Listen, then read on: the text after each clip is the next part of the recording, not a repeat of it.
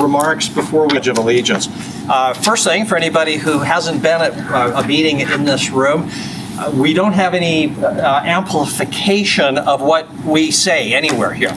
So it's very important that if you're speaking from the podium or council members, that we speak loudly enough that the sound can get throughout the whole room.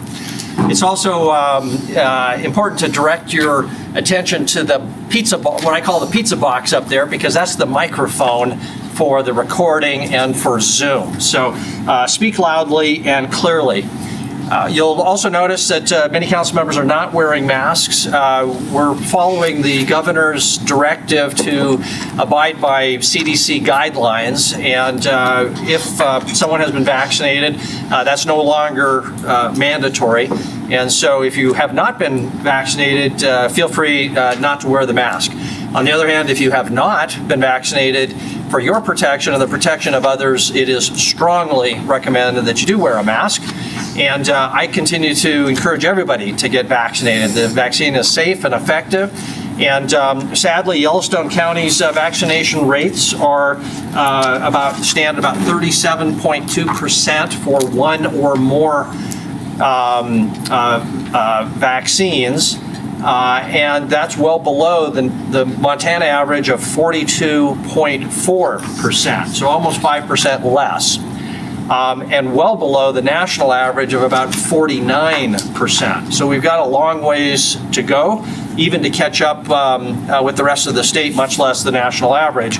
So I would encourage the city and the county to start thinking about whether we can use some of those CARES Act or ARPA Act dollars for an incentive program, some sort of randomized lottery or something that would be cost effective but still provide an incentive and positive reinforcement for those who will get vaccinated.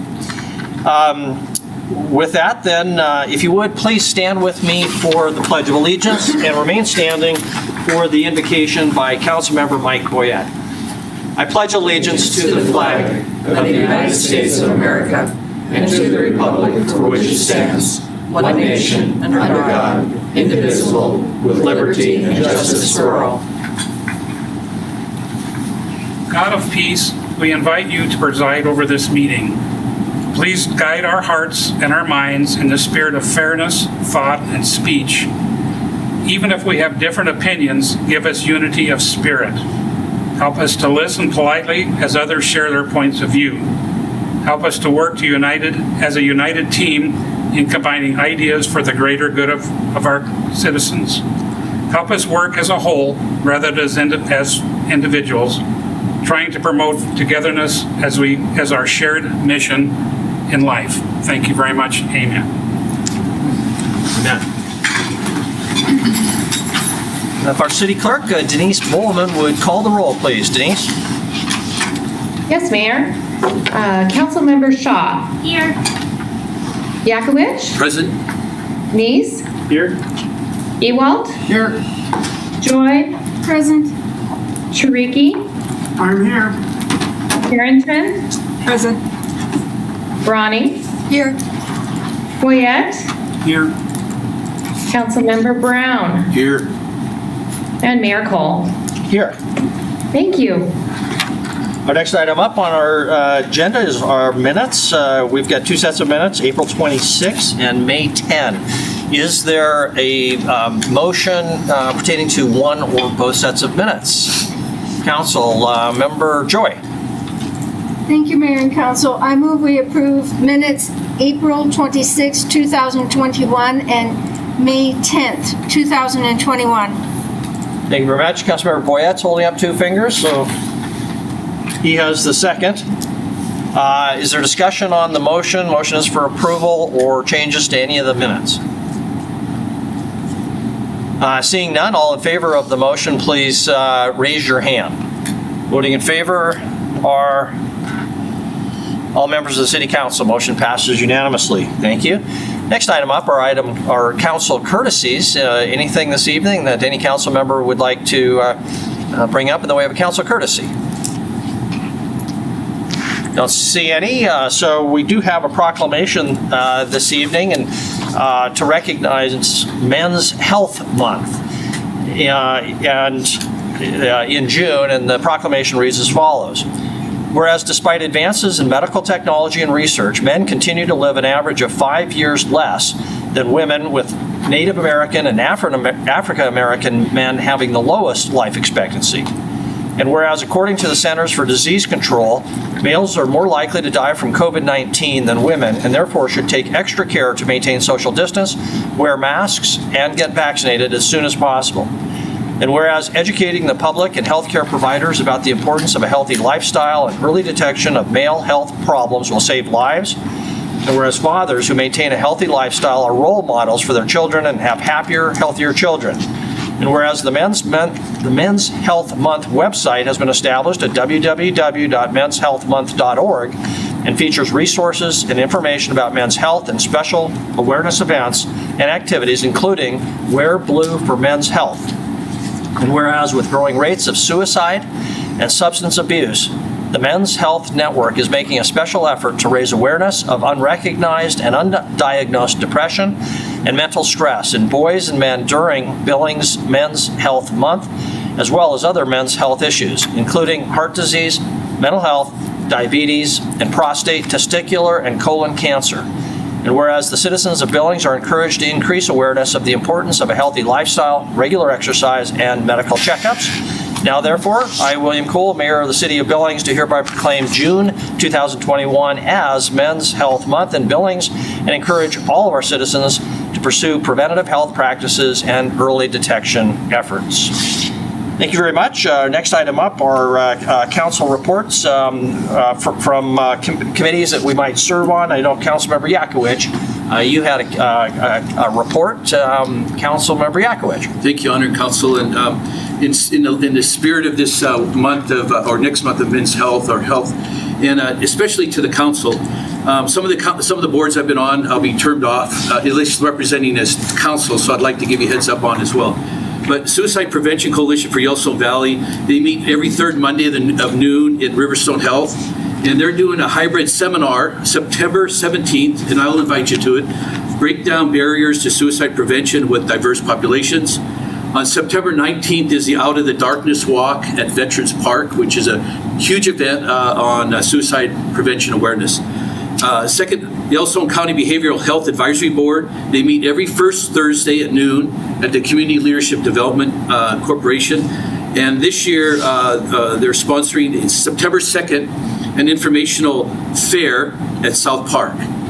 So, if you can attend that meeting, you're welcome. Third, the Mayor's Challenge to Reduce Suicide Among Servicemen and Women and Families of Veterans. The next meeting will be August 17th at 3:30 at Riverstone Health.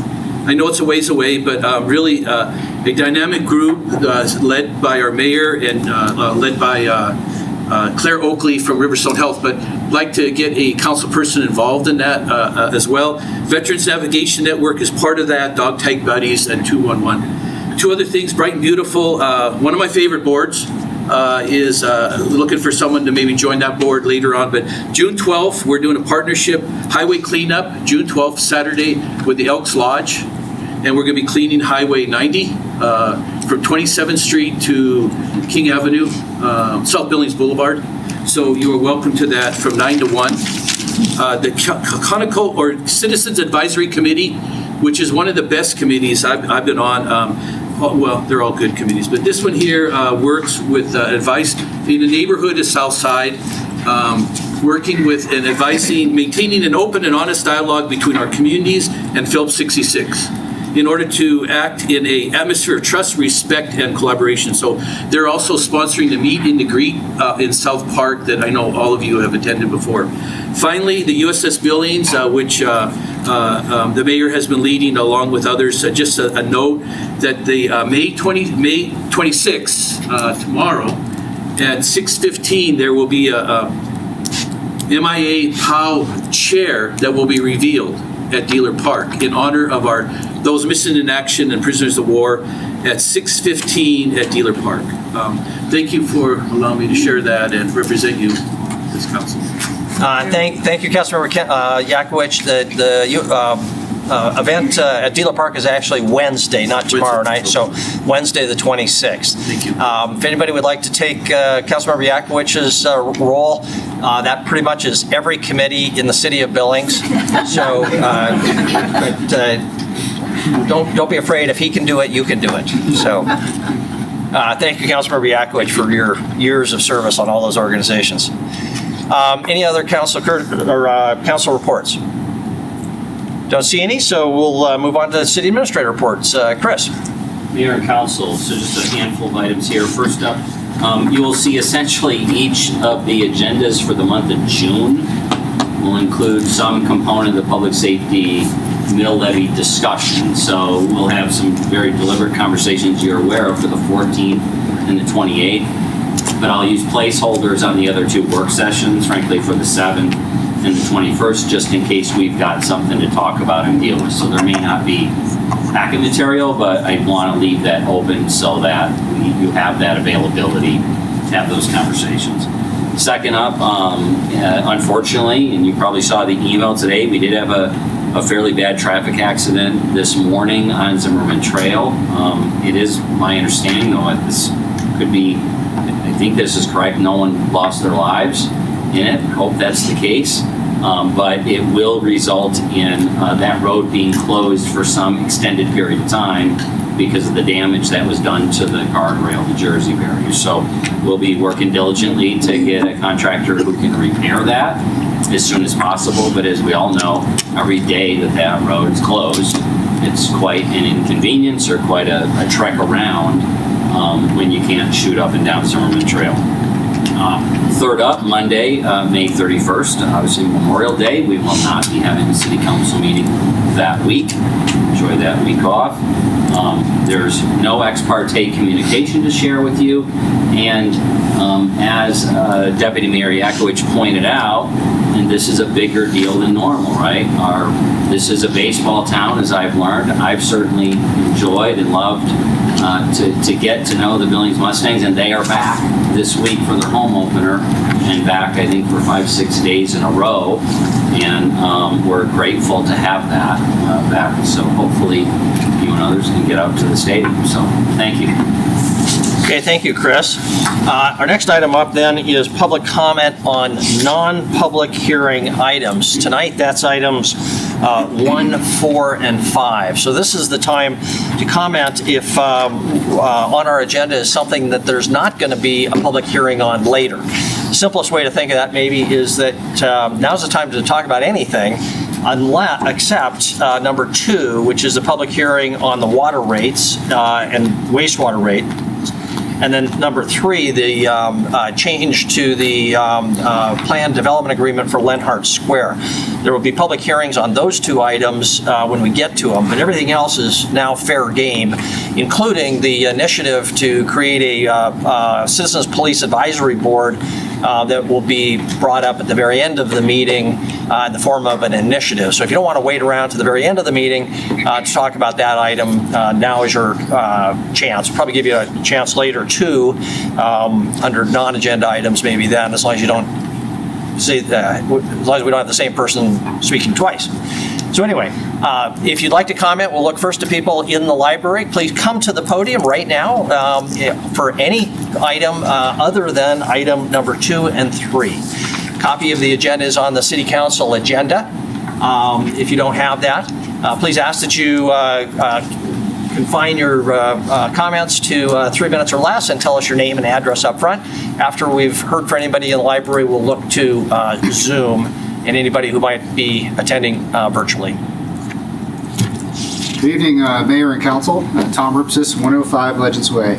Wanted to make a brief comment in support of the initiative Councilmember Ronning will be introducing tonight. For the past 11 months, I've been pleased to have been part of a steering committee that has helped define a Citizens Police Advisory Board. We've worked with Chief St. John and his team, Chris Kukulski, Kevin Ifland and their team, members of the Police Commission, and many of you to understand the possibilities and constraints of a board that can advise council on issues related to improving public safety in Billings. The initiative before you this evening represents the learnings of that group and is being brought forth with the 100% support of Chief St. John and City Administration. Work remains to be done to define the exact resolution language that will govern the board, but I'm confident that the collaborative spirit that got us to this point will result in a resolution that you will be proud to support. I urge you to support Councilmember Roning's initiative tonight. Finally, I'd be remiss if I didn't thank Councilwoman Roning and Carrie Boyder for their leadership on this issue. We would not be here tonight if it were not for them. They've done the lion's share of the work, and we all extend our gratitude to them. So, thank you. Thank you. Other public comment on any item other than number 2 and number 3?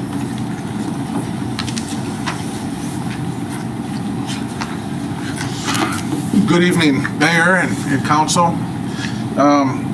So I'm here also to provide support for the Citizens Advisory Board for the Police Department. So I'm Leonard Smith. I'm the CEO for the Native American Development Corporation here in town, and also the Billings Urban Indian Health and Wellness Center, as well as a board member for the ERIC, the Elk River Indian Center here in town. So just a lot of organizations that are working on behalf of the Native Americans, which is a growing population here in Billings.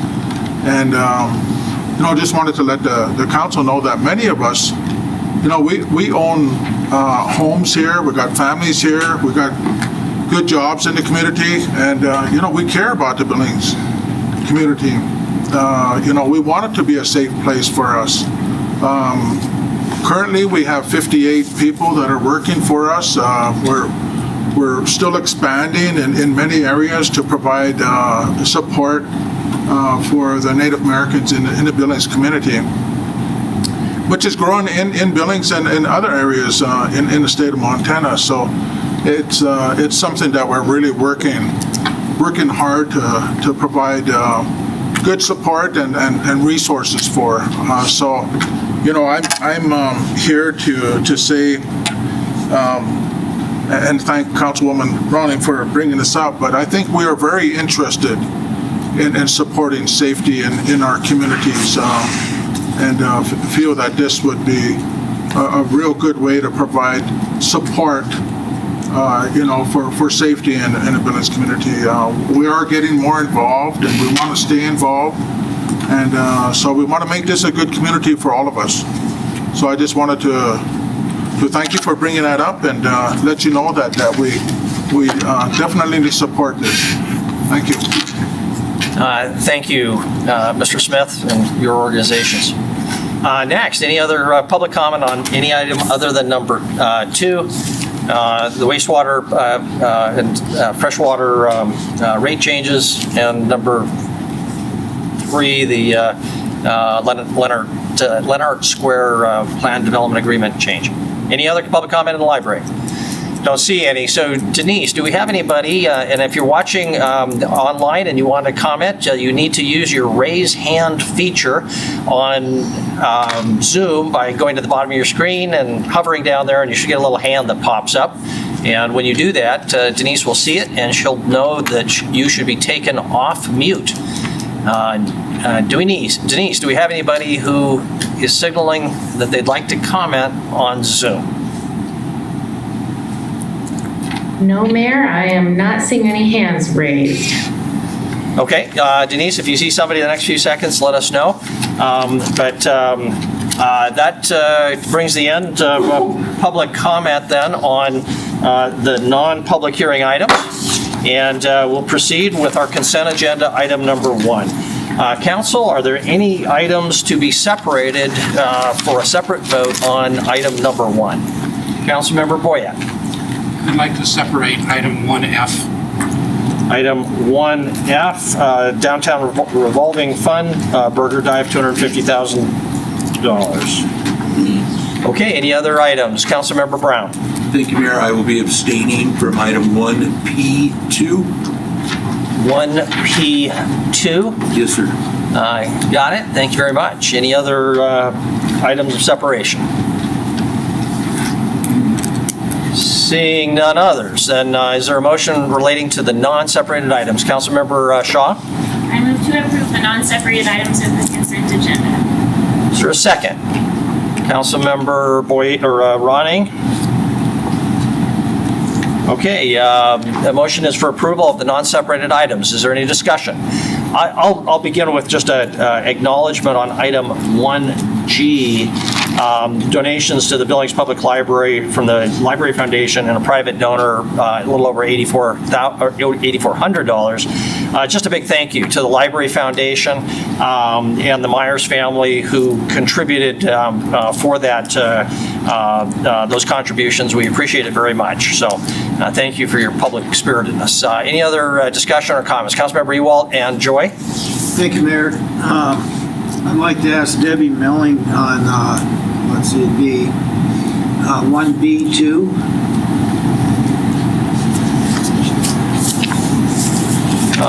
Debbie, 1B2 Work Order 2101, 2021 Water Replacement Project. Okay, Debbie, I understand we're okay in the bid for the project with Wilson Brothers Construction, but then it goes on to describe that you got $2.2 million for, is it next year? And you're going to try and get that work done and let the Williams Brothers Construction do it because they came in with such good prices? Or I didn't understand what that $2.2 million had to do with this issue. Okay. Thank you, Councilmember Ewald. So Mayor and Council, we have $2.2 million in this year's budget to award for the rehabs, but we bid all three schedules because we weren't sure what the numbers were going to look like. We've seen bids kind of all over the board this year. So we got very good bids for schedules 2 and 3. So next year we have $4 million in our budget for rehabs. We'd like to borrow money from next year to put it in this year because we did get good bids. So next year we'll just do a little bit smaller rehab, and then we'll bring a budget amendment to you for that additional money. Follow up there, please. Go ahead. So what projects are we going to spend the $2.2 million on? Are they different than the ones listed here? No, the ones listed are the ones that are for this project. So all three of the schedules will be awarded for the description of the projects that are included in all of the areas. So is it going to be $5.3 million, or is it going to be 2.2 is added into the 3.1 already? So the 3.1 is the total bid price for all of those schedules. The budget is what we were talking about on the $2.2 million. So the project is 3.2, or just under 3.2 million. That's the total project. With everything. It's just budget authority and budget that we're talking about in that 2.2 million. Good. Okay, thank you. Councilmember Joy? Thank you, Mayor And Council. Purington. Thank you, Mayor and Council. I just wanted to point out, we have an agreement with the Guardian Security, Inc. For a guard service for the library. And we've been talking about our public safety mill levy. We've been talking about public safety and funding for that. I would just like to point out that our contract is basically $73,164 for a guard for the library. That is not a certified, licensed, sworn law enforcement officer. That is for someone to parole and take care of things within the library itself. So when we come back to, and that's basically $22.75 an hour. So when we get to our public safety mill levy discussion and we're talking about funding and costs, I think we should keep that in mind because police officers certainly have more qualification and skills than a guard, and the price is very important. So thank you. Thank you very much. Councilmember Purington? So, thank you. So for Mr. Whitaker on the Optimus Park shelter, just a little caveat at the end that completion will be done based upon availability of materials. And I'm just wondering if those materials have been ordered. Do you think that that is actually going to happen at this bid price? Because I understand building materials are quite expensive right now. Councilmember Puritan, we don't think it's going to be an issue, but we've been seeing a lot of strange things out in the construction field right now. We haven't ordered the shelter yet. We need approval tonight, and we'll be issuing a PO in the near future, then place the order. Follow up, Mr. Mayor. Go ahead. So I would assume with that purchase order, then if it's not available, then that will just not happen this year? Or what will be the follow-up? Councilmember Puritan, like I said earlier, I don't think there is a problem because we did get a firm quote from the contractor, but as of when he turned in the quote, he feels comfortable with it. So I think it will definitely happen this year. Thank you. Thank you. Any other items? Discussion on the motion. Councilmember Neese and Ewald. Thank you, Mayor. I just want to point out 1D and the great job Planning and Community Services is doing as far as applying for grants, in this case for the Pioneer Park, preparing it for trails. So I'm hoping that we do get that grant. It's when we can turn $25,000 into a $183,000 project. That's a great way to do it. So I encourage staff to continue to apply for these grants as we move on. So thank you. Thank you. Councilmember Ewald. Thank you, Mayor. Getting back to that Optimus Park shelter, no place did it state what size that is.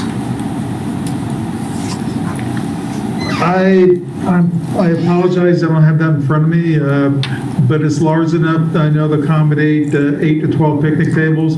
It's larger than your normal shelter you would see in a community park. So, follow up, Mayor, please. Go ahead. How does that compare in size to the shelters that were put off for Centennial Park and Castle Rock Park? Councilman Ewald, probably half the size. They'll be half the size, or it'll be half the size? It would be half the size of what was proposed for Castle Rock and Centennial. Okay. And then I got one other question there. Go ahead. This is on 1L on the properties for the SIDs. 1LD, the Barrett Road sidewalk. That sidewalk was put in, I believe, almost 2 years ago. This fall will be 2 years, I believe, or this summer. Why wasn't the SID let already? We're just getting it now. So this is the 1L bond resolution for sale of sidewalk bonds? Yeah, 1LD. So Andy or Debbie or whoever from staff, or Jennifer, your screen is on. Is that, you're the designated victim here. Jennifer, go ahead. I'll take this one. Thank you, Mayor and Council. That sidewalk project was originally supposed to be pulled with our 2002 sidewalk project, but that one was delayed last year. So instead, we are pulling it with work order 1935. You're right, it is coming on close to 2 years at this point, and we are under a deadline now to get that sold. We cannot sell bonds for it after June. Follow up, Mayor, please. Okay. And is that, I think there's only one property that is going to get an SID for that because all the rest of them were side yards. Is that true? Councilmember Ewald, I don't have the list in front of me, but I believe there was quite a few properties included in this. There's 1404 Barrett Road's the only one that has a Barrett Road address. All the rest of them are side properties. So the city does side properties. Is that not the way it works? I'm sorry, I'm pulling up the resolution here.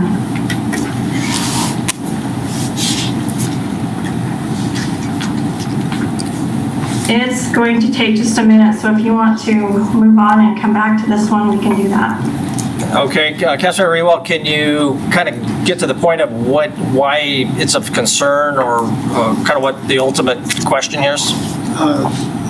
There should only be one person that gets charged an SID, the way I understand it. But Okay. Find out. Okay. While we're waiting for an explanation on that, council, any other discussion on the motion for approval of the non-separated items? Don't see anything else, so we really can't proceed with a vote until we satisfy that question. So we'll hold off briefly unless, Debbie, do you have any information on that one? So under 1902, there's many properties. It isn't just one street we did under 1902. I'm looking at the resolution, and there's probably 30 or 40 properties listed. We don't just do one address, we do several under those miscellaneous programs. Okay, so there's a number of properties that will be subject to the SID, so. Right. Okay. Councilmember Ewald, are you satisfied with that? I can't explain the difference between your recollection and staff. I know there's a whole lot of properties involved in this, but actual Barrett Road project, I think there's only one property that gets assessed an SID. And I was just wanting clarification on that. On Barrett Road, there are 7 properties on Barrett Road. So, well, Dogwood, Columbine, Barrett, and Bannock. There's properties on each of those streets. And are they being assessed, each one of those? They are being assessed. The way that work orders work is the sidewalk itself is paid for by the city if it is not addressed. But properties that have any improvements are paid for by the property owner. So on non-addressed sites, if you have a drive approach or if you have a tree that has an issue or anything else, those are still assessed per the city policy. So I could go back to, this work order was passed 2 years ago. I could go back and pull that up and we can revisit those. But the resolution doesn't have exactly what each one of those has on it. So we have to go back and look at the one from a couple of years ago. Okay. Okay, you satisfied, Councilmember Ewald? Well, hopefully it'll get taken care of like it's supposed to. Okay, thank you very much. We'll proceed then with a vote on the motion if there's no further discussion. Okay, the motion is understood. All in favor of the motion, please raise your hand. Voting in favor are all members of the City Council. Motion passes unanimously. Thank you. First separated item is item 1F, as in Frank, downtown revolving loan to the Burger Dive. Councilmember Boyette, that was your separation. Would you like to start us off? Thank you, Mayor.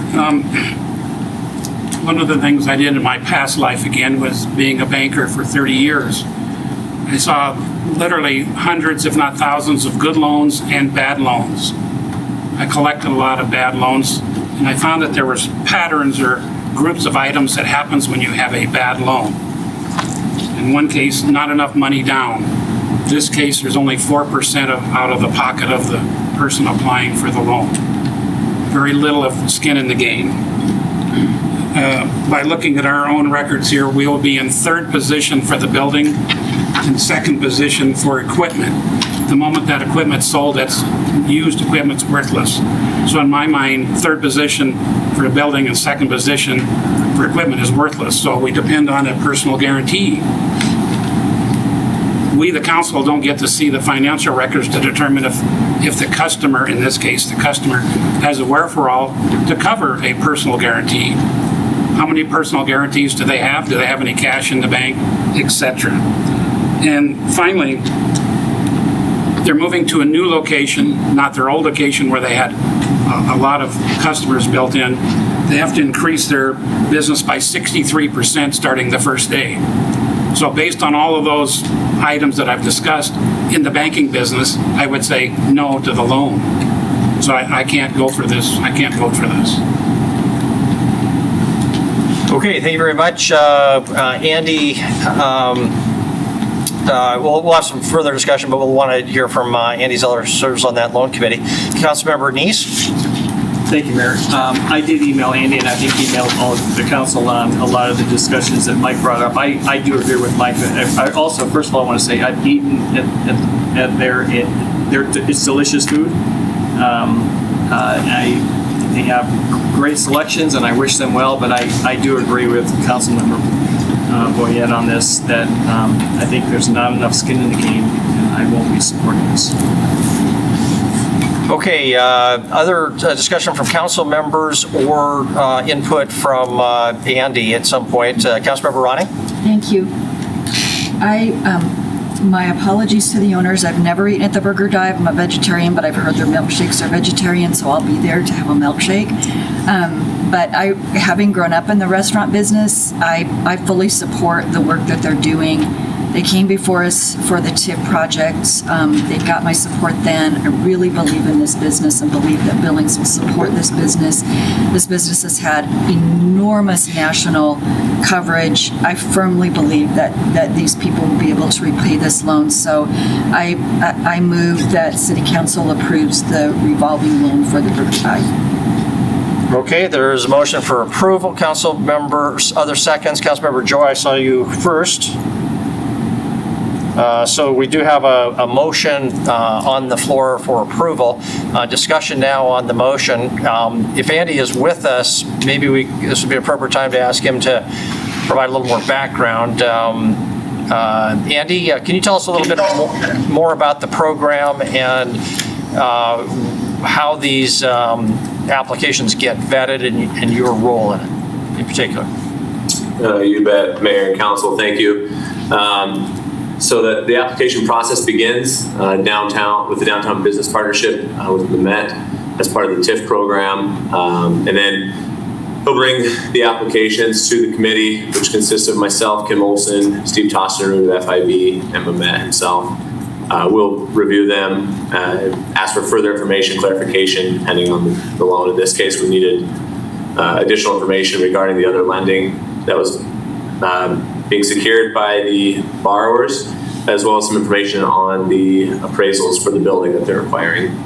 Upon that, kind of come together to look at whether it meets the criteria of the ordinance, which is for redevelopment of downtown to improve the tax base, and that the borrowers are creditworthy.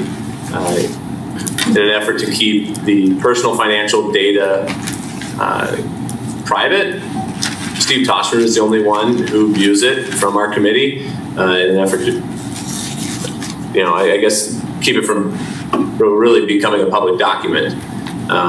That's just been past practice, and I know there was a couple council members who asked if they could see it, and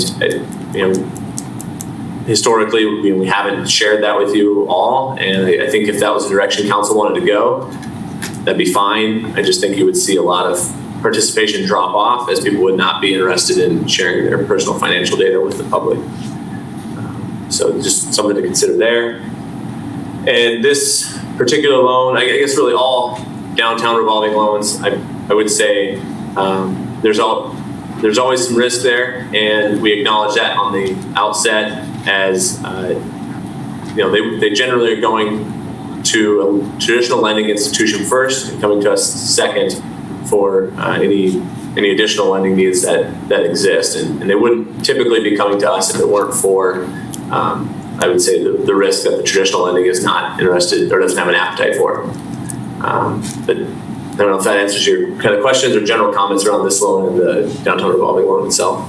Andy, let me ask you a more specific question. In emails you had this afternoon, you did a calculation of other equity, specifically the tax credits, historical tax credit value, and the TIF contribution.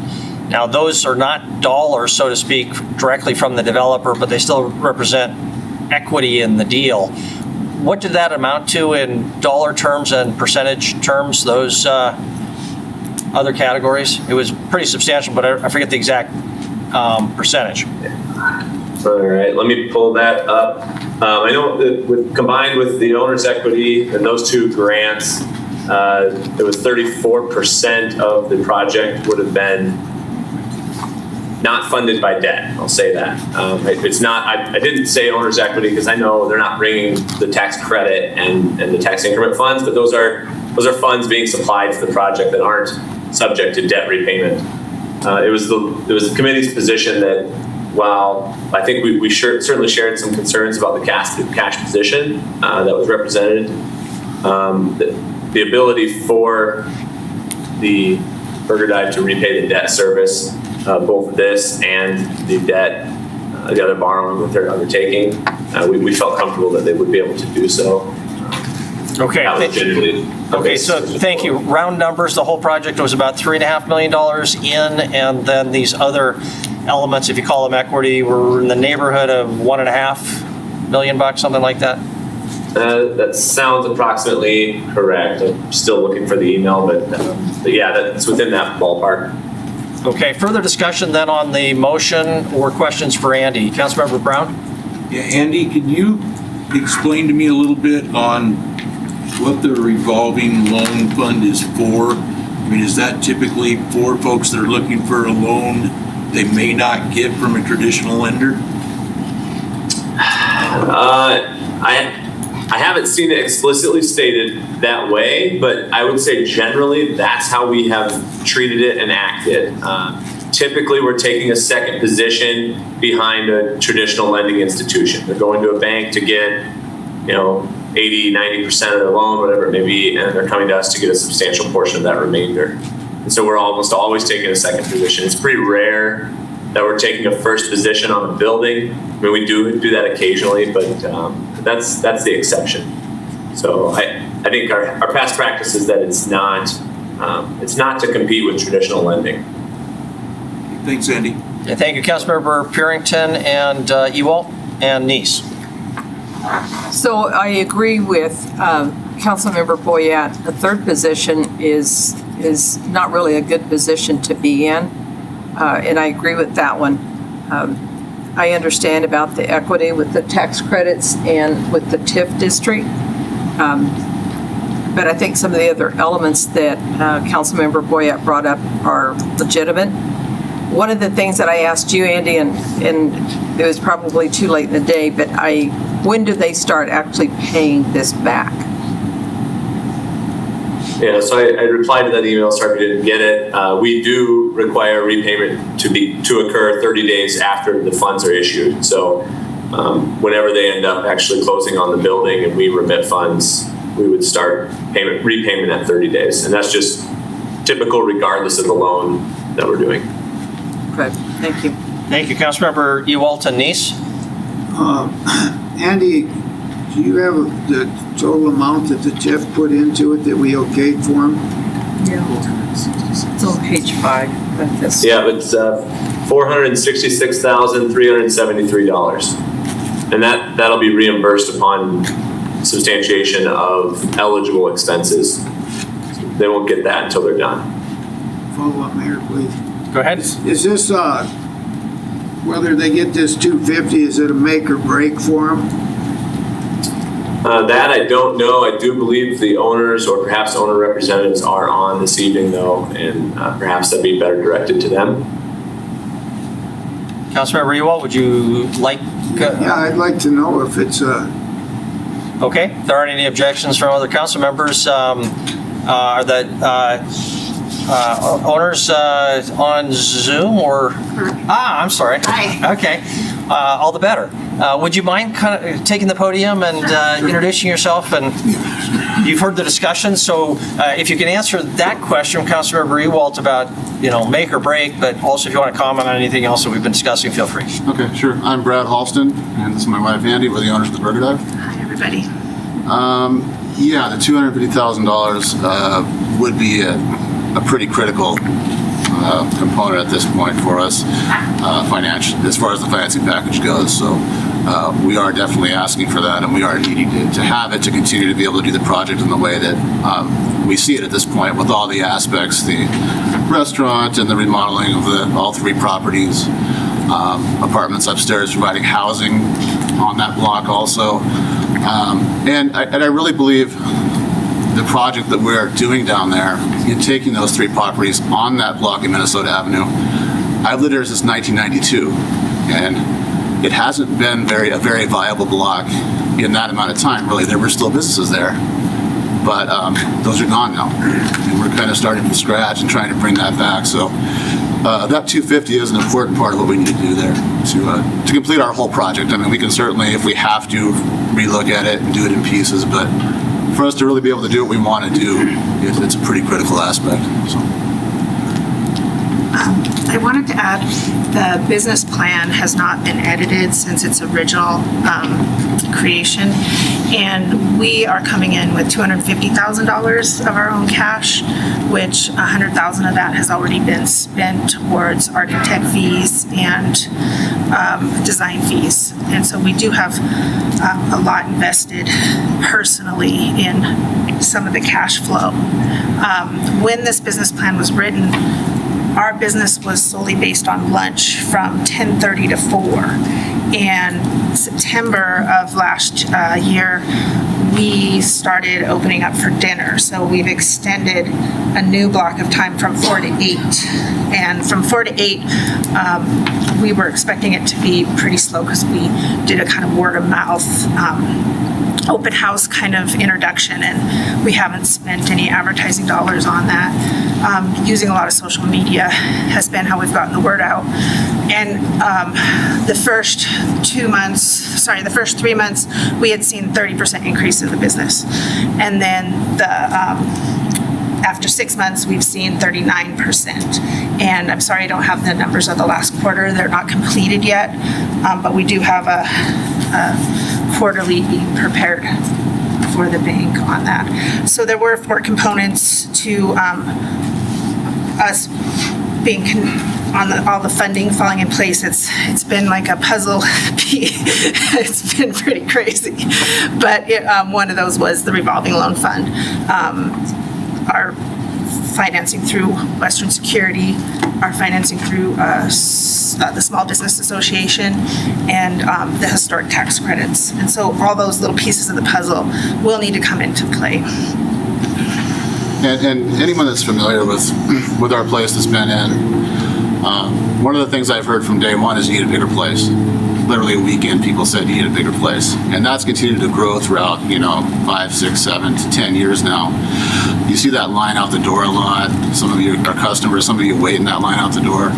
This will really allow us to much more efficiently bring people in, have that much bigger place, go from 60 capacity to well over 100 capacity. It's really an important move for us. And it's time after 10 years that we do that. So that's why we want to do this. Adding liquor license. And we're also, and also looking to add beer and wine as a further revenue stream. So, that increased capacity, twice as much, plus the beer and wine revenue, once we do get that license in place, will, definitely allow us to repay any kind of debt service that we need to. Plus, we have plans to add some apartments upstairs down there. Also, more revenue that's going to add towards that. So, there's a lot of pieces that are going in. They're going to definitely make this a doable thing for us as far as repaying our debts. So. Yeah, I think it's unfortunate that you didn't get the piece of the prospectus on the apartments, because the apartments basically carry the whole project, and the Burger Dive is just another renter in the space. We also have in our plan, it's very exciting, a little area where we can bottle Brad's sauces in front. And I don't know if you're aware of this, but we have won some awards nationally and been on some national TV shows.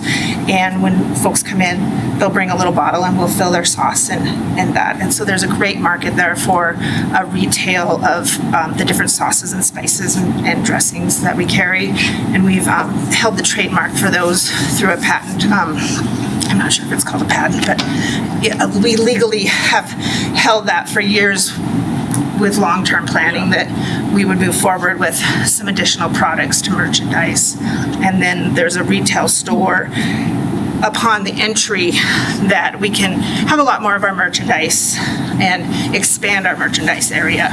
We have a nice little chunk of t-shirt sales, and I'm sorry I don't have the numbers in front of me, but mugs and t-shirts and hats do very well for us with the travelers.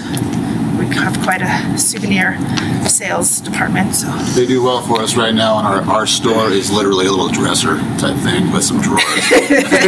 It's 1 foot by 2 feet or something, right? So we're looking at an entire actual store space area too as part of this project. So that'll drastically improve the sales there. So that, again, another piece of how that we'll definitely be able to pay back these loans. Okay, thank you very much. You can go ahead and take a seat unless another council member has a specific question. It looks like we do have a question for Councilmember Ewald. Go ahead.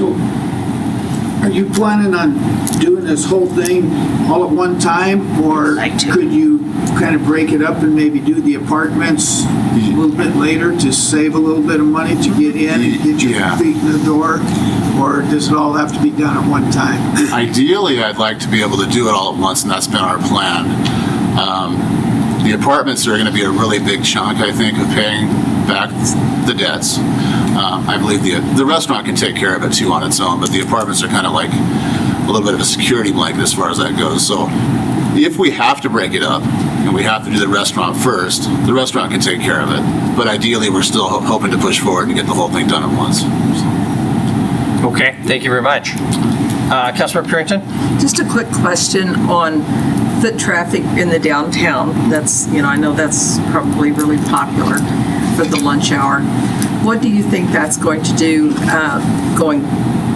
for people to have to walk over the tracks to get to your new location? Well, it's funny. As a downtown business, and even going into this, I think that we thought we would do 95% of our business from downtown businesses, downtown workers walking to lunch. And over the years, it's actually turned out to be quite the opposite. We get a lot of people driving to our place. Certainly I agree with what you're saying. The people that are going to walk, it's a little bit farther for them to go. But I think we have a very loyal customer base. We have a lot of people that we see all the time, and they're very excited for what we're doing. They're very excited to see the Minnesota Avenue kind of come back, hopefully. And they definitely want to come into our place. And I don't think it'll affect the driving customers whatsoever if they just jump on the freeway from wherever they're coming from. So, thank you. Yep. Okay, thank you very much. Councilmember Neese, a question for Brad and Andy, or? Yes, I do. Okay. And maybe Andy addressed some of this, but I'd like to hear from you. Relocation can really impact negatively a restaurant when they relocate. You kind of addressed some of this, but did your business plan take into account that you are going to lose some foot traffic, and how much of that foot traffic did you anticipate that you're going to lose? No, not really. Based on our takeout and to go and some of the market research I've done, and I'm sorry, I usually have a folder and all these numbers in front of me, but I had the luxury when I waitressed to be able to ask every person how they got there, and I was very surprised that only 25% of our business is people that are walking to the burger dive, and it's even a smaller percent of people that walk to get their food. It's more delivery services now. It's transitioned so much, delivery services, and in a study that I did over a 2-week period, I asked all of our current customers who I knew already, they were already existing customers, are you going to come to our new location, and are you going to walk over there? And they said yes. Maybe not on a rainy, freezing cold day, but they would. But that, I don't have those numbers with me to give that statistics to go with that. I'm sorry, I did not bring that. it's been a really positively sort of surprising response that we've gotten from people. I wasn't sure when we first went into this idea of moving over to that area.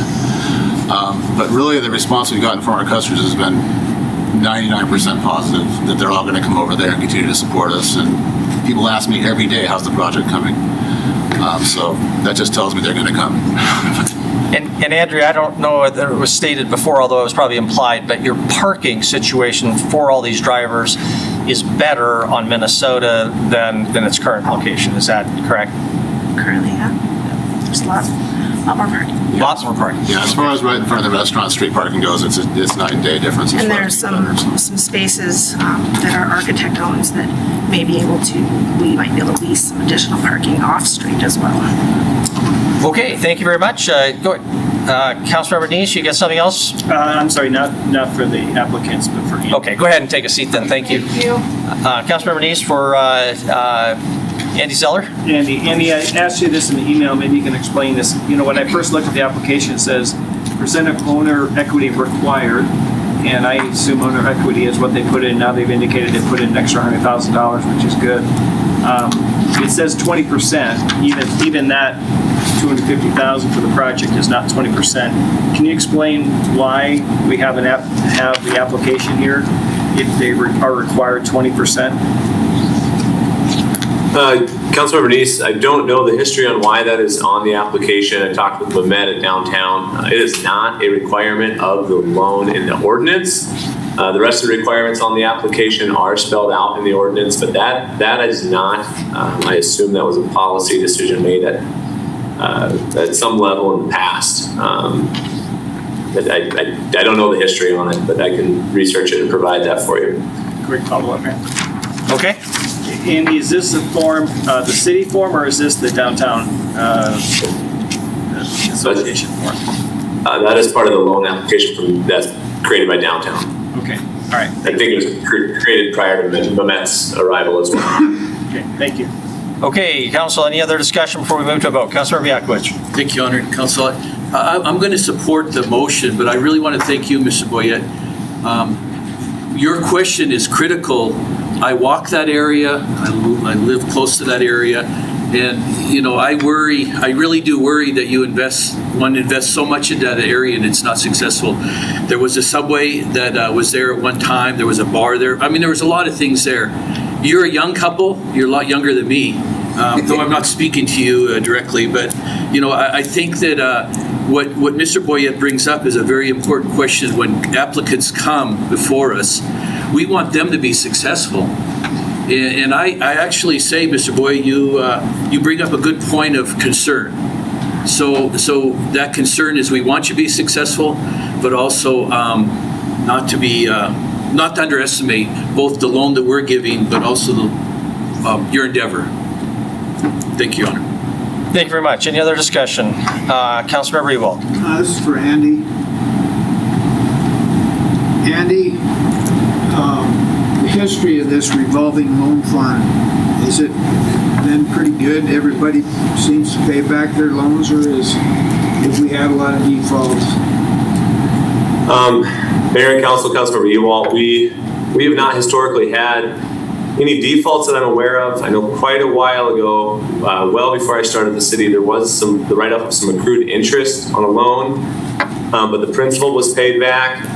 And then, we're working with people to try to keep them current when they fall behind. But we have not had anybody go delinquent that I'm aware of.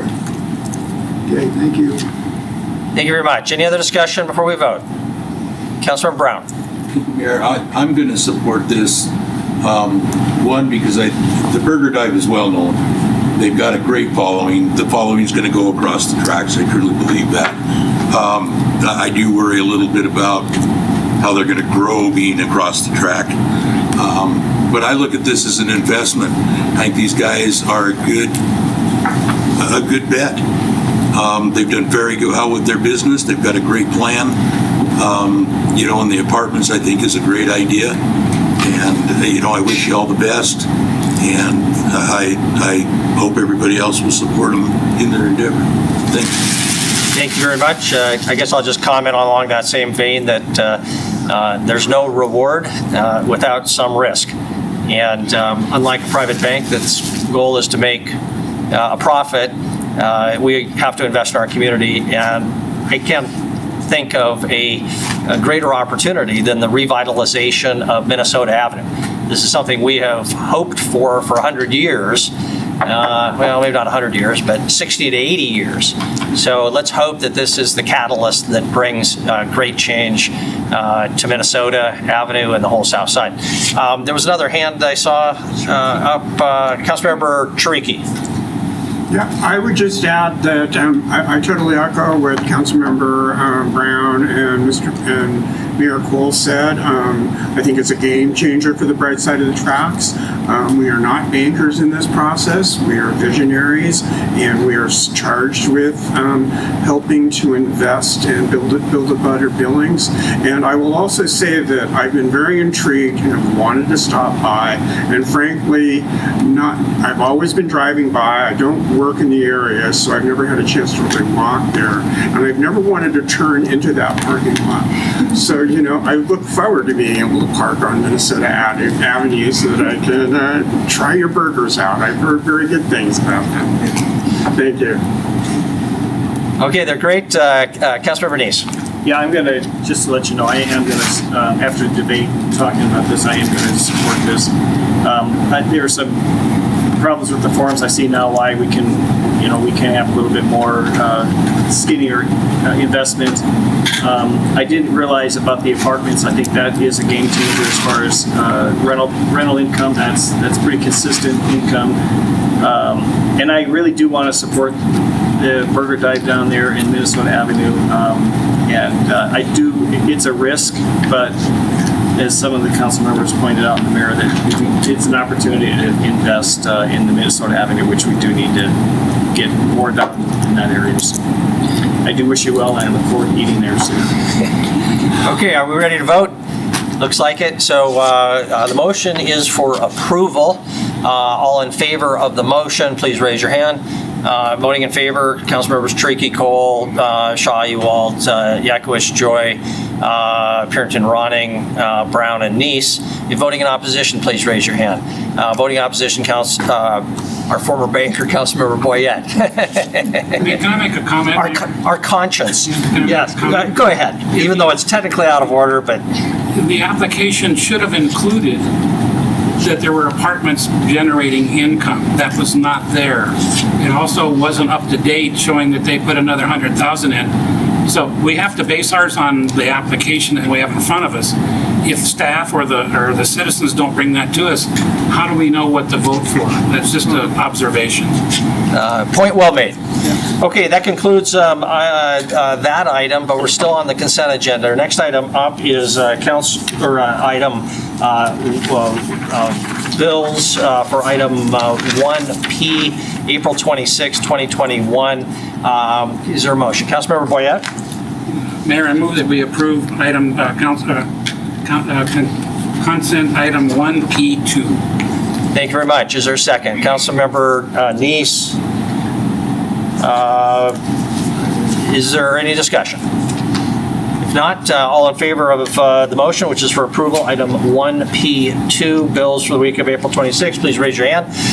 Voting in favor are all members of the City Council, with the exception of Councilmember Brown, who is abstaining. Next item up, regular agenda item number 2. Denise, would you please read item number 2? Yes, Mayor. Public hearing and resolution approving and adopting water and wastewater rate and fee schedule effective July 1st, 2021. Staff recommends approval. Action this evening, approval or disapproval of staff recommendation. Thank you very much. We do have a presentation tonight. Chris, do you want to introduce it or just turn it over to Jennifer? I'll turn it over to her. She's ready to go. Okay, Jennifer DeRay, our Deputy Public Works Director. It's all yours. Thanks, Mayor and Council. Let me get this going. All right. Thank you for the opportunity to discuss the Public Works proposed water and wastewater rates for the next 2 fiscal years. There has been last week regarding 2 rate topics. One is the residential water tier structures, and the other is bulk water resellers. So, since I went over the rates at a council work session in April, and the proposed resolution is in your packet, I'm going to focus this presentation on the 2 hot topics that we have in front of us and just really briefly review the other primary rates. We did include a rate comparison in your packet of all of our rates, and you'll see that we have a large number of miscellaneous fees. I won't cover those tonight. There are no fee increases that are out of the ordinary or unusual, but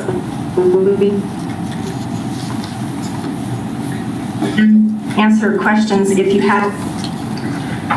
So I'll start with just a quick review of the primary factors that are contributing to the proposed rate increases. And these are primarily inflation and infrastructure needs this year. Pipe replacements have been funded in the CIP at about $4 million per year for a number of years. And at this funding level, we are requiring pipe to last about 180 years. Council requested that we start increasing our pipe replacement programs in the CIP, and the 5-year CIP that was just approved last fall included a 10% increase per year in funding for these pipe replacements. So at this rate, in 5 years, we will be at a 136-year program and at a 103-year replacement program in 10 years. And these pipe replacement costs are the primary driver in the proposed rate increases. We are continuing to work towards a conversion to report our usage on the bills in gallons rather than in CCS, as well as changing the chart. Our rates coming July will be shown per 1,000 gallons. Councilmember Ewald has requested information regarding how much of the bill is going to the West End Reservoir and Plant Project, and it's highlighted there on that mocked up bill as to how it shows up on the bill. But it is currently at 8.5% of the bill, and in FY22 it will be at 8.3% of the bill. So I'm going to start with the easy topics first. I'll cover system development fees first. Remember, SDFs are a one-time fee assessed to new development to cover the cost of building excess capacity to serve new growth. Water SDFs for residential connections are proposed to go up very minimally by $50 or 1.5%. And the non-residential increase is about 4.5%. Irrigation is 7.4%.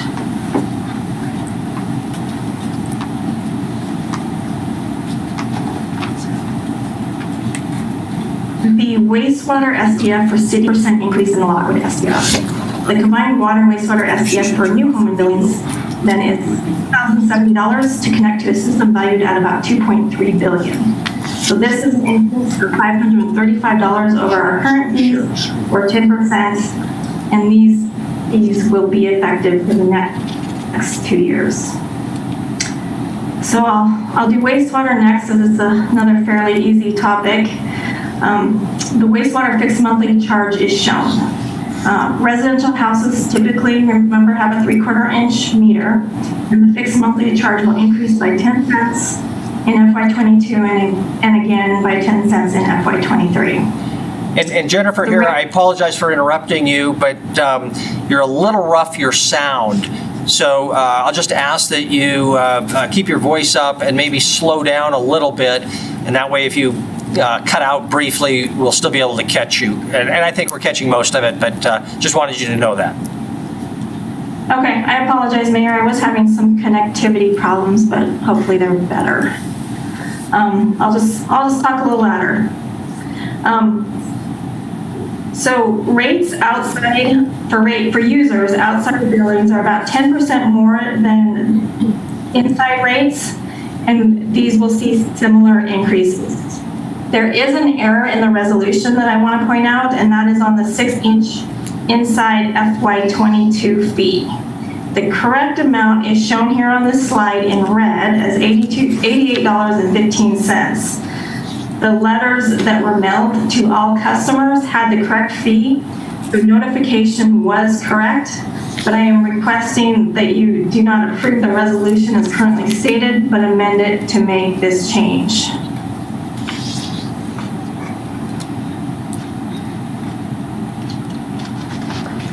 The volumetric charge will increase from $4.81 to $4.90.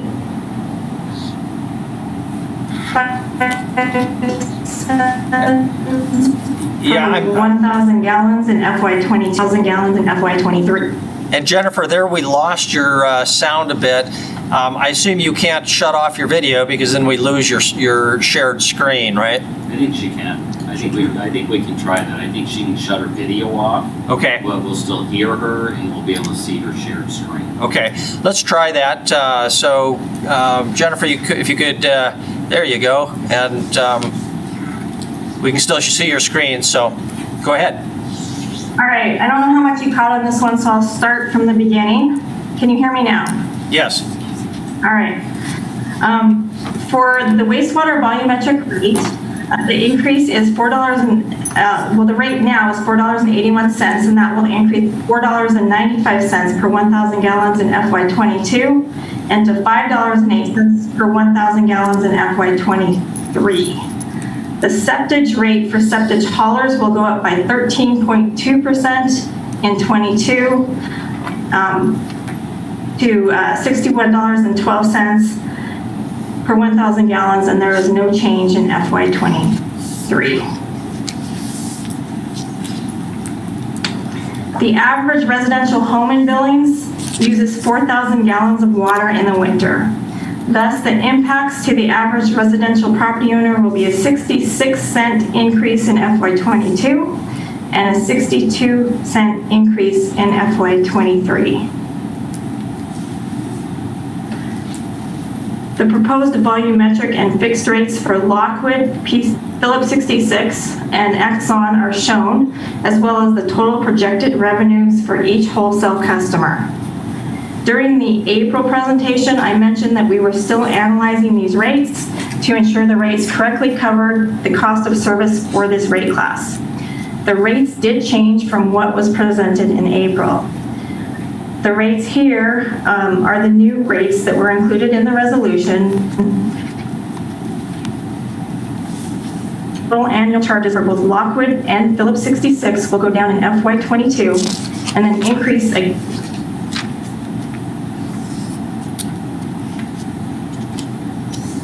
You still with us? And then there's a small increase in FY3. I am. At what point did I cut out? No, just the last 10 seconds or so. And we can see your chart. You're just describing the chart, so we're good. Go ahead. Okay. The overall revenue increase from wholesale customers is $144,000 in FY22 and $79,000 in FY23.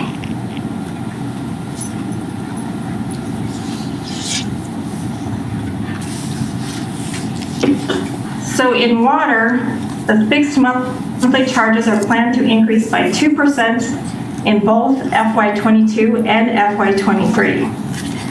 For a 3/4 inch meter, that's a 15-cent increase each year. And outside of Billings, user fees are about 9% higher than inside fees, and we'll see similar increases. Residential volumetric water rates have an inclining block tier structure. The council asked staff to look at an alternative tier structure to help keep rates low for those users with minimal water use.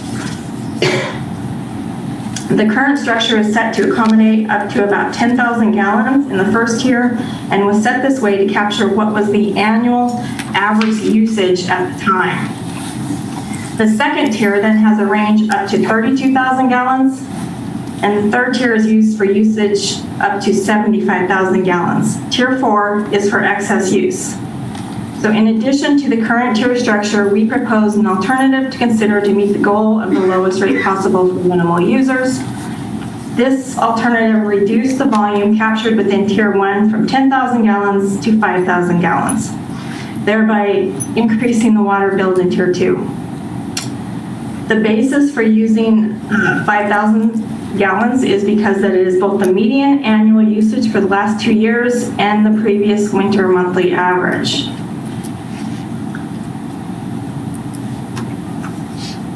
So I just want to clear up some of the confusion regarding how tiers work after the last presentation.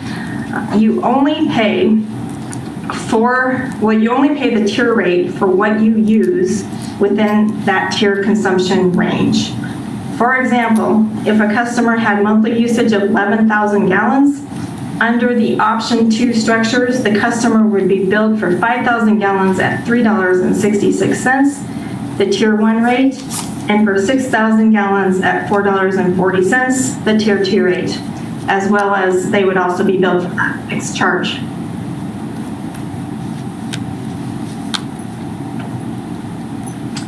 There was also some confusion regarding how our rounding works, and the way it currently works is that each customer's meter reports actual usage.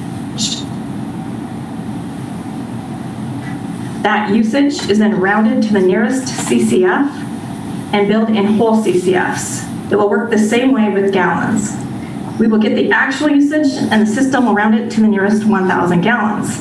The next month, we will again get the usage, and the new usage will be calculated as that difference between the new reading and the previous reading, and then it will be rounded to the nearest 1,000. So in one month, you may be billed for more or less than your actual usage, but over time, the billed usage and actual usage are very close.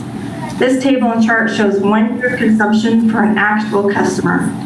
At the end of the 12-month period, this customer was billed for 143 gallons less than actually used, which actually only amounts to 52 cents over the course of the year.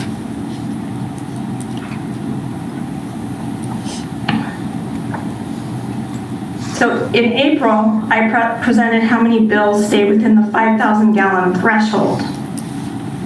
Many customers might be under the threshold for certain months of the year and then over for other months of the year. So I had some requests for data regarding how many customers stay within various gallon thresholds year-round. The data for the last 2 years at 5, 6, 7, 8, 9, and 10,000 gallons is shown here. The chart on the right shows the average of the 2 years.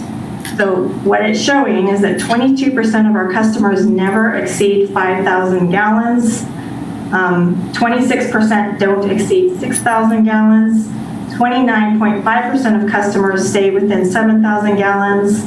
And then for 41% of customers never use more than 10,000 gallons in a month. So that would be our current rate structure is 41% of our customers never get out of Tier 1. The city implemented a residential tier structure in fiscal year 2009. And that first tier structure, which continued through FY14, had 3 tiers. With the first tier set so low from 0 to 3,000 gallons, it was almost impossible to stay within Tier 1. Tier 2 was only 8% more than Tier 1, so there wasn't a disincentive to conserve water.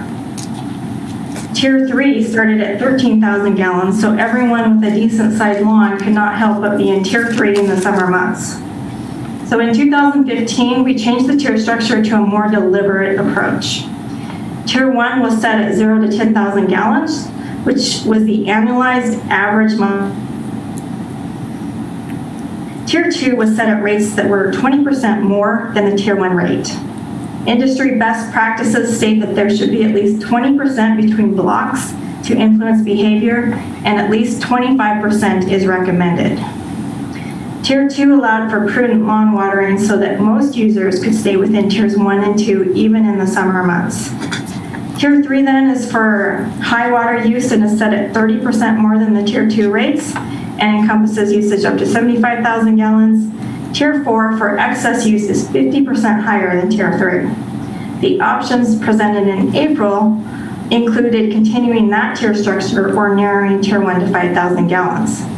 The same rate percentages between tiers are in place, and the basis for the Tier 1 rate is it would allow for all indoor water use. Industry best practices also include having the appropriate fixed costs in place. If fixed costs are too high, the volumetric rate is less likely to influence behavior. If it's too low, we don't have enough revenue stability for the utility. Our fixed costs for residential are about 25% of the total residential revenue, which is a good ratio. Having a system with 3 or 4 blocks is also industry best practice. More than 4 adds too much confusion to customers and makes it really difficult to apply the recommended price differentials between tiers. Also, to add a 5th tier now, we would need to start over with the public notification process and advertise for a new public hearing, as it could significantly increase some customers' rates from what was previously sent to them.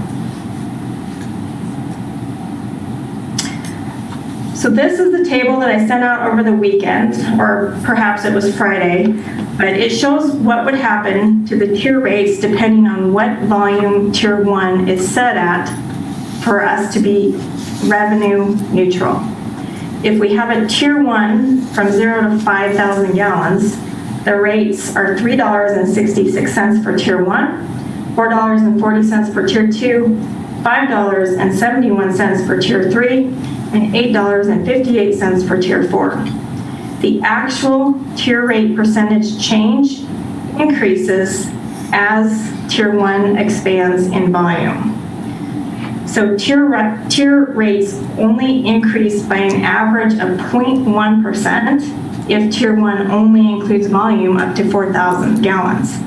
But if the tier 1 volume remains as it is at 10,000 gallons, the percentage change is 4.4%, and the overall revenue increase from the volumetric rate that we are seeking is 4.4%.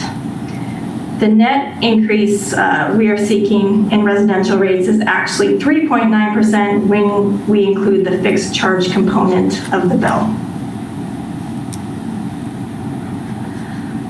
So this slide has a lot of numbers, and I'm not going to go through them all, but it shows the bill impacts at various monthly usage levels depending on what the tier 1 volume is set at.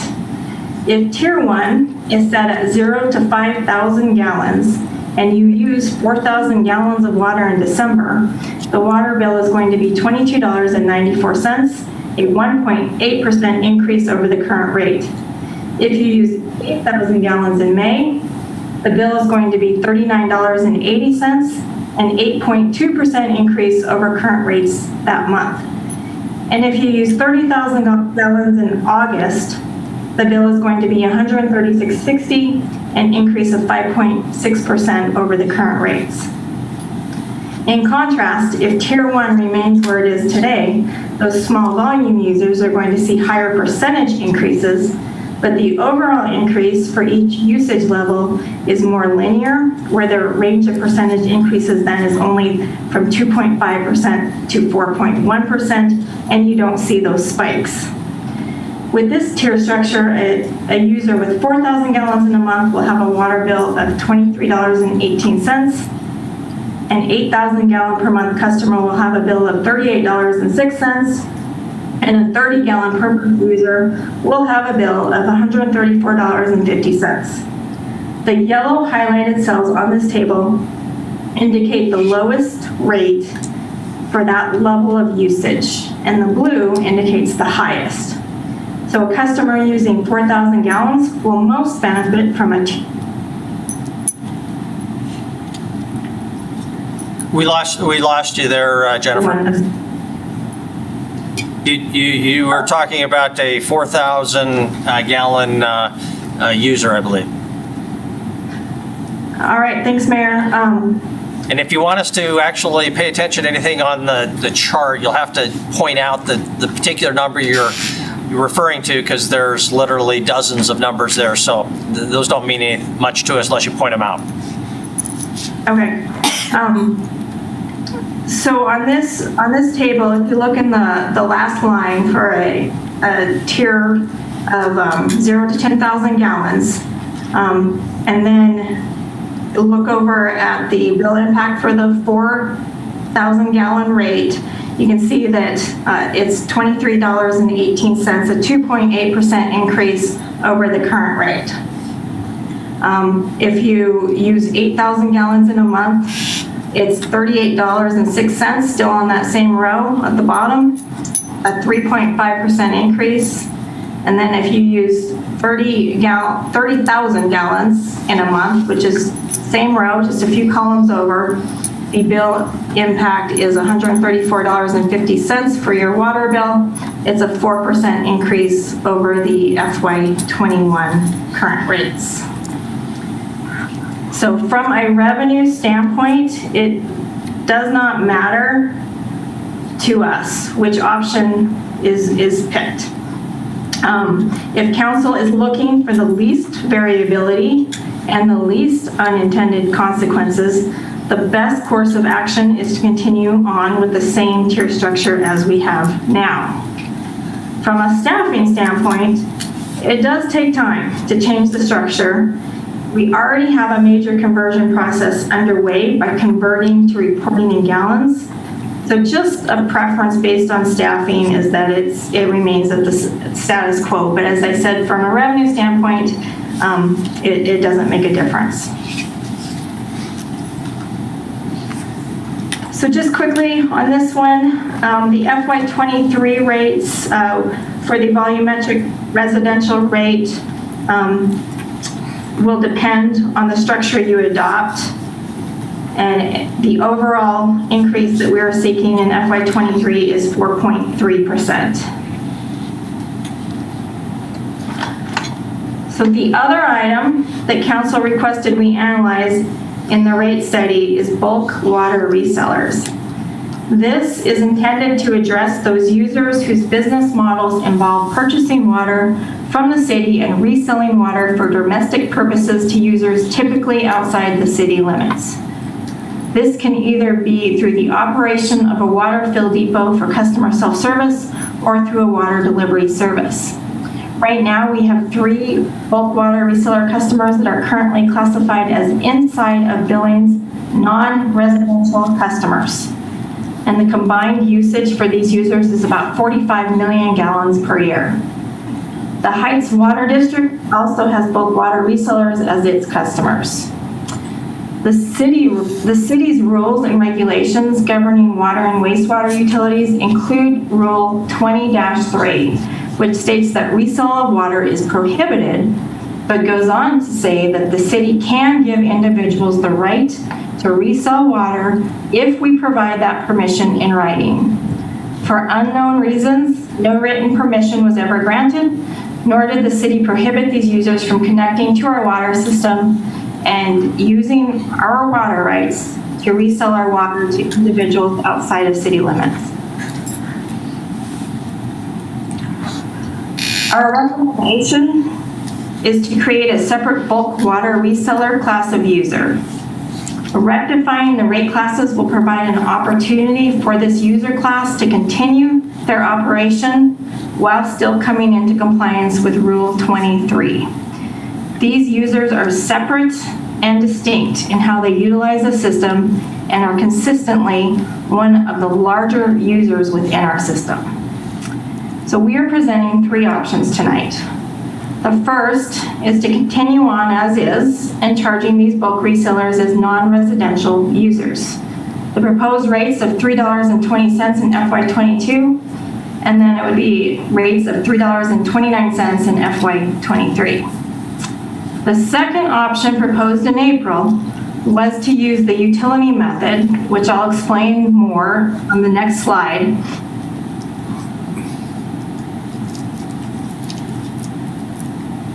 Sell customers, which is 15%. This rate of return results in a weighted average cost. Could you repeat that last sentence?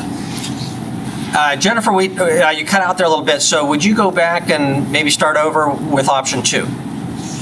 Okay. Option 2 was first presented in April, and it uses the utility method and also uses a 15% rate of return, which is what we charge our wholesale customers right now. This rate of return actually results in a weighted average cost of capital of 13.5%, which is the actual rate used. The rates under this option are shown. I'm not going to go over them. We are no longer recommending this option, as upon further review, we did not believe that a 13.5% weighted average cost of capital was reflective of costs for this rate class, as they were very different from our wholesale users. The important distinction is that the bulk water resellers use our entire system and are charged for that versus our wholesale customers that generally only use our plant infrastructure. So because of that, we are not recommending option 2. Our recommendation tonight is option 3 that uses a 7.15% weighted average cost of capital, and that is calculated based on AWWA industry standards. The rates under this approach would be $3.80 in FY22 and $4.06 in FY23. This is a revenue increase of $30,000 from option 1 in FY22 and $35,000 in FY23. So there are two distinct generally accepted methodologies for water and wastewater rates: a cash basis approach and a utility basis approach. The cash basis is commonly used by municipal-owned utilities, and also the utility basis is generally used by private utilities and municipal utilities with outside city customers. The difference between the two is that in the cash basis approach, debt service and capital costs are funded by using debt service requirements and cash funded capital, whereas in the utility approach, they are funded using depreciation expense and a return on the rate base. So this slide has a number of calculations for the bulk water reseller. It's a complex process, and I'm not going to go through them all, but walk you through just a couple things. It starts out with finding an effective interest rate on outstanding debt, which was 2.6% for FY22. And then we use a rate of return on equity that's applied against our fund equity. That rate comes from using the multiplier method that is recommended by the AWWA. So these are all industry standard approaches. And then we get the weighted cost of capital at 7.15%. That 7.15% is applied against the rate base that is applicable to these bulk water resellers. So our total rate base is $175.2 million, and they are only allocated $903,000 of that.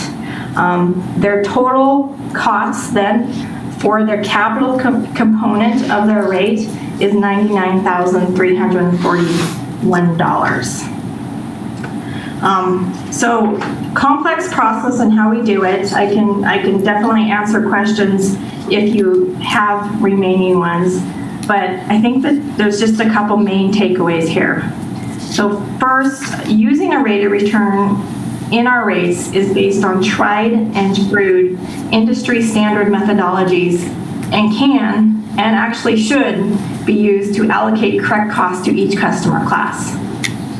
Second, the 15% or 13.5% weighted average cost of capital was too high to accurately reflect costs attributable to this class, but the 7.15% is based on AWWA standards. I was able to touch base with the Montana Consumer Council on this topic late this afternoon.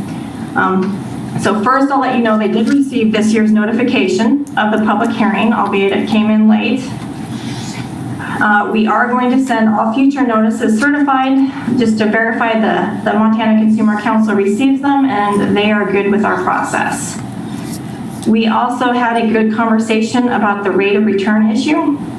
They typically deal with private entities and our rate methodologies are not all that familiar to them. They appreciated our re-analysis of the rate of return and said that they'd like to learn more in the future about how we set our rates. They also stated that their letter that they sent was primarily trying to show us that there could be an issue, but I still committed to responding to the letter and issued the open invitation for a conference call with our rate consultant if they still had questions.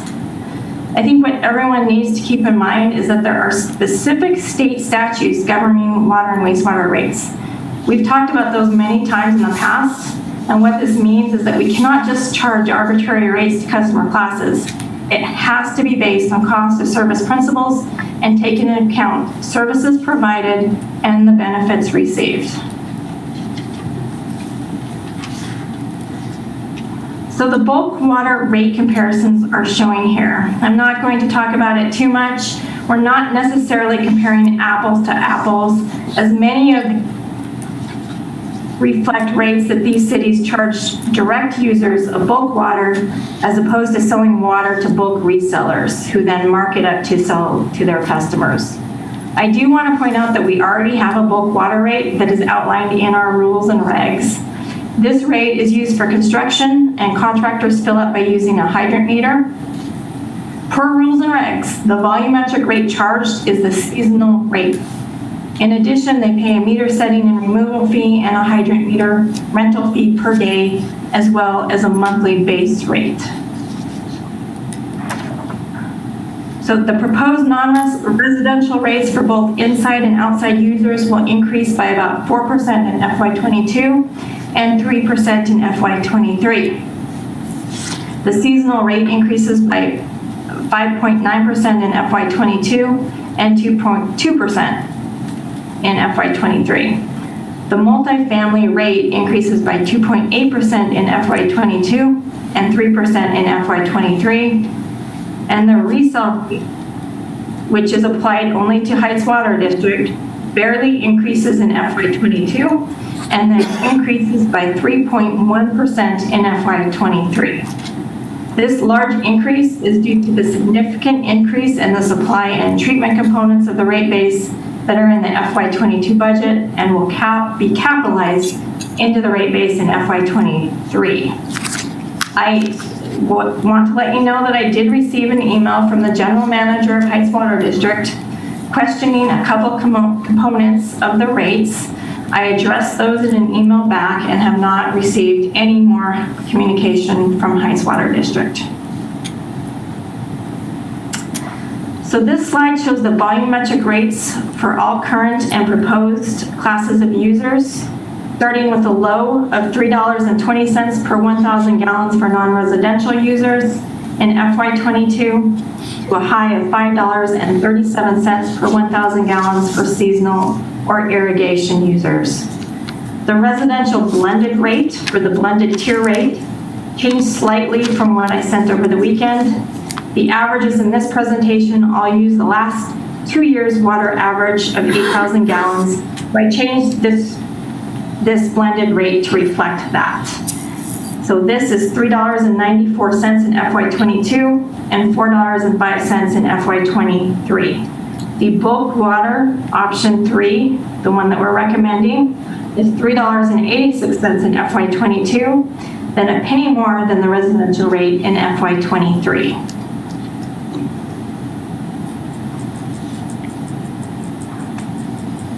The average residential water and wastewater bills for various cities are shown on this chart.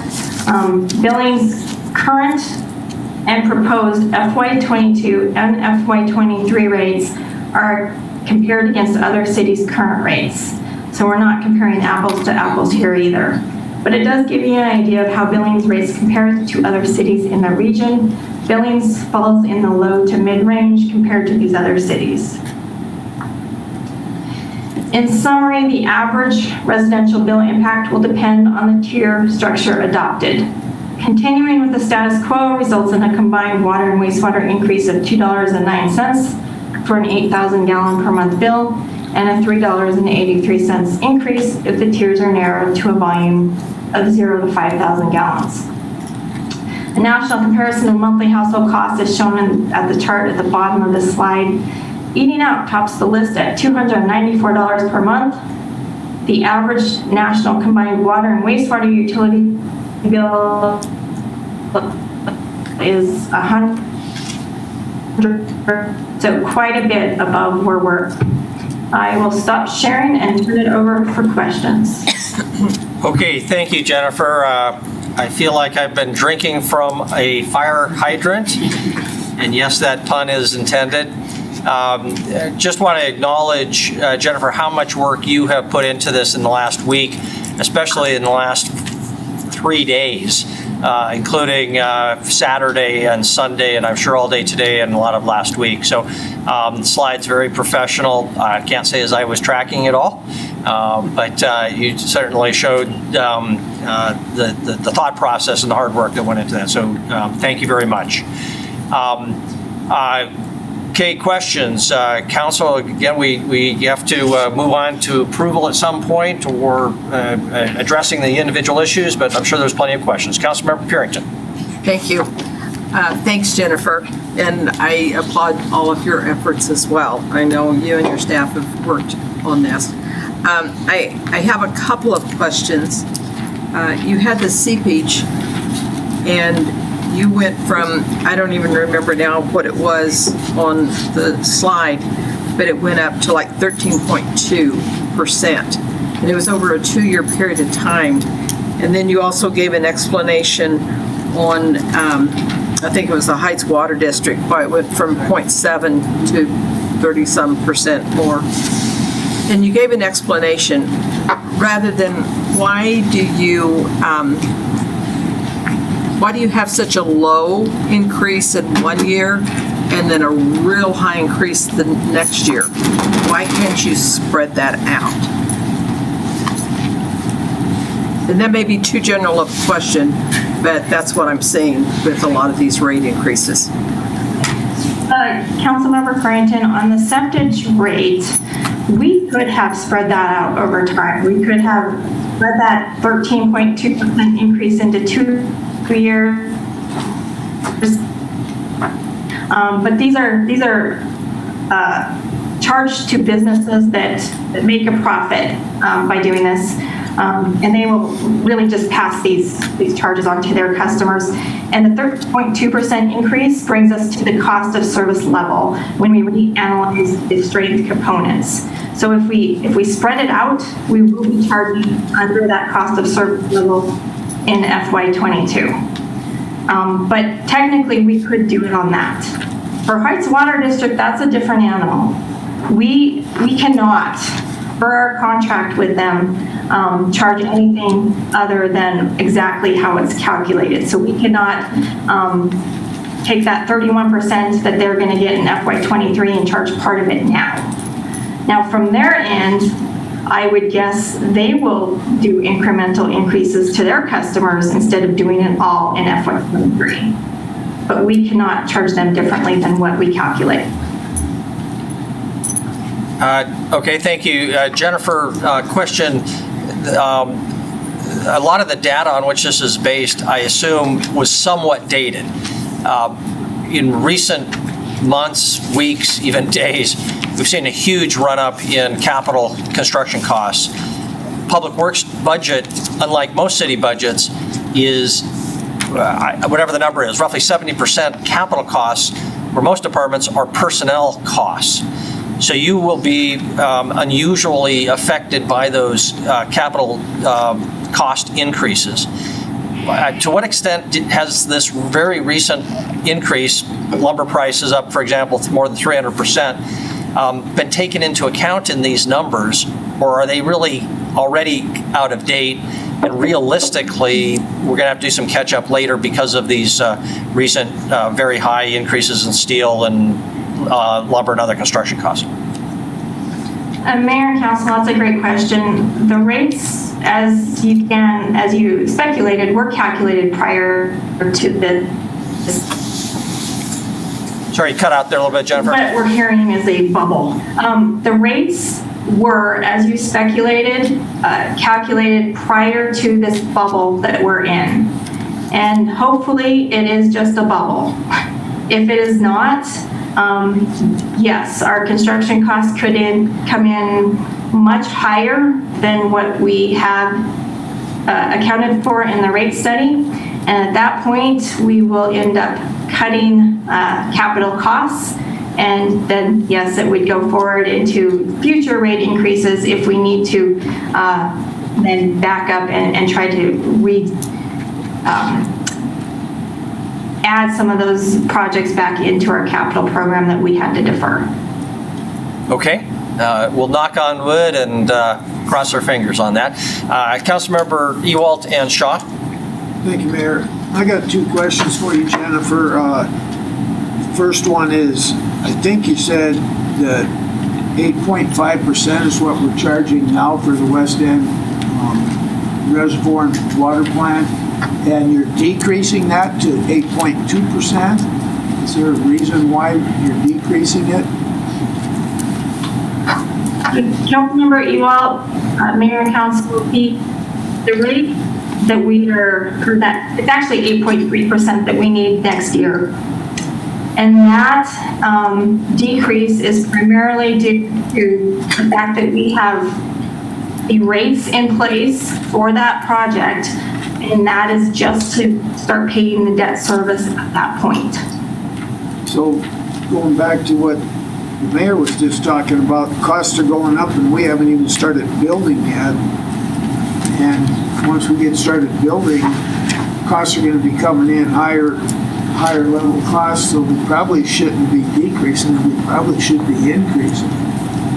And then my second question is this only charged to the residential city residents on city water, or is it charged to the seasonal people? Everybody that gets a bill from the city, do they get discharged for the reservoir and the plant being, that will be helping them out as much as they'll help out the residential people?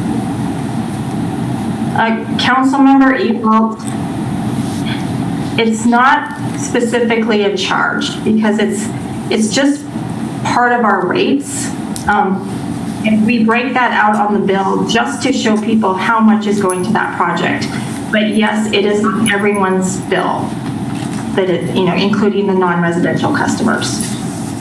So that shows on everybody's bill? Correct. Okay, thank you. Thank you very much. Councilmember Shaw? Thank you, Jennifer. Great presentation, but also so much information. Can you just recap for us really quick? So on the water rates, staff's recommendation is that we stay with the 0 to 10,000 gallon tier. Is that correct? Councilmember Shaw, we're changing to Jennifer recommendation. Okay, go ahead and start again on that. You cut out a little bit. I'm going to shut off my video again. Okay. We hesitate to provide a firm recommendation because rates should really help council achieve their policy objectives. So whatever that policy objective is, there are a number of pros and cons for each. And if we change the rates, obviously there are some variability in who's affected. And some people will get much higher increases and others will get much lower. So there's just a lot of inconsistencies. Going forward, they wouldn't have a problem, but this 1 year, it could cause some issues. Our preference really only based on staffing and the fact that changing a tier structure does take a lot of time and staff time. It's really devoted right now into converting our system from CCFs to gallons. But it's just a preference for us. We can do it either way. Thank you. Thank you, Councilmember Purington and Neese. But Jennifer, that was my second question, was remind me why we're changing from the CCF to thousands per gallon. Councilmember Purington, when I came to council last fall, council asked that we look at being able to do that.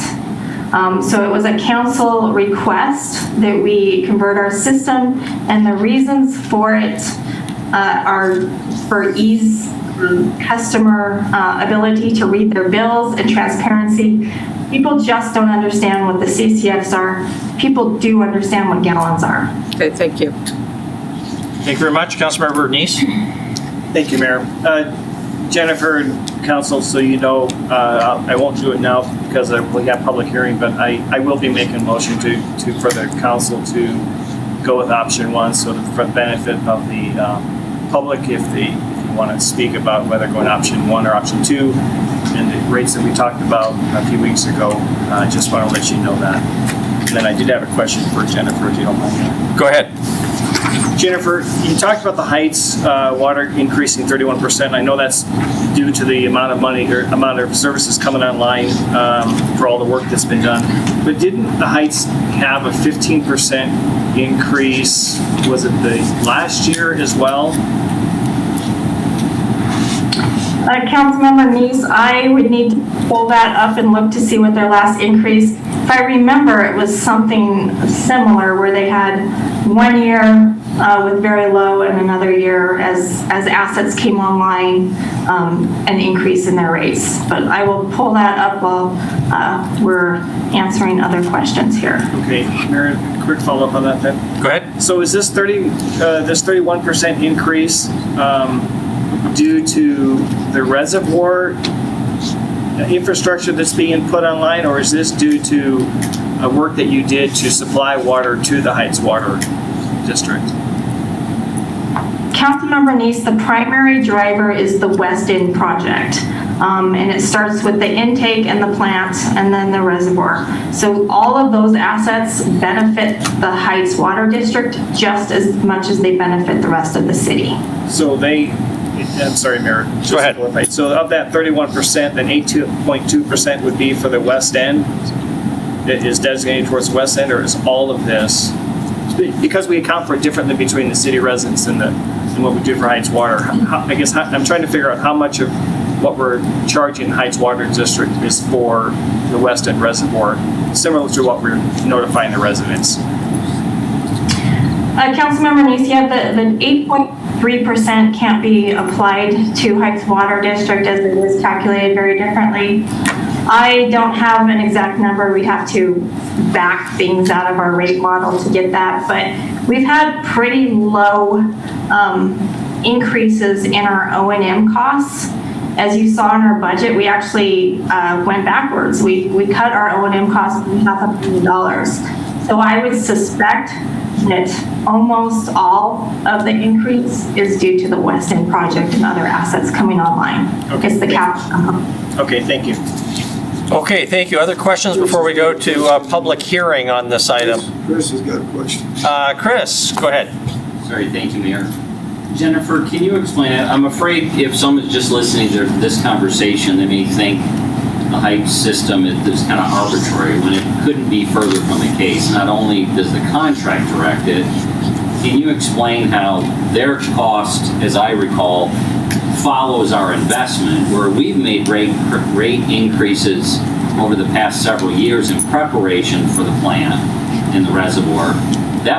Those costs couldn't be passed on to Heights Water until we actually make the investments. And so they're trailing, or at the time of when I think everybody else in the city is covering in preparation for. Please correct me if I'm wrong, but you want to clarify any of that? I think it's important that they kind of understand the big picture of how that functions. Chris, yes, that is, everything is true there. Because we use the cash method, kind of a hybrid cash method for the rest of our users, what this means is that we can look at what capital needs are out there, and we can smooth our rate increases over time as we're trying to make sure that we have enough rates in place for the projects and for the debt service for those projects. So everybody else has been paying for the West End project already for a few years now, whereas the Heights Water District has not paid anything for the West End project. And so when those rates go up so significantly, it's because they haven't paid in anything yet, and it will be time for their rates to catch up to that. Okay, thank you for that clarification. Other questions for staff before going to public hearing? And you can continue to ask questions after the public hearing, Council, but feel free if you've got anything else. Councilmember Neese. Thank you, Mayor. I would like to address this question to Gina. Gina, there were some questions about the legality of the bulk water rates and how the methodology was going to be used or not used, and now the staff has recommended a particular way to calculate the bulk water rates. I think Jennifer can refresh us what option it was, but the 7.15% rate of return. Is that methodology, has you reviewed that to see that that's the best legal option for us instead of doing the option where initially it was a 15% rate of return like we do on some of the other services that we offer for people outside the city? Well, Councilmember Neese and Mayor and Council, I thank you for the question, but honestly, the methodology, I would have to defer to Jennifer for those issues. State statute simply requires that the rates shall be equitable in proportion to the services and benefits received. So I trust that the consultant and the experts know how to implement the methodology. So it just needs to take into account the services provided and the benefits received. So with regard to the methodology, I don't feel that I can say that that's the best methodology, but am I answering your question? Yeah, you are. Mayor, if you don't mind if I redirect to Jennifer, please. Sure, go ahead. Jennifer, so I redirected that question to you because we saw that in the presentation, we hired a consultant and they gave us a recommendation using that 50% rate of return. And so now they're coming back, as has been questioned by some people in the public, saying, no, that's not the best rate. So how do we have confidence that this new methodology that they're coming up with, or this standard practice, I guess, the best rate to use? Councilmember Neese, the original thinking was merely to use the rate of return that we already had set a precedent for our wholesale users. And as we were still analyzing the rates and trying to figure it out, yes, we figured that the first one, we made a mistake. The 15% was too high. Rate of return can be somewhat arbitrary. They're not any tried and true. And, I talked about we use the multiplier method. There are other methods that we could use. They're not going to arrive at a significantly different rate of return. I have confidence in the 7.15%, that is a fair rate and it attributes costs to this user class that are appropriate to them. Whereas the 50% attributed more than their reasonable share to it. But in the past, I've had, I don't know how many conference calls and emails with our rate consultants as we're making sure that we have all of our I's dotted and T's crossed on this point to make sure that the 7.15% is the most defendable rate that we can get. Thank you. Okay, thank you. Let's open it up for a public hearing then, council, and we'll come back to the issue on the substance. So members of the public, anybody who's online, I'll look first to people in the library and then ask anybody who's online who wants to comment on this item to use the raise hand feature on Zoom. But first here in the council or in the library, please feel free to come up to the podium. I would just ask that you keep your comments to 3 minutes or less, and tell us your name and address at the beginning. So who would like to comment on item number 2, these potential rate increases and other changes? Public comment.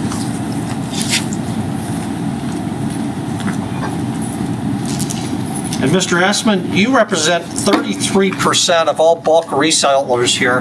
So if you want to go a little over 3 minutes, I will understand.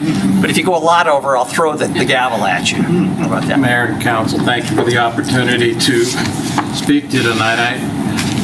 I only purchased 15 to 20% of the gallons that are represented by the bulk water resellers. I would like to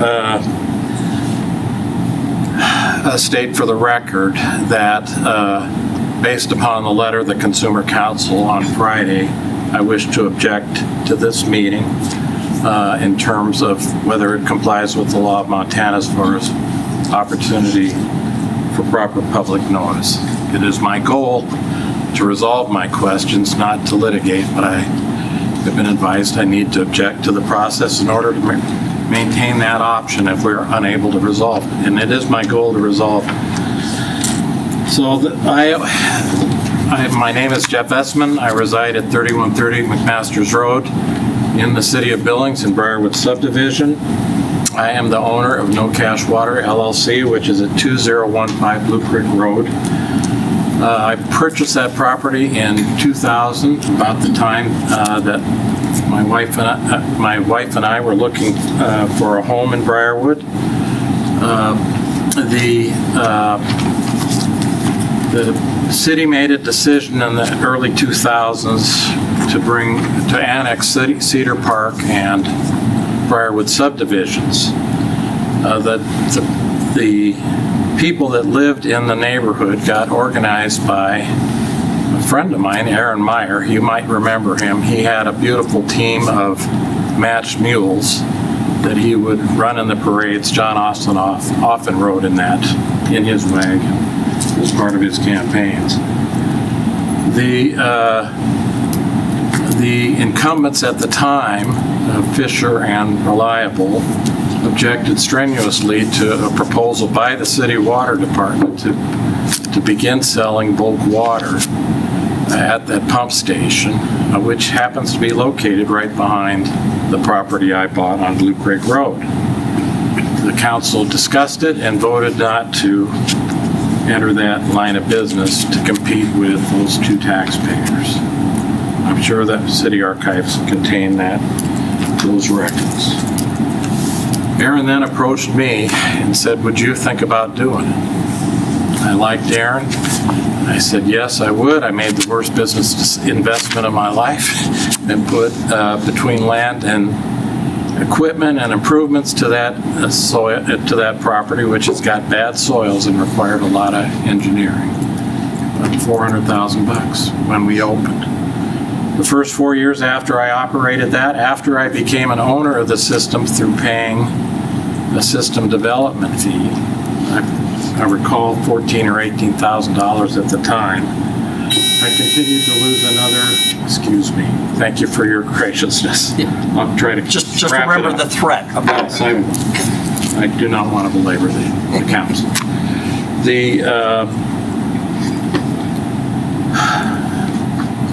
Lost another $105,000. It took until the spring of 2019 for the project to break even. I made a little bit of money last year, but my sales were up 40% because people were staying at home due to the pandemic. I anticipate my sales will fall this year. I am worried less about the rates than the due process that's been provided to me or not been provided to me. The first time I saw a lot of information on her presentation tonight was tonight. Due process means I need to have an opportunity to review the documentation and a meaningful opportunity to comment. And I have not had that. My customers, in fact, are paying 4 times the Tier 1 rate that the people inside the city pay. And on top of that, they have to haul it home at an IRS rate of 54, 57 cents a mile, wear and tear on their vehicle. There is plenty of disincentive for people not to live in the county. They do so because they want space. I'm not trying to earn a lot of money at this point. I'm just trying to protect my investment, and I do not wish to have my property rights diminished, which is what I feel the initial proposal did. Treating me as not an owner and requiring me to sign a contract with the way I interpreted it, the potential to have sales stopped to me in the future. I worked as a young lawyer for a regulated public utility 42 years ago, and one of the general concepts of regulated utilities, which you still are to some extent, is that once you assume a duty to a customer, you have an obligation to the customer, and that means continuance of service. You just can't deny that service due to a change in policy. I paid another $46,320 2 months ago to the date to obtain a second water meter to improve the service to my customers so that they wouldn't have to sit there in the heat of the summer with their engines idling, burn gas. So trying to be a good guy. All I'm trying to do is keep my business going. I do not wish to sign and will not sign a contract that implies that I could lose the right to purchase water, as long as the rates are just and reasonable, and I have the opportunity to review all the information that you just got the summary of, and I just got the summary of. I'll be happy to, agree to live with a rate that is equal and fair and just and reasonable. But I do not wish to have my property rights diminished. Thank you very much. Thank you. Jeff, we got a couple, or at least one question from Councilmember Yakovich. Yeah, go ahead, Mr. Mayor. Well, just for clarity, understanding your angst about the process, if I was to propose, or we table this for 2 weeks, is that enough time? Is that what you're asking? Until we make the decision? Well, I need to review the opportunity to review the information that the analyst relied upon to make the recommendation. Is 2 weeks because there are just 3 people that are being separated out from the commercial class. I'm just asking, is 2 weeks enough for you? If she provides me the information and I get a chance to look at it and review it, I hope it will be. I mean, I have to travel to Helena tomorrow, and then I've got 3 days to travel next week, so I don't want to throw the baby out with the bathwater, but I've made repeated requests for documentation, and I haven't received much. Thank you. Okay, thank you very much. Councilmember Puritan?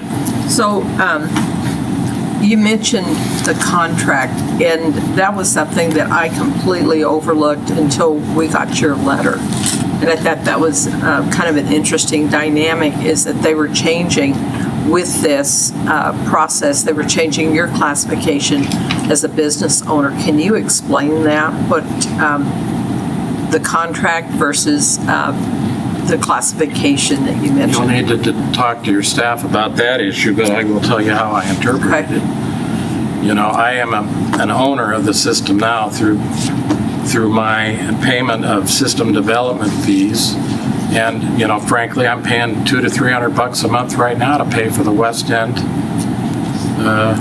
pond and treatment plant. So I'm contributing my share.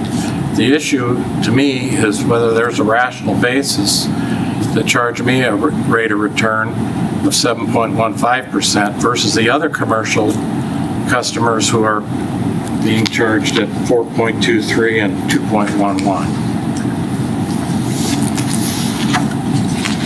Thank you. Thank you. Okay, thank you very much. Other public comment on item number 2, please come to the podium. If you're here in the library and would like to comment on item number 2. Anybody else here in the library? Not seeing anybody, so if you're online, please use that raise hand feature on the bottom of Zoom. Bring your cursor down, it should pop up, and click on that, and then Denise Bolman, our clerk, will see that you need to be unmuted. Councilmember Yakovich. You can break it, please. Yeah, thank you. Denise, do we have anybody who has raised their hand? Yes, Mayor, we have Jennifer Owen. Jennifer, I've allowed you to speak. Go ahead. Thank you. Thank you, Mayor and Council. Jennifer Owen, 906 Royal Avenue. I am speaking tonight just simply as a ratepayer in the Heights Water District. I fully understand the position the city is in with a complicated contract with the Heights Water District, the restriction on raising rates until infrastructure is placed in service. It's perfectly understandable. It doesn't change the fact that for those of us who are ratepayers in the water district, that is a significant jump. As you all well know, there is turmoil with the leadership of the Heights Water District right now that hopefully we are days from settling. And while the contract may prohibit the city from imposing a rate increase until infrastructure is placed into service, there is still the possibility, I would presume, of a mutual agreement on a more tiered phase-in of some of those increases to reflect the cost of infrastructure for the West End water treatment. So I'm hoping just to ask the council to consider holding off on at least that portion of the Heights Water District rate increase for what I would hope would be a matter of days until the election turmoil here in the Water District settles, and perhaps there's a more reasonable entity to negotiate with on a more manageable rate increase structure by mutual agreement that might make life a little easier for the Heights Water District. I heard Councilmember Yakowicz mention the possibility of tabling the rates until the next session.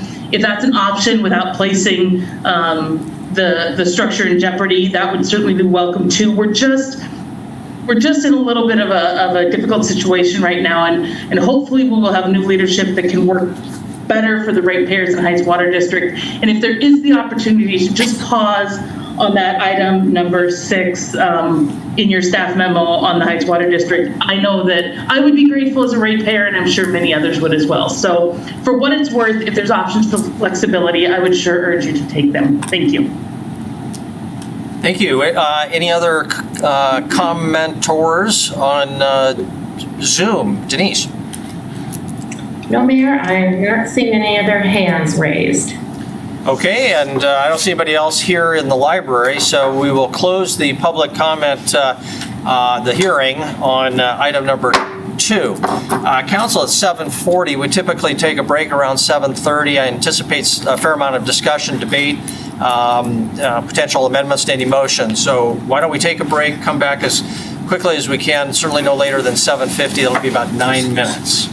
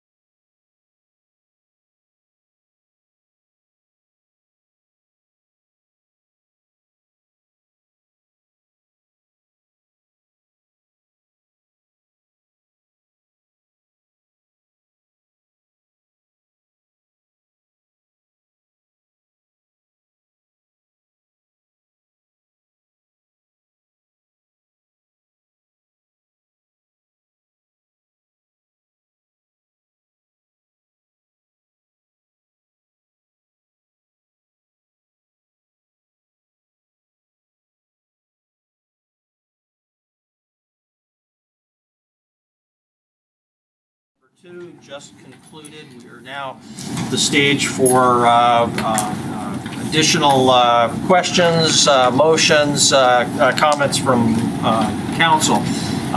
Councilmember Shaw, I saw your hand first. I see Gina's not here. Oh, I'm sorry. She'll probably come right back. She will. But I would like her to address the due process issue that was brought up. Okay. I'm sorry. Who did you direct that to? To Gina? To Gina, yes. Okay. While we're waiting for Gina to return, Councilmember Neese and then Brown. Thank you, Mayor. Jennifer, we heard from, is Jennifer there? Jennifer DeRay, do we still have you online? Yes. Okay. So we heard from Jeff Essman saying that he was being moved down to commercial class in bulk water, but I also saw you had in your rates that you had a commercial bulk rate. Why wouldn't we just move these if he's commercial into the commercial bulk rate structure that we have now instead of creating a whole new structure?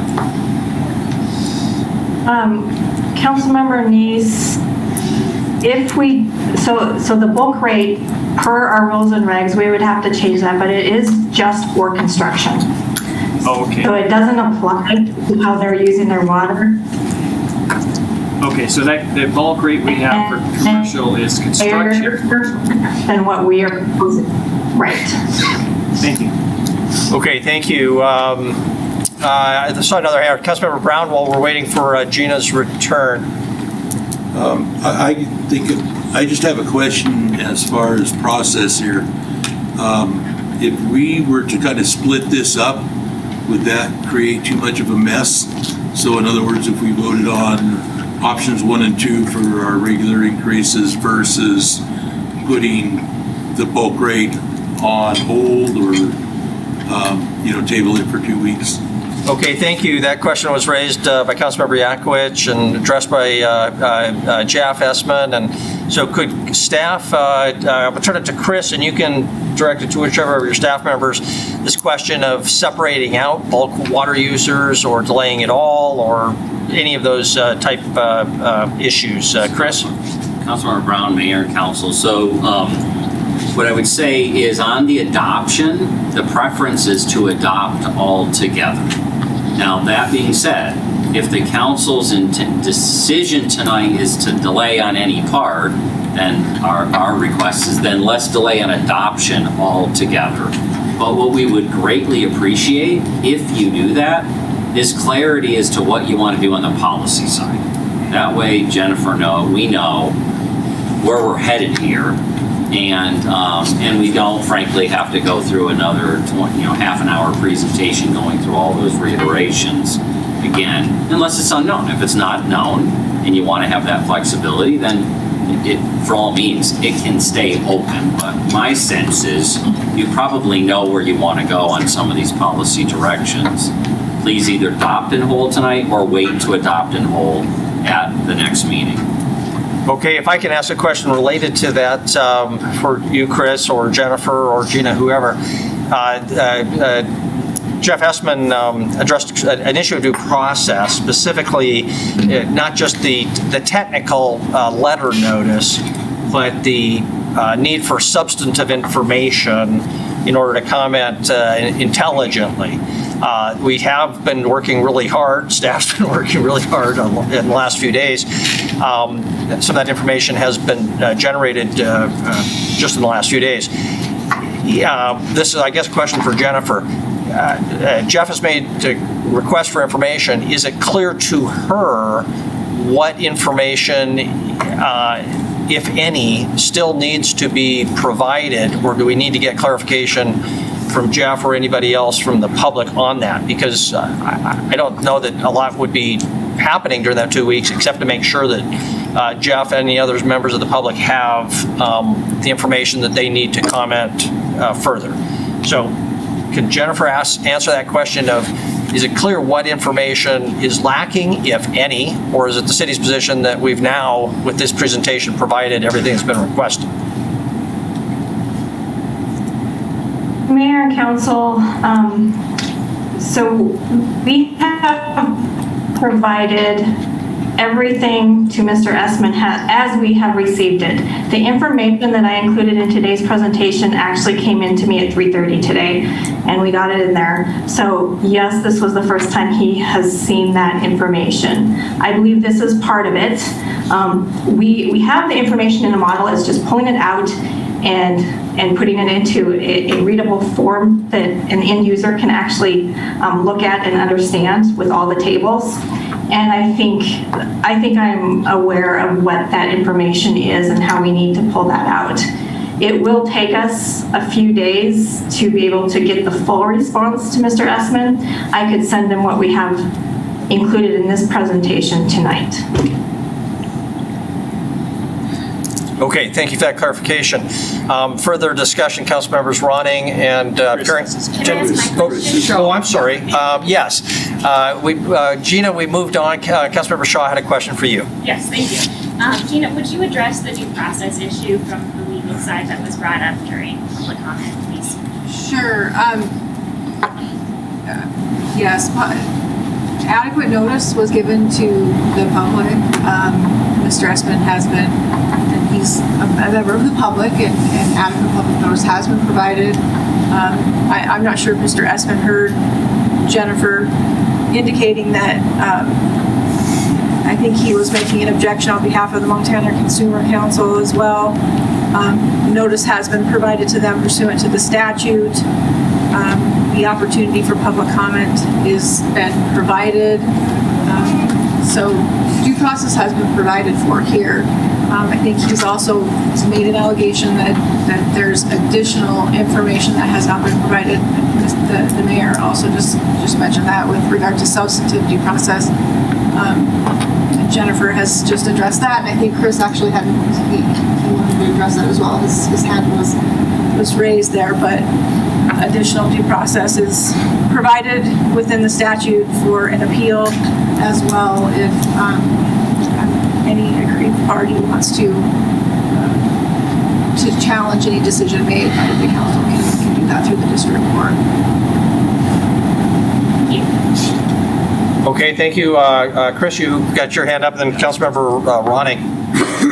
With all due respect, I appreciate our desire to answer any individual citizen's request for information. My broader concern is that our public notice and the information, the packet material, provided you and all citizens with the opportunity to know what was being discussed for this public hearing and potentially what rates you're adopting. And in general terms, my understanding, as long as what you do is a lesser rate than what was described and is consistent with those rules, you should have the authority to do that. That's not to say you won't decide, and it's not, maybe it is the appropriate thing for you to say, we would request those additional weeks.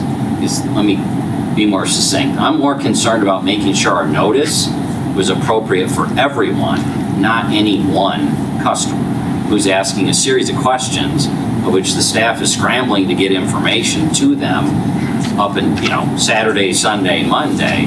That's less a concern than I am in making sure that the notice, the packet material was all sufficient so that the whole community understands what the council would be debating and considering this evening.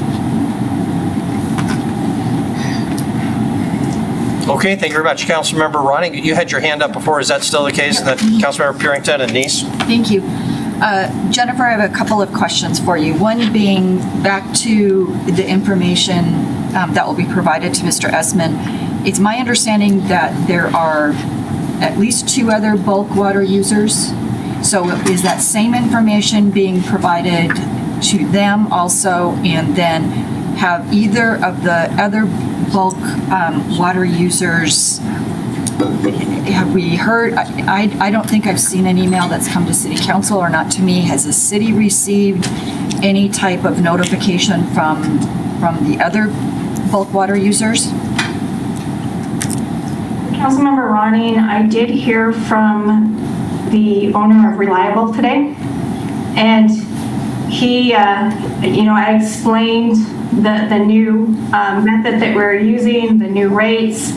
I believe he might be in the library. He said he was going to come to listen, but he's very new in the business, just bought it.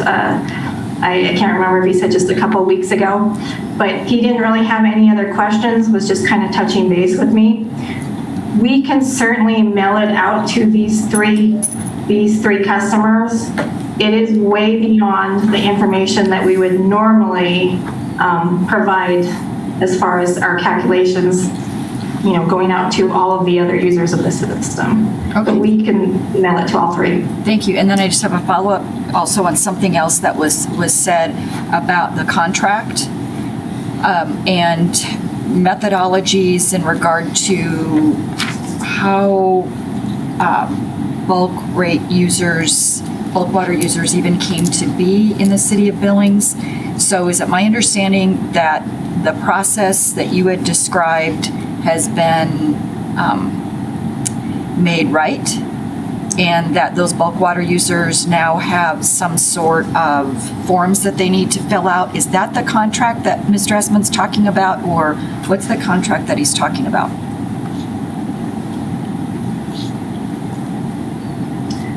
Councilmember Ronnie, we have proposed as the method for giving permission to bring them into compliance, putting together an actual agreement for these three users that would grant them the specific permission in the terms of the usage of the water. So that is probably what he's referring to. We have not drafted that contract yet. As you know, I've been scrambling on everything now. Yeah. All right. Thank you, Jennifer. Okay, thank you. Councilmember Purinton and Nice. So, Chris, I think this is more for you or Jennifer as well, but we've heard this word scramble. We've been scrambling. And so tonight was supposed to be a night that we actually vote on something, and we're still scrambling. And so I think to put this much on everyone's plate, including the citizens, is unfair at the very least. But the other thing is, in preparing this information for us, this was the first time that we've heard about rates of return. First 15%, now it's all, it's 7.5. How do we know that where that is in the scheme of things? We're talking about now changing these bulk users to a contract, which they have not operated under for many, many years. And so to hear what the dynamics of that is. Also, evidently, there's some statutory regulations that I wasn't aware of in changing some of these rates. So I think there's a lot of things that council has not been privy to as far as how we even go about changing these rates and doing it within statutory limits and having complete, solid information. And that's my comment. It's not really a question, but I'm not prepared at all to vote on, this part of it. And as I asked Jennifer before, to have that differentiation from, going from like 0.5% up to 30%. And why do we have such a spread? I think her comment was they'll pass it on to the users. Well, they've got to pay for it. So I don't think anyone wants that kind of an increase. So anyway, that's my comment about, moving forward with this tonight. Okay, thank you. Councilmember Nice. Thank you, Mayor.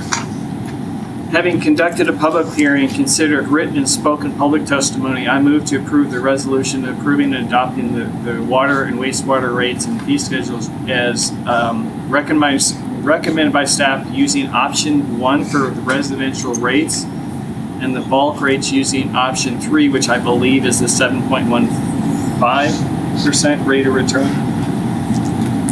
And then I'll speak to that motion if I get a second. Okay, thank you very much. So we do have a motion for approval, clarifying option 1, maintaining the sort of the status quo, 1 to 10,000 gallons, and option 3, the staff recommendation for that 7-point-whatever% rate of return, the lower rate on bulk users. The second, Councilmember Boyette. Okay, thank you very much. Discussion on the motion, and Chris Kukulski, and then Councilmember Neese, you can speak to your motion. I just want to be clear. So Jennifer, can you confirm that Councilmember Neese's assumption is correct, just so there's clarity as to what they're considering? I think we understand the first piece easily, but the bulk rate component, was it the third option? Chris and Mayor and Council, yes, it is option 3. The other component is fixing that one fee in the wastewater charge that I mentioned in the presentation. Yes. Thank you for a reminder. I forgot to, I amend my motion to that one rate that needs to be fixed in the resolution. Okay, thank you very much. So the second, Councilmember Boyette, is that friendly amendment consistent with your second? Yes, it is.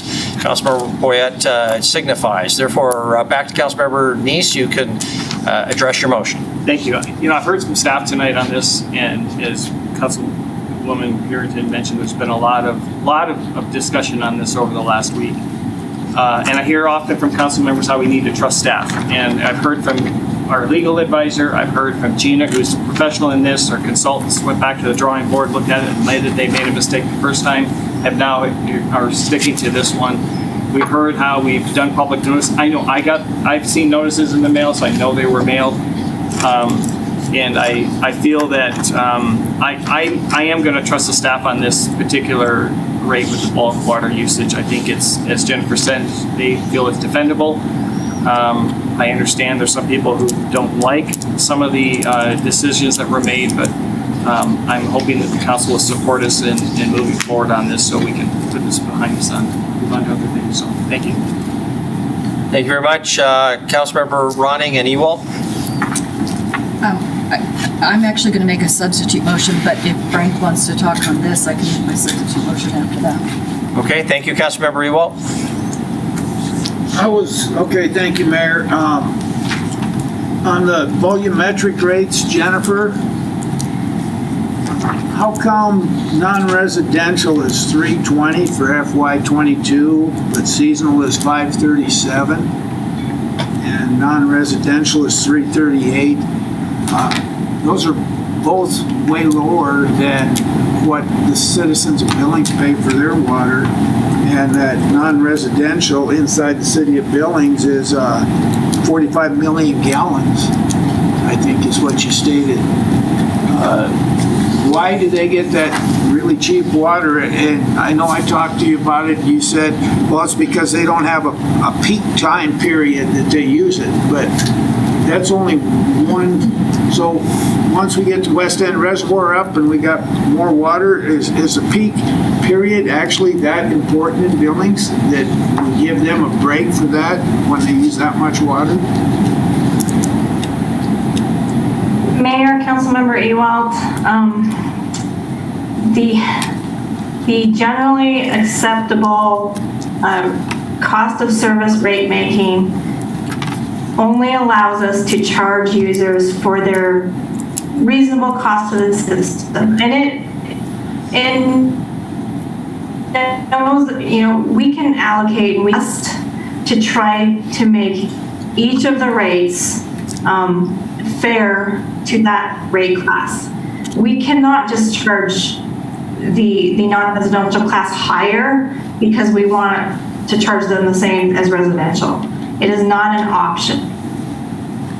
So the peaking that I talked about in my emails, it will still matter. How users peak on our system, whether it's max day, max hour, those contribute to how we build our infrastructure, because we have to build the infrastructure to be able to accommodate the peak demands. So that is why a higher cost is attributed to those users that have those higher peaking factors. Okay, thank you very much. Councilmember, back to Councilmember Ronning, I guess. Thank you, Mayor.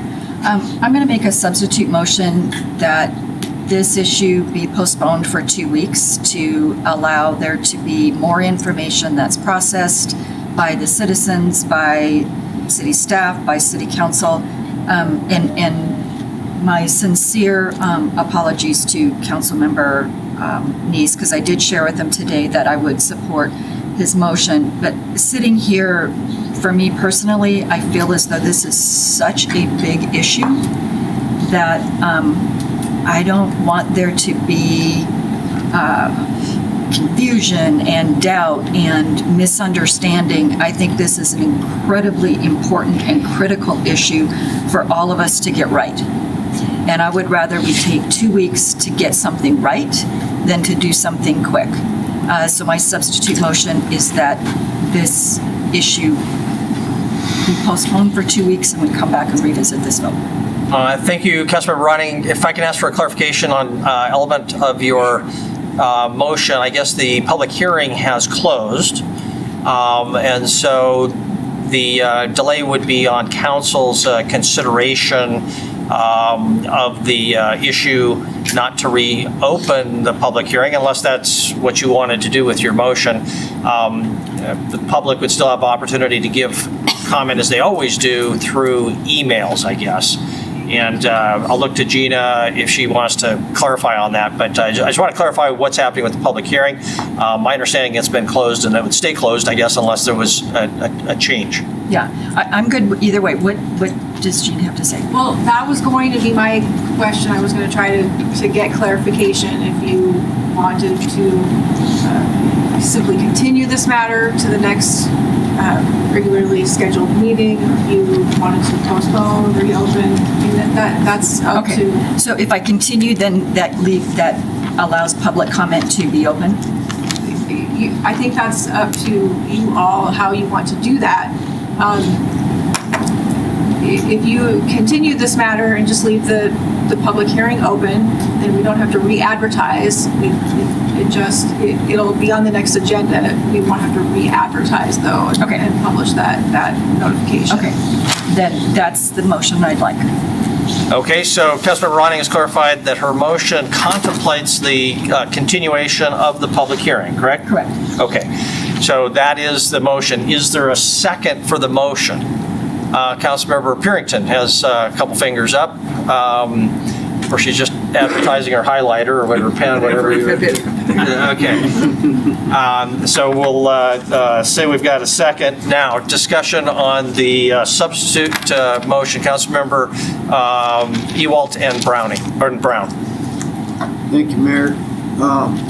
City manager asked that we give clear direction to Jennifer what we plan on doing tonight, whether we pass it in full tonight or not. So is this a possibility that this could be first hearing and second hearing in 2 weeks?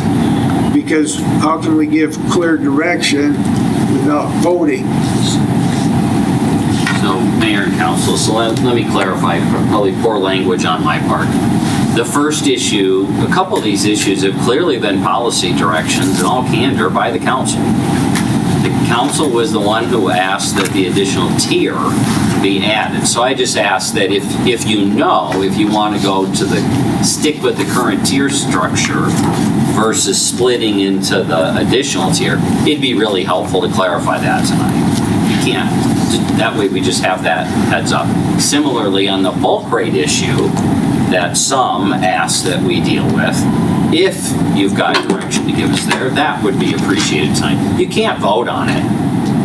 And you can't conclude your decision until you actually conclude your decision. So like I said, poor language on my part. If you're not going to take action tonight, I'd ask you to give them what direction you're thinking so that we can be helpful and be clear with the public on what direction you've given us. Okay, thank you. So, council members, council or staff would appreciate your tentative thoughts as you discuss this motion, I guess. Councilmember Brown and Neese. Yeah, I kind of on the same vein as Councilman Ewald here is, what's the purpose of the postponement in this particular proposal here or initiative, whatever? Are we looking at contracts? Are we looking at just for Esmond and the other two to look at rates? What are we postponing? I know the Heights is looking at something, but I don't see where we're gonna accomplish much there. We'll bill what we bill, and they can bill it out at different rates if they choose, but I guess I'm confused why we're postponing. I'm not saying I don't want to, I just don't understand why we are at this point. Okay, thank you very much. Councilmember Neese and Purington? Thank you, Mayor. I am asking the same question about why, so I'm going to ask Gina real quick on this question. Maybe this is the reason why we would postpone. If there was a challenge to our due process and our notification, I think Jennifer even said that the letter was received late. I don't know if we sent it late or they just received it late on their part. But if that was in fact error on our part, by delaying it, would that cure that so that we wouldn't have to have this challenge of notification? Gina, Jennifer, whoever from staff would like to comment in response to that, please do. Yeah, Councilmember Neese and Mayor and Council, I can tell you the notice requirements, if I can find, I have a million pieces of paper here, sorry. Take your time.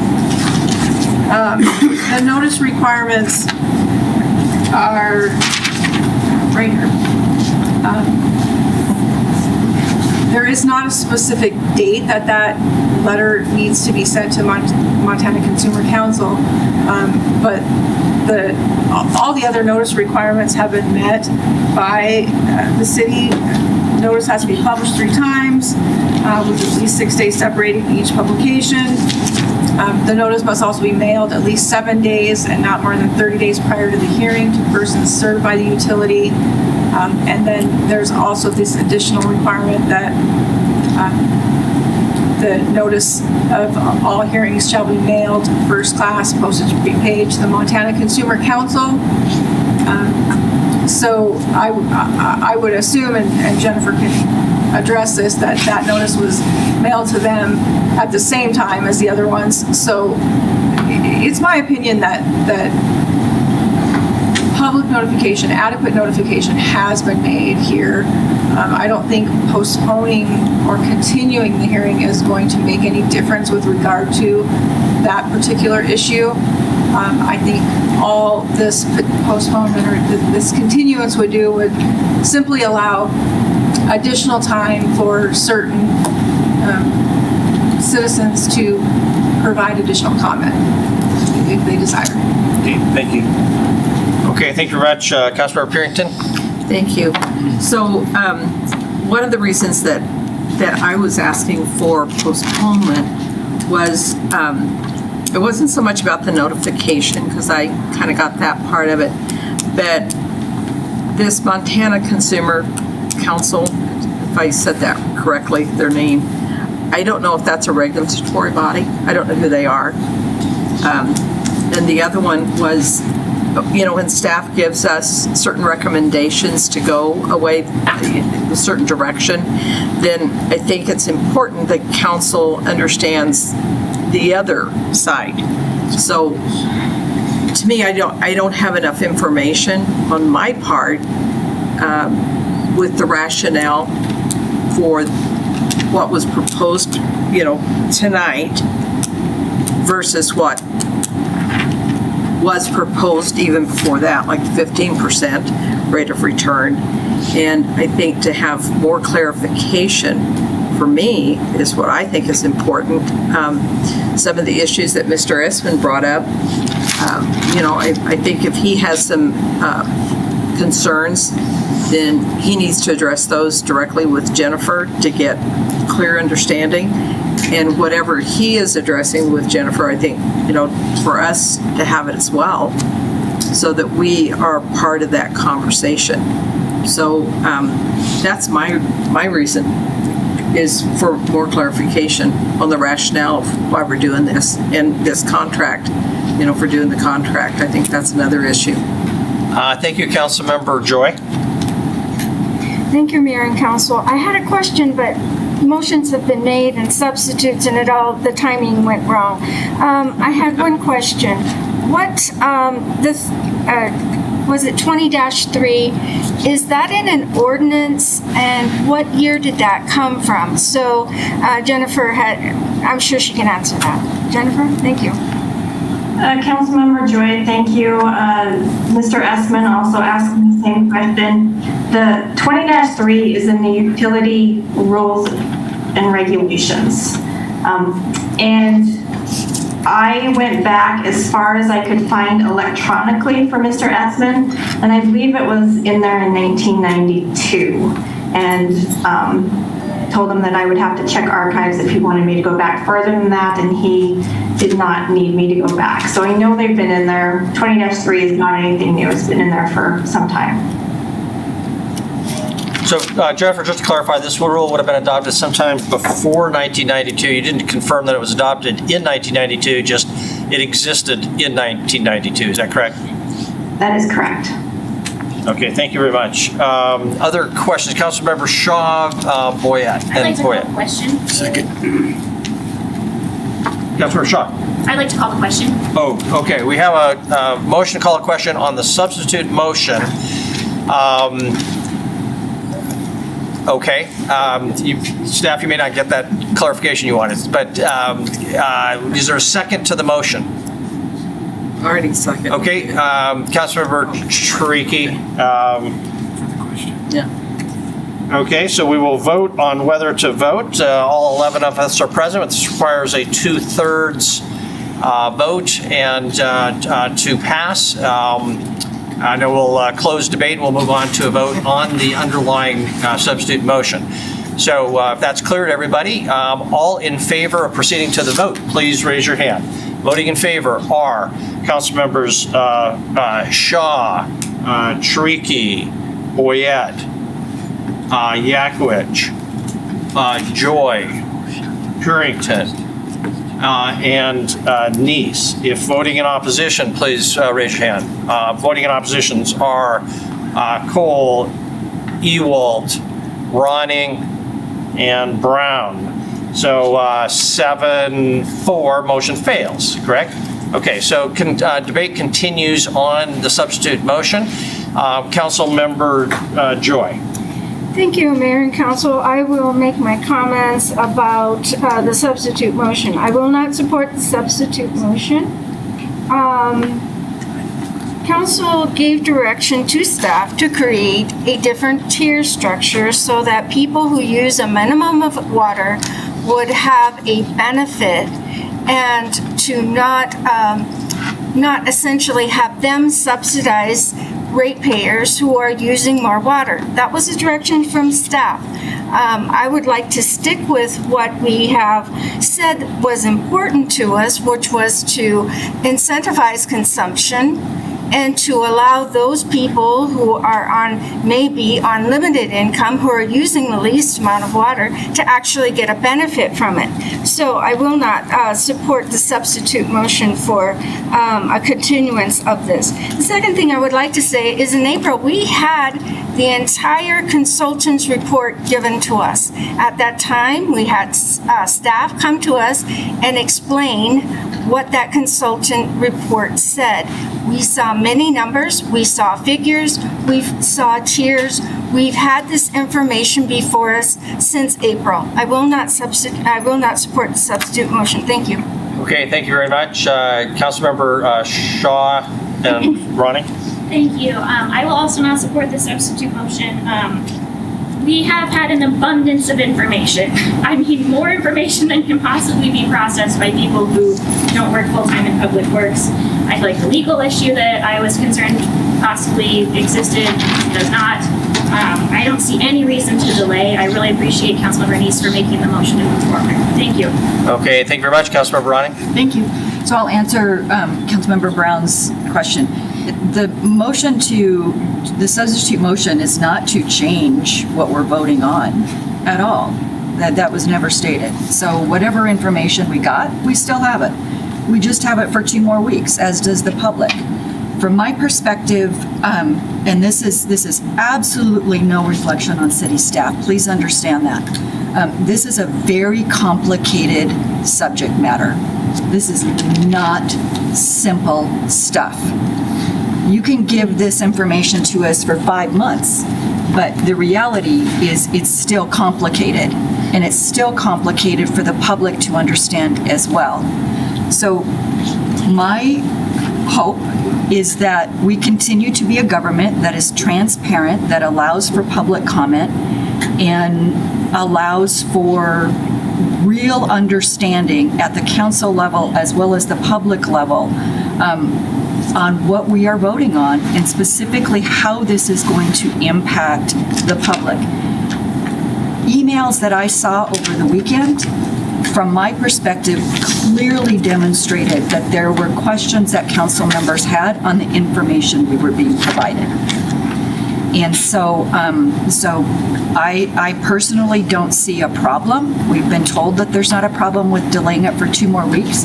I think if it allows real transparency and real clarity on such a complicated subject matter, I personally don't see a problem with that.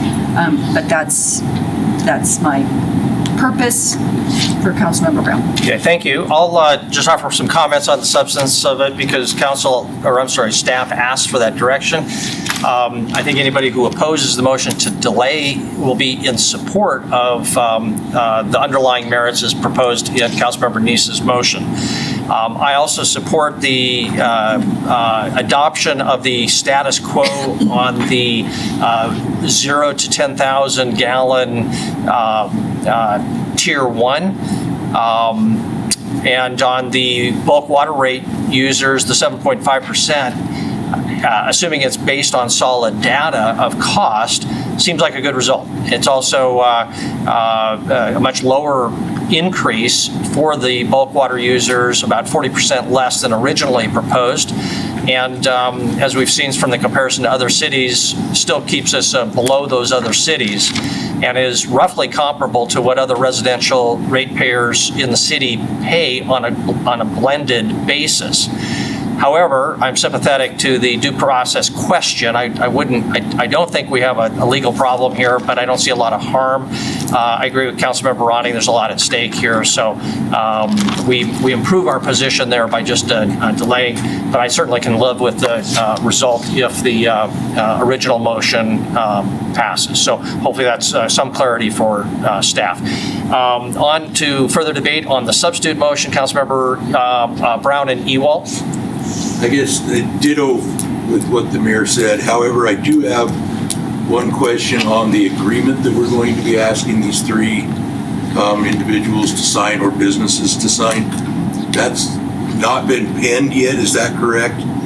I'd be hesitant to sign or agree to sign something that hasn't been penned as well. So, Mayor and Council, that certainly, maybe this is not the case. Maybe other staff were aware. I was not aware or missed it. I think what I'm learning in this is we've had the rule since the 90s, but for whatever reason, the city didn't enforce it. So I don't think this is some new concept. The bottom line is the rule's been there. The city probably can't claim it didn't know there were bulk sellers reselling our water, but this discussion this year, for whatever reason, brought to the attention that we're not consistent with our adopted rules. So that we need to either change the rules or follow it. And strictly, yes, there's no draft agreement at this point. I think one would need to be drafted. We'd need to sit down with those bulk users and ideally come to a resolution under those contracts. And I would expect that to be an iterative process consistent with the rules, but not just say to somebody, take it or leave it. We would need to work with them. And Chris, just to clarify, go ahead. I just want to clarify, we're not talking about trying to do that in 2 weeks. Those are completely separate issues. I'm related, but separate. Councilmember Brown? Okay, so what you're telling me is this is not, we're going to shove it down your throat. You have to sign whatever we draft. Because frankly, I'd be concerned about that too. Regardless whether it's been in our rules or not, there's not an agreement drafted. Correct. So we don't know what that looks like. Gone decades without an agreement doesn't mean we should continue, but I think it illustrates we don't have a crisis that we need to fix in the next 10 days. We need to work with these sellers we have an interest, you have an interest. You've directed us to pay attention to these users, these sellers, and an equity to our customers and our citizens. So I would approach them in that regard, that would be the way to do this. Not to guarantee that they would be satisfied, but to guarantee that we wouldn't say, this is it, sign it, or shut down. Okay, thank you. Further discussion on the substitute motion. Councilmember Rewald. Thank you, Mayor. I got to agree with Councilmember Brown on this. That seems to be the surprise in the closet that we just picked up in the last couple of days. We didn't know about it. They didn't know about it. So I think that's one reason to probably delay this for a couple of weeks and so that they have that availability to know that this is probably coming down as far as the rates. The rates have dropped, so they shouldn't have any complaint there. I like to look at the Heights Water jumping 31% next year, and 70% Heights Water are city residents. So that's a big ding to the city residents that live in the Heights. They're not even outside the city limits, and they're going to get this big ding. So I don't see any issues with that. I just see that this is a surprise, this agreement to resell water, and I think that something has to be laid out, and they need some time to look at it. So I will be supporting that substitute motion. Okay, further council discussion. Councilmember Neese. Thank you, Mayor. I also feel bad to Councilwoman Ryan because I think we talked about possibly delaying this, and after consideration of what staff has talked, I don't think we need to delay this further, including because of the contract, because that's not going to be resolved in 2 weeks. That's going to be a very long-term thing. So that, to me, that's a non-issue on this. And I want to just address something that Councilwoman Joy brought up about. This was a council initiative to try and find a lower tier rate, to add a lower tier rate to our current water rates to help out with kind of a lifeline rate. And as it was presented to us, it really didn't come to us as I envisioned it coming when we first requested it. And I'll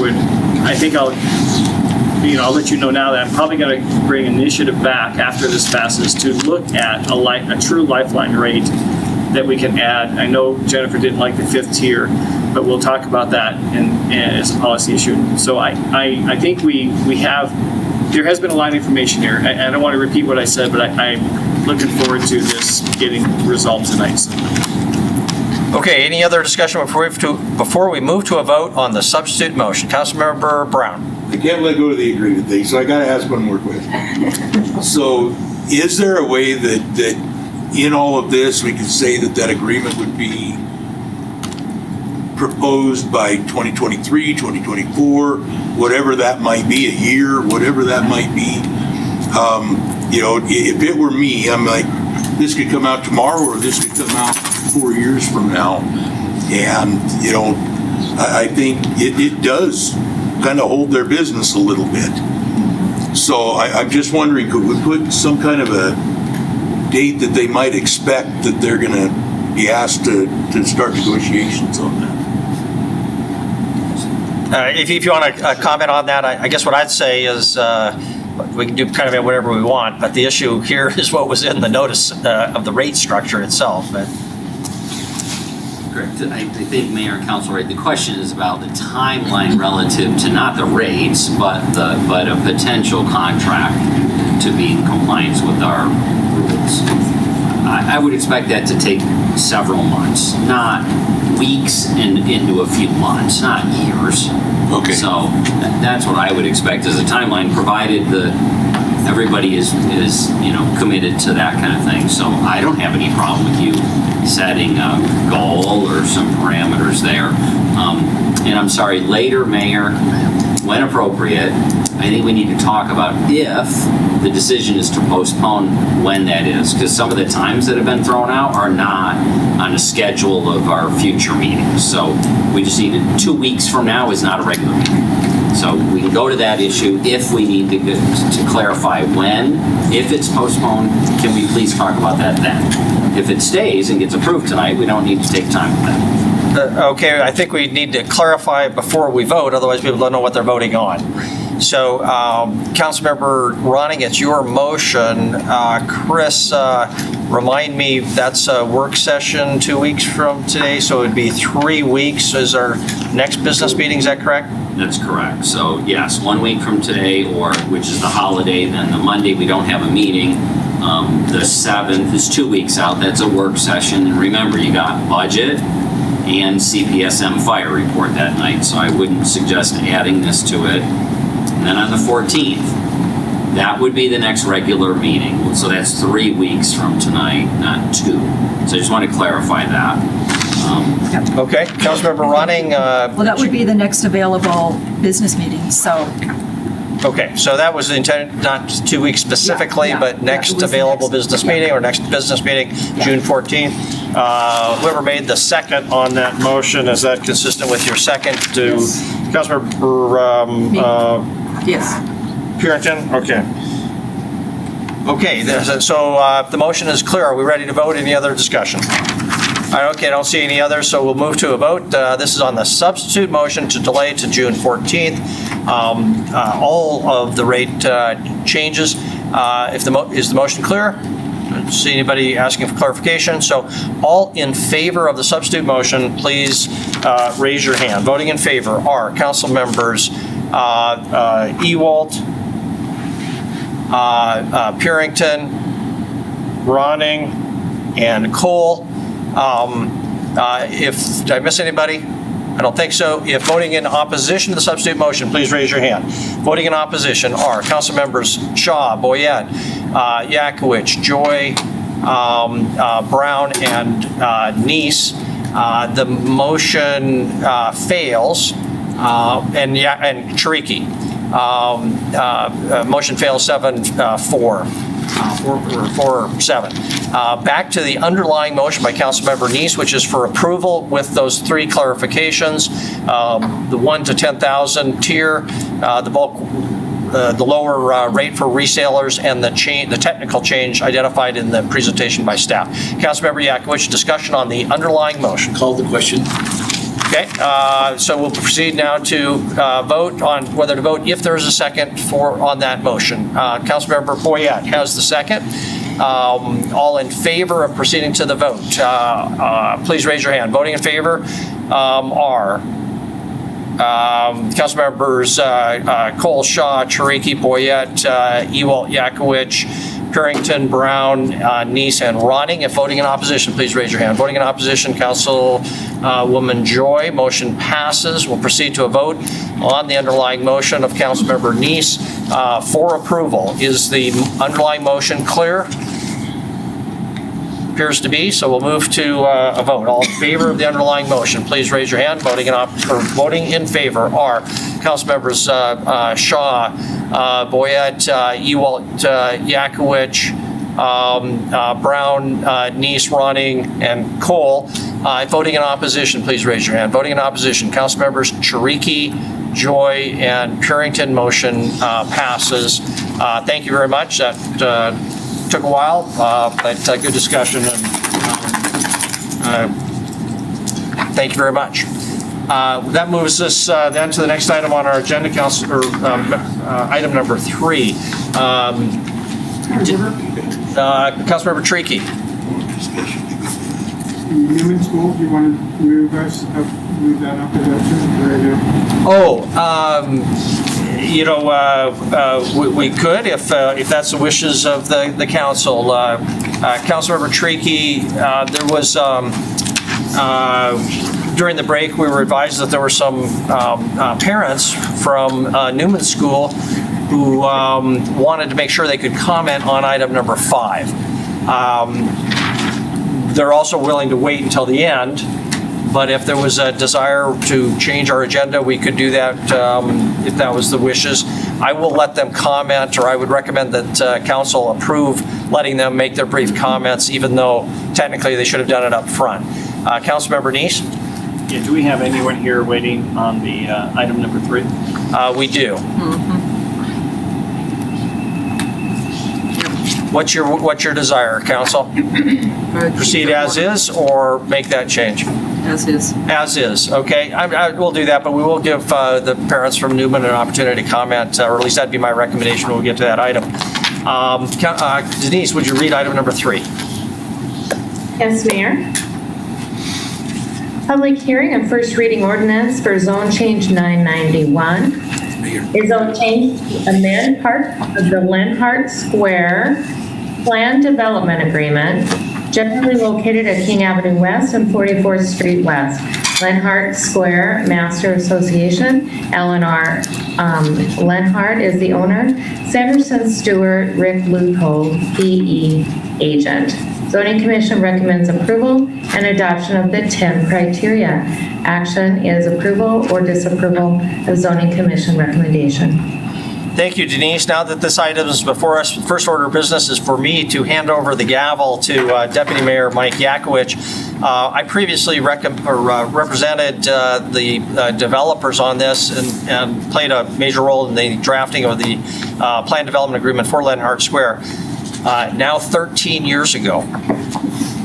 Time flies, and I didn't actually know this was coming up. I haven't played any role in it, but I have also not sent a formal disengagement letter. So I suppose in some technical sense I might still be their lawyer, so I better recuse myself and will play no role in the discussion or vote. And with that, I'm handing over the gavel to Councilmember Yakowicz.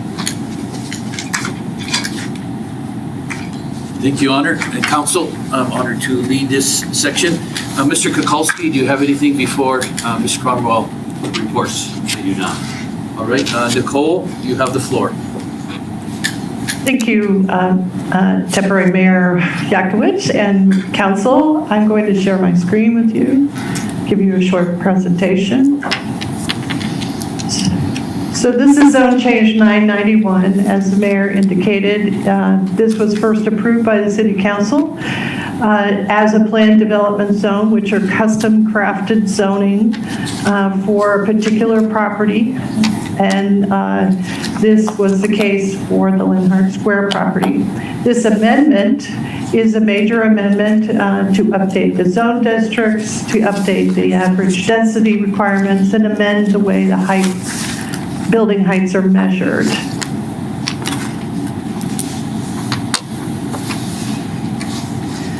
Here's the zoning map. So every planned development in the city has the same zoning map color, which is kind of a light gray.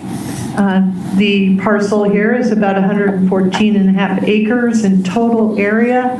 You can see there has been some development so far, including the Interpoint apartments, the Interurban apartments, and the KWO apartments here on King Avenue West.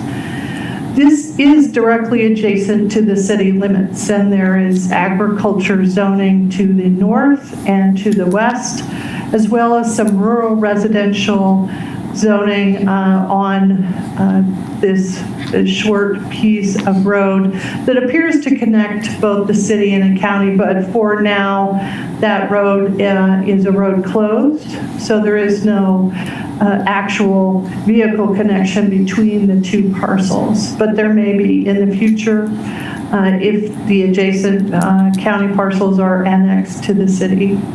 We have a planned development for St. Vincent's Healthcare to the east.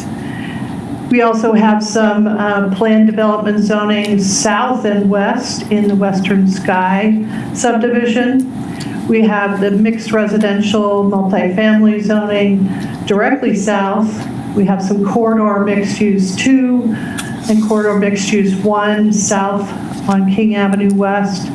And then further east, we have the Olympic Park planned development and the Shiloh Crossing, which is a corridor mixed use 2 zone district.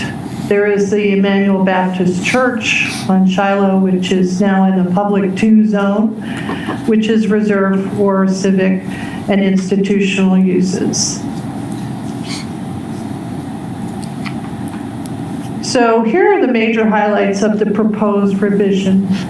The revision proposes to eliminate one of the 3 zone districts in this development, and that is the residential multifamily fourplex zone district, or MF4. The original plan development thought that there would be a demand for this kind of mixed housing choice of 1 family, 2 family, and all the way up to a 4 family product.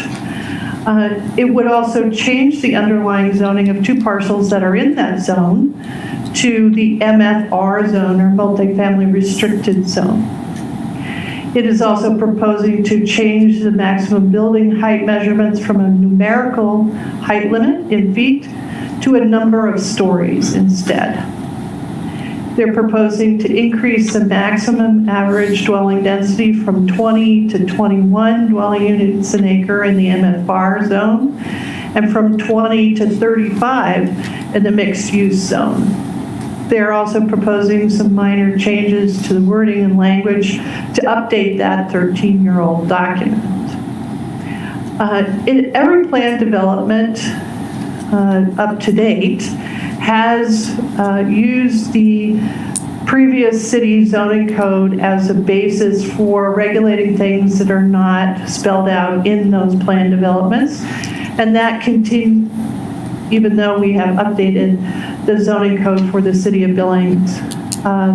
They're choosing to rely on our archived copy of the previous zoning to regulate those things, and that will continue forward.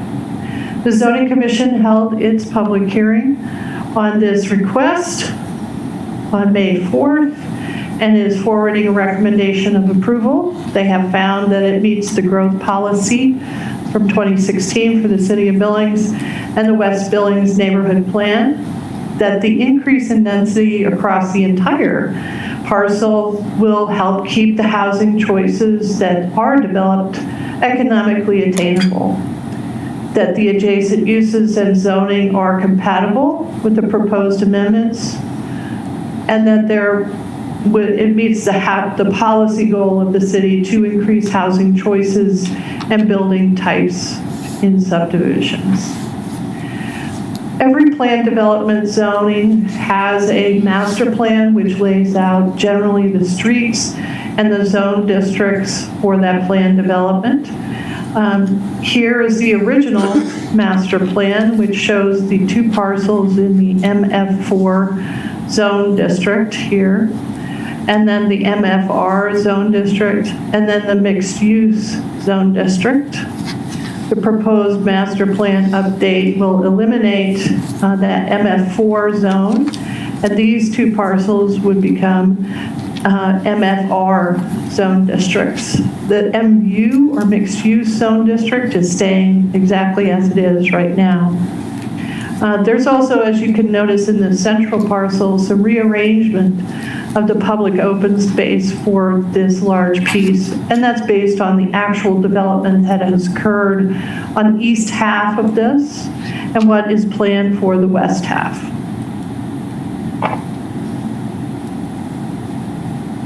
Here's an aerial photo showing the existing development and then the surrounding developments.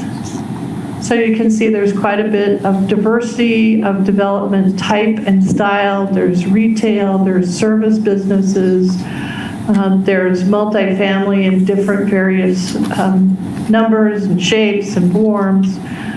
So this is a very desirable area of West Billings for new development of all types.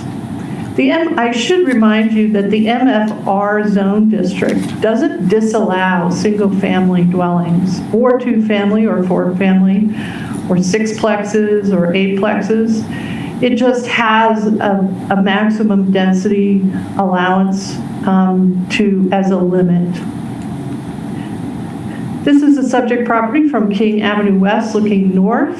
To the east here, you can see in the background the KWO apartments. They're on the King Avenue frontage. This is looking north and west across the major piece or part of this property that's undeveloped, and this is slated for that mixed-use zone. Here's a more clear view of the KWO apartments.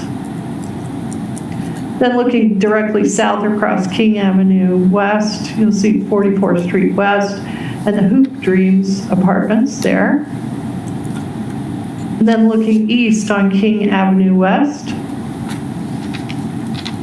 again, the master development plan showing the underlying zoning and the street network.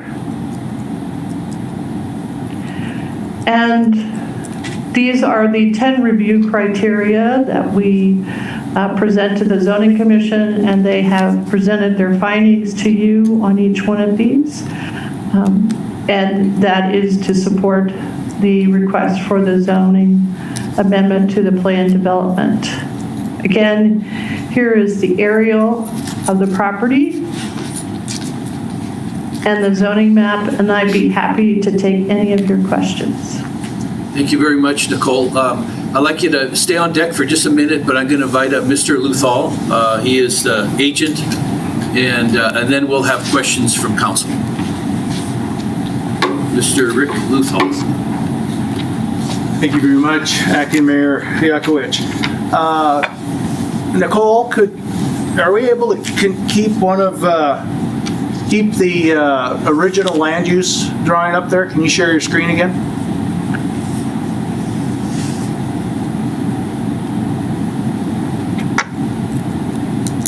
Yeah, I'd let that one there, and then the latest one, the 2021. I'll refer to those in my comments. So, yeah, let's stay on that one for the moment, please. Thank you very much, Acting Mayor Yakowicz and members of the council. My name is Rick Luthold. I'm with Sanderson Stewart, 1300 North Trans-Tech Way. Here representing the founders, that would be Jan Reberg, who's here with us this evening, Alan Lenhart and Lorraine Newman, who are with us virtually here this evening, and the owners of property that have been developed in Lenhart Square and those who own property and are anxious to develop their property in Lenhart Square this evening in this zone change request. Really to start, I want to talk a little bit about the process. Mayor Cole indicated 13 years ago, it was 2008, that the founders put this plan in place. They had a vision for what this would look like. More dense urban development, something walkable to the commercial developments that were in the area. More light, more air. You know, if you densify your buildings, you can have greater green space like we have in the centers of this. They planned that all out using Daniel McElmurray with regard to design concepts as we went through. He's on the line tonight also. But it was a plan that was in place 13 years ago. And there's a process of the development that occurs over 13 years. We adopt and adapt to new regulations. Stormwater regulations, as we all know, has changed drastically over the last 13 years, requiring some different ways that we use the land. The demands of end user clients. What amenities do they want in their developments, in their apartments, in their residential structures? Methods of construction, the materials that are used change. And so that's led us to come back and look at that original plan development agreement, which was an excellent agreement in place at that time, met the requirements of the community growth plan, West End plan at that time. And we've come up with these five items that Ms. Cromwell indicated in her staff report that we're changing the yellow areas to the brown tan colored areas there, going from MF4 to MFR because of the land. Thank you, Nicole. Because of the land uses that have changed there. The green area that you noticed in the middle changed because people are developing. They're figuring out how to use that, how to put it in place. And as we make those changes, we're talking about updating some of this to fit with the new recode. So for instance, instead of measuring height in feet, we're going to measuring that in numbers of floors, which is easier for us to talk in the parlance with the developers is what we've got going on. The density changes, again, because of things like stormwater, because of the kind of amenities that people are looking at, has required some small changes, 20 to 21 units per acre in the tan areas that we've got here, and going from more of a 20 to 35 units per acre in the mixed use. And mixed use is multi-story. It's got a podium parking, retail developments around the bottom of it, and multi-levels of housing that goes with that. Along with that, we had a neighborhood meeting that we held on March 29th, and there were some things that needed clarification, no question, for the neighbors that were in the area. And I'd like to just add that clarification here for you this evening so that we're clear on the changes being requested. There is no reduction in parking. The parking that's required for Lenhart Square is the same as the parking that's required for development throughout the city of Billings. And we're not asking for any reduction in parking. There is change to the parking language within this document. As opposed to canopy parking where we've got canopies covering that, we're going to more of a structured parking, with larger garage structures that would accommodate parking and some underground. For instance, the Shiloh Commons projects on Shiloh have proven that underground or subsurface parking, podium parking is desired by the end users as an amenity. And so the language changes there allow for a shift in the way that parking is allowed to be built. There is no access to Georgina planned from this development. We do have a road up there. And when this was developed 13 years ago, the City of Billings Planning Department said we need interconnectivity between the developments, between the adjacent parcels. And so we have that, just as we have on the east side. We pulled that up and pulled it over to Monad, going back over to the east. But the connection at that time was talked about being to Georgina, recognizing Georgina is a county road. Those are county properties. We do not have any need to make connection to that. And as Ms. Cromwell indicated, when that access occurs, if it ever occurs, that'll be driven by the residents that live on Georgina and discussions between the county, the Yellowstone County, and the City of Billings as far as we're concerned on that. The other one that came up was traffic in the area that was of significant interest. We do traffic impact studies on all of these developments when they come online, update them as the City of Billings requests. In this particular instance, we have two accesses onto King Avenue, and the access that is in the northeast corner, which is Monad Road, goes over to Shiloh. And as this develops, again, it's a process. For those of us who were around 13 years ago, you recall, the first phase of this was limited to 600 units because there was not enough water on the west end of Billings. We were told you can go ahead and start the development of this project, but you got to wait until the water reservoir out in Ironwood is built before you can go to the next stage. So there are processes that occur as development occurs. The water tower got in place. We were able to move on to the next stages of development. That's the same way traffic impacts are mitigated through development. As more units come online, there are more turn lanes that are put in at King and 44th. 44th was the first connection to this subdivision. We're at the stage right now where the next development, waiting on these documents to be approved, will trigger the connection on Monad Road over to Shiloh. So that connection will occur there. And as those remaining parcels develop out and we get our first phase of mixed use development come online, that second access to King Avenue will come online too. So it's a process, it's a phase that occurs as it moves forward. I think that kind of covers all of the things that came up in the neighborhood meetings, the subsequent zoning commission meeting. I think to just close things out, like I indicated, when this was originally conceived 13 years ago, it met all the criteria for the City of Billings. And as Ms. Cromwell has indicated in her report here, this proposed zone change supports the current requirements of the 2016 Billings Growth Policy and the 2001 West Billings Neighborhood Plan, their goals and policies within those documents. And we feel that they are appropriate changes for meeting the current demands of development and meeting the neighborhood needs. And we're very proud of the way this project is developed, its walkability aspect to the neighborhood commercial, allowing for density here. We have medical developing to the east. We have the City Lakes project developing to the south, lots of recreational opportunities. And as Nicole indicated, that's why this is such a popular area to develop. Just in closing, I would ask the council to approve the zone change and adopt the findings of the 10 review criteria as was recommended on unanimous vote by the Zoning Commission, and allow us to proceed forward with the amendments to the documents here this evening. Thank you, Mr. Lithell. I would be happy to answer any questions you have now or save those for after further public hearings. You can stay there as well. And just to let you know, I gave you 8 minutes. That's unprecedented, but thank you. Actually, I understood as agent for presentation, I was given 10, so I thought I was on the short side. So. Thank you very much. Yes, thank you. Mr. Boyette first, and then Mr. Neese.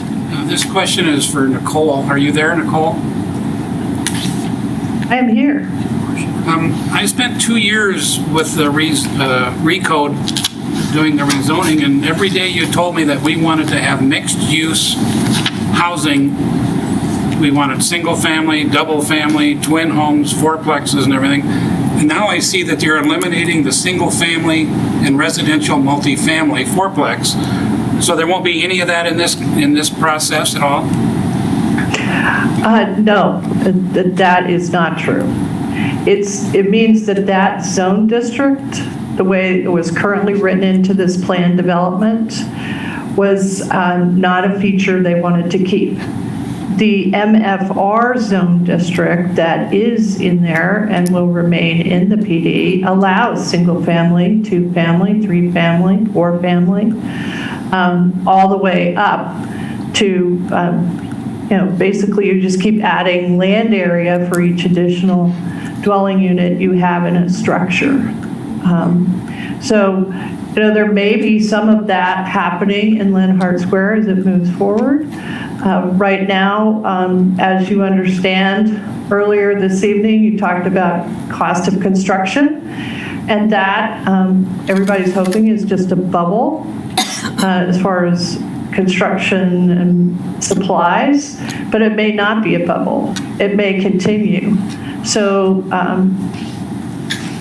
it may lead to more density, different housing choices, smaller units, different configurations of housing, that's cottage courts. Smaller units are becoming a popular thing. And that can still happen here. It's not all big buildings, multi-story, 100 units in a building. That's not the intent of the PD. Thank you. Mr. Neese. Thank you, Deputy Mayor. I do have a question for the applicant, the agent. When I looked at those pictures that Nicole put up there, it looks to me, well, let me ask you first of all, on the current space now, what would be the maximum occupancy of residents did you envision in this project as it is today versus if this were to pass? What kind of occupancy of residents would live in that section? I'll ask for clarification when you say occupancy. So are we talking numbers of units or number? People. Number of people. Number of people? Well, according to Nicole's report, the change, so with regard to the changes in density, I'm assuming you're focusing on. So with regard to those changes in density, going from 20 to 21 and going from 20 to 35, basically, and it's in Nicole's report, the calculation on that, what that is that's another 2.5 units per acre on the remaining developable acreage, which is about 45 or 50 acres that's left.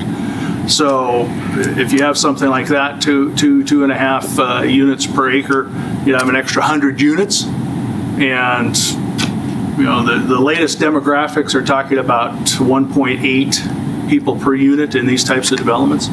So couple 300 people potentially. That would be if it was approved, or is that currently? That's if it was approved. And what would it be currently today? I don't know.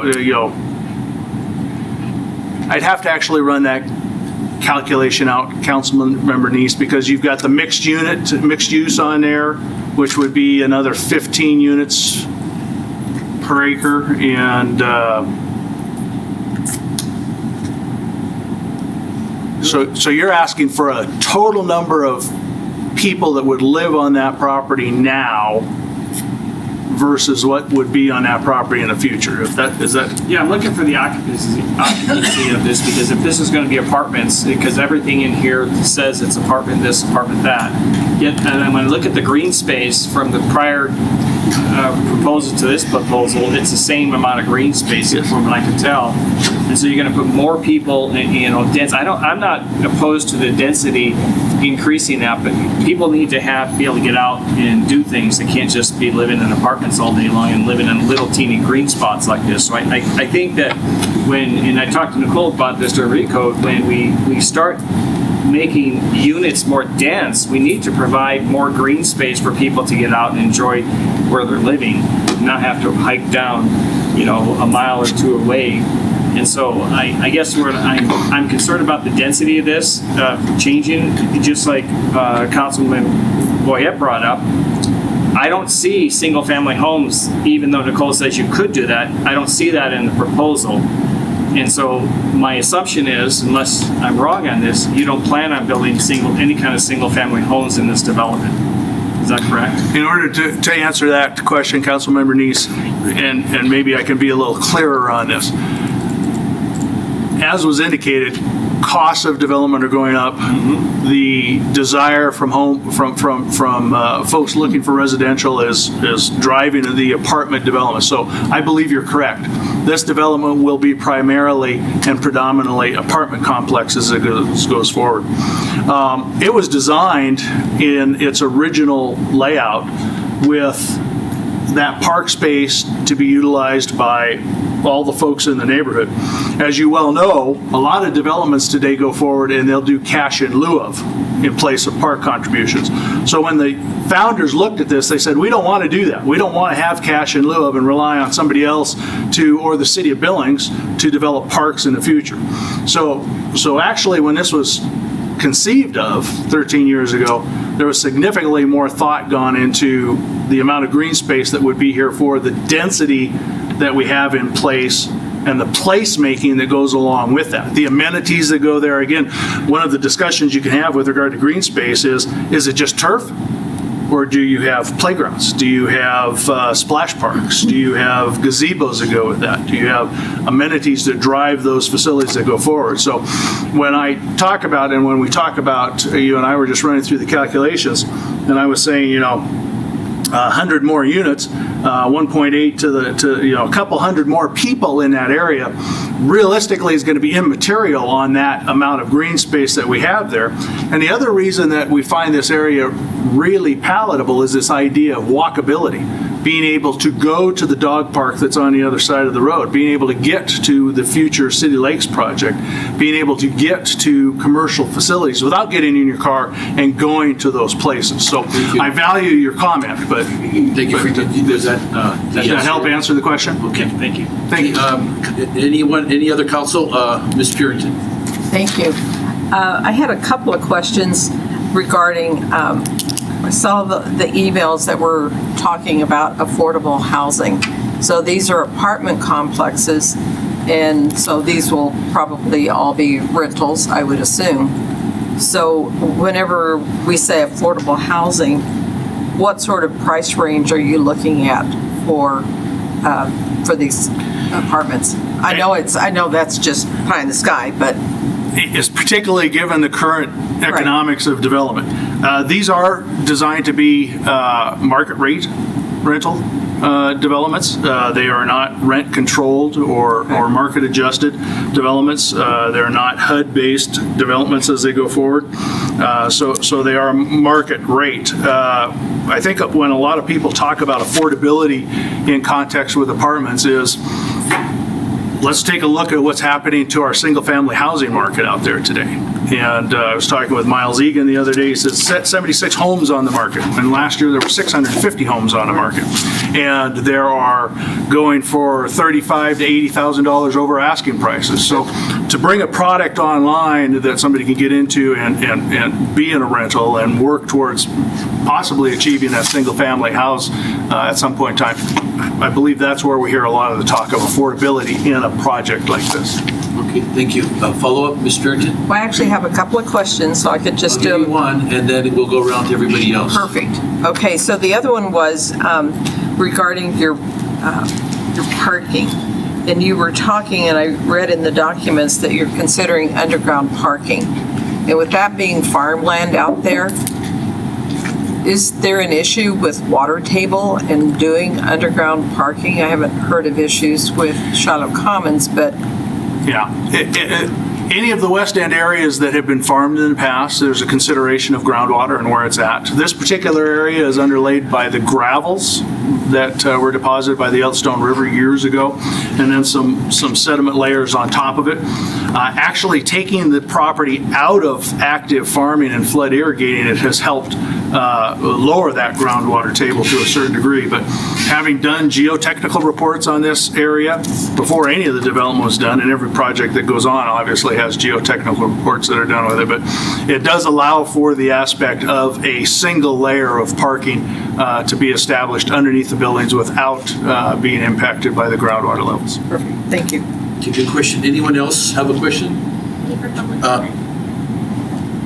Mr. Boyette, and then Ms. Purington, and then we'll go to public When would you comment. start forward with the project and start building? Councilmember Boyette, obviously, and Nicole doesn't have the picture up there right now, but Leonard Square, having been around for 13 years, is about 40% developed out probably, or sold out and or under development. The Interpoint development is starting on their second phase. The Interurban project is starting on its second phase. So those two larger areas in the middle and to the northeast are in place. The Kunkel development to the south, half of that is developed out and going forward. And we have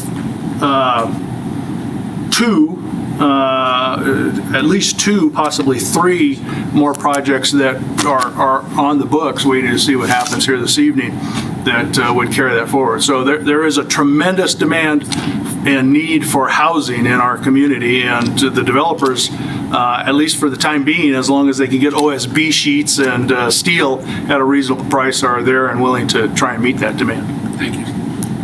Ms. Purington. That was it. Okay. All right, while we open up to, thank you, Mr. Thank you very much. We'll open up to public comment, and I will give 3 minutes to anyone in the audience or those on Zoom who are part of the development. I see they have Daniel or Alan, but what we do first here in the setting here, you have 3 minutes if you'd like to give comment. Any public comment? Introduce yourself and your address. I'm Jan Reber, 4401 Highway 3 in Billings. I'm here kind of as the representative for my siblings and I, plus the other developers on the property. The concept is my siblings and I grew up on that farm, and then we did the master planning, but we have then sold parcels and they have been developed by other builders. And that's the concept we have going forward. And as Rick indicated, this was a collaboration with those developers. As we went through things, they were coming in for independent variances, and we said, why don't we sit down and look at this and see going forward, what is it that you need? What makes this project doable for you in putting in the kind of quality construction and quality projects that we envisioned when we developed this. And so as we talked about that, these were the things that came up from the developers, the ability to put the garages kind of in that first level, and then have the stories on top of that, and to be able to increase those densities. And it may very well be that most of the development here will be apartments. I do believe that one of the developers is planning to do some townhomes in the development. So there still is a variety, but as Rick indicated, with the cost of construction and the needs that our builders are seeing, the ability to put in more density became a real issue with them to make the projects work. And our plan has always been to have a development that does provide green space. The green space that's out there right now, it does have, there's some playgrounds in it. One of the areas is a dog park. One area has, has equipment for exercising, and we don't have the bulk of that in there. And then we also provide that you can have rooftop gardens, and there'll be another green space in where the mixed use is. And as we've gone forward, the other factor here, and we'll have our designer speak to that, but is the ability to make, with the density, to make it livable and walkable, and to really support the commercial component that will eventually go in there. And you need those densities, and you need the rooftops to really support that kind of development if you want to bring in those services to serve that kind of community. And so that's one of the factors that we were looking at as well. So I'll give you 2 more minutes because I cut Rick off at 8. So. No, I think that's really all. We do have our the person who helped us design this, and we go through a review process on all of the projects. They have to meet the criteria, the building design criteria, and the landscape requirements. And so that's how we preserve that green space and make sure that it's workable for the community. It's been a very planned approach that we've taken, and we will continue that as we go on. So thank you very much. Thank you for your service to our community as well. Thank you. All right, I would like, Denise, first of all, is there, okay, I'm sorry. Good evening, Deputy Mayor and Council. Thank you. I'll take my 5 minutes since you did too. I want to say I'm generally, sorry, Tom Rupsis, 105 Legends Way. I'm generally supportive of the change in zoning here.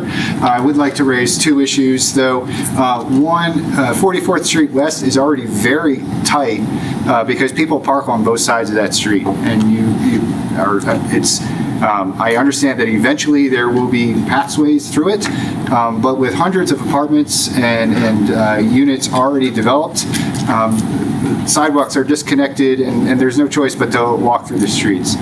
So it seems to be an issue with me today. I'd like to see those things move forward faster, and I'd certainly like to see some of that green space actually developed.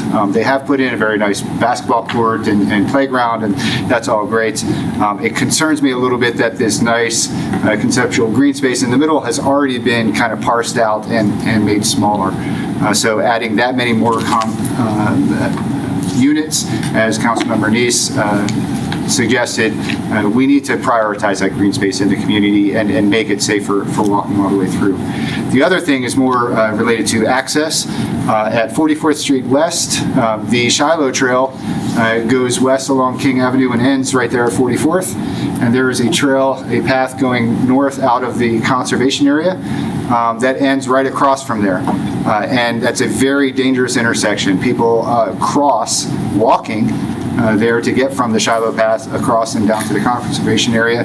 Cars are going 40, 50 miles an hour on King Avenue, turning right and left in and out of those 2 complexes there on 44th. So I'd encourage council to try to do something sooner rather than later about that intersection for safety. We need some solution there, whether it's another circle or controlled access, so that before somebody gets killed, it's going to happen someday. I hate to see that. So thank you. Thank you, Mr. Rupis. All right, anyone else here in our room would like to comment?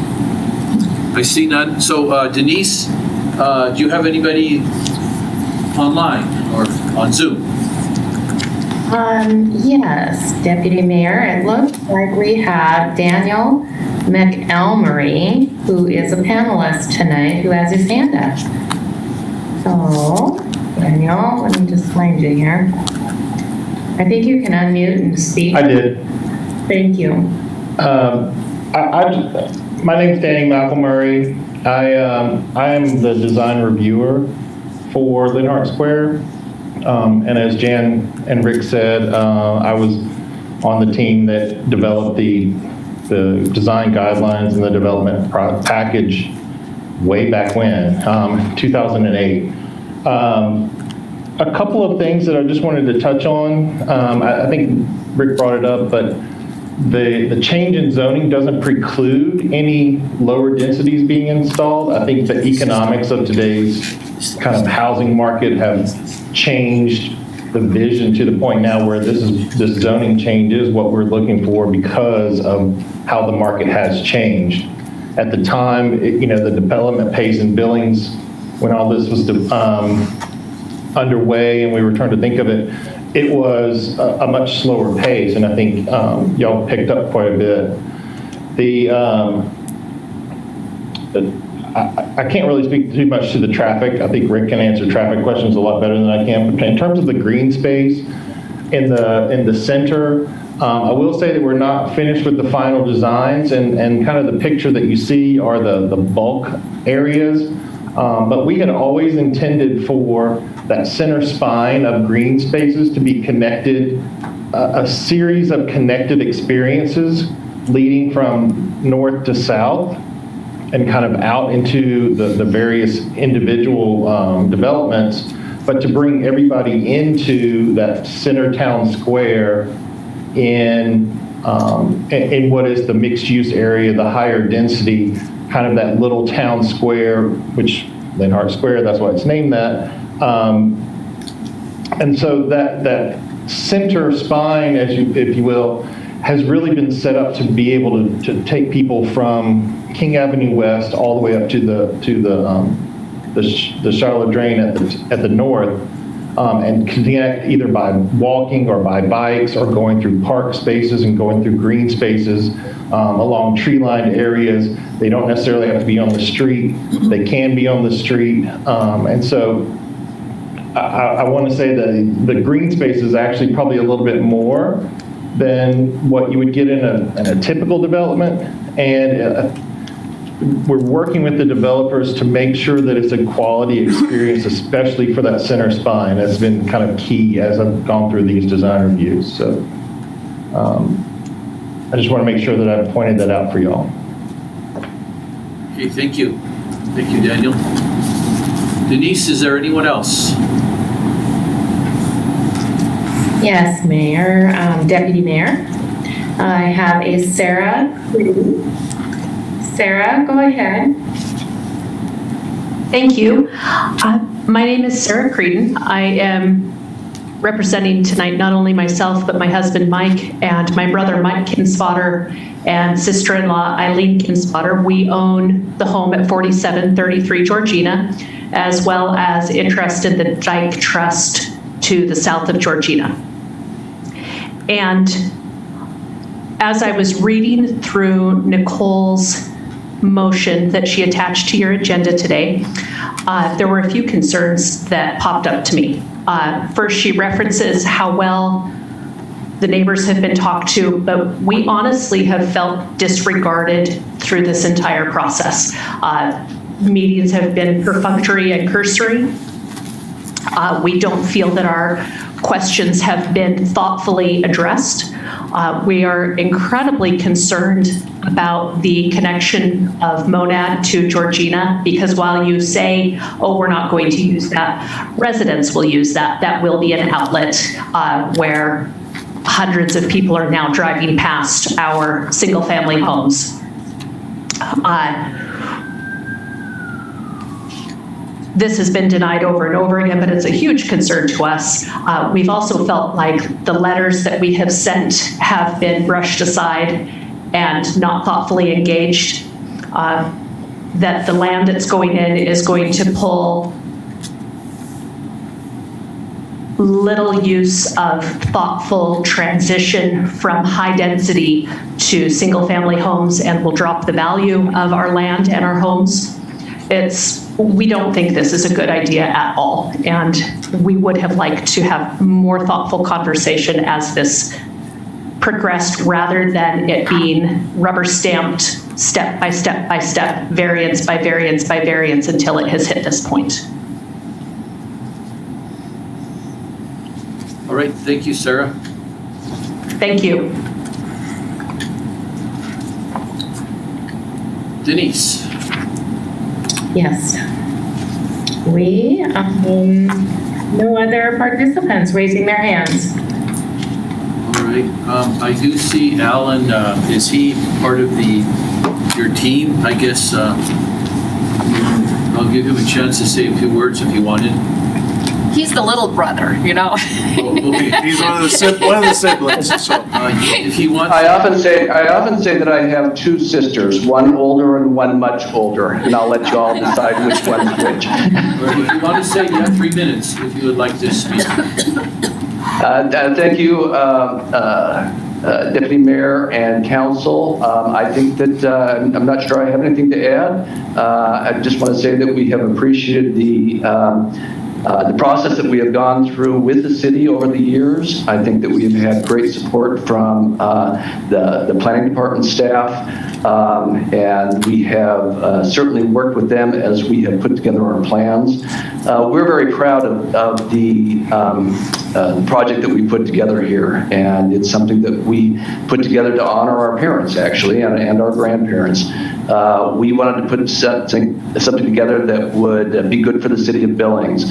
That's why we wanted this to have connectivity to all the trail systems. That's why we wanted this to have green space that people could go out and enjoy. It is higher density, but with that higher density, it allows us to have a little more green space, which does provide buffer from the other buildings. When you take a look at if you ever take a drive out there, one of the things that I really enjoy when I go out is every time I've gone out there, I've seen a pickup basketball game going on in the basketball courts. I've seen people using the trail systems, and that I think is what we were looking for when we were designing this. So I thank you for your consideration, and I hope you will support us in this movement to update our PUD. Thank you very much.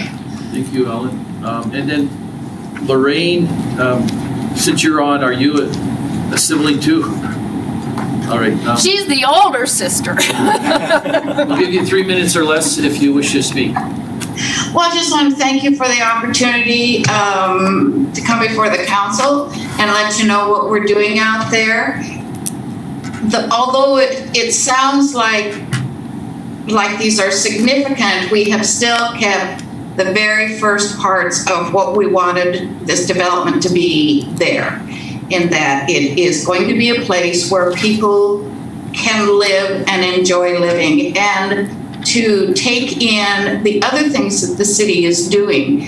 The area down there in the slough that you folks have worked on, it's just wonderful. And to be able to be connected with that, to get across King Avenue for people to go down there, it's just going to be a wonderful area for people to live that are dwelling in the city. It's the new thing. My dad always said, look towards the future with what you're doing. And I think we're there with you, Billings, and I guess the future's on our doorstep now. So we thank you. We will take care of the issues that the neighbors have brought up. As far as the connectivity with Georgiana, that's not going to happen until the city and the county agree on it. And that other outlet, if we can make the next development happen, then that other outlet out onto Monad will certainly relieve some of the pressure there that's on 44th. And also, those streets aren't completely as wide as they will be when the rest of the development comes in. So it's like Rick said, as we stage in the stages of development, it improves with each stage. And we're looking forward to making some really nice rapid improvements now. Okay, thank you, Lorraine. I know we have a question, but any other public comment? Denise? Yes, Deputy Mayor, it looks like Lorna Dyke has asked to speak. Ms. Dyke?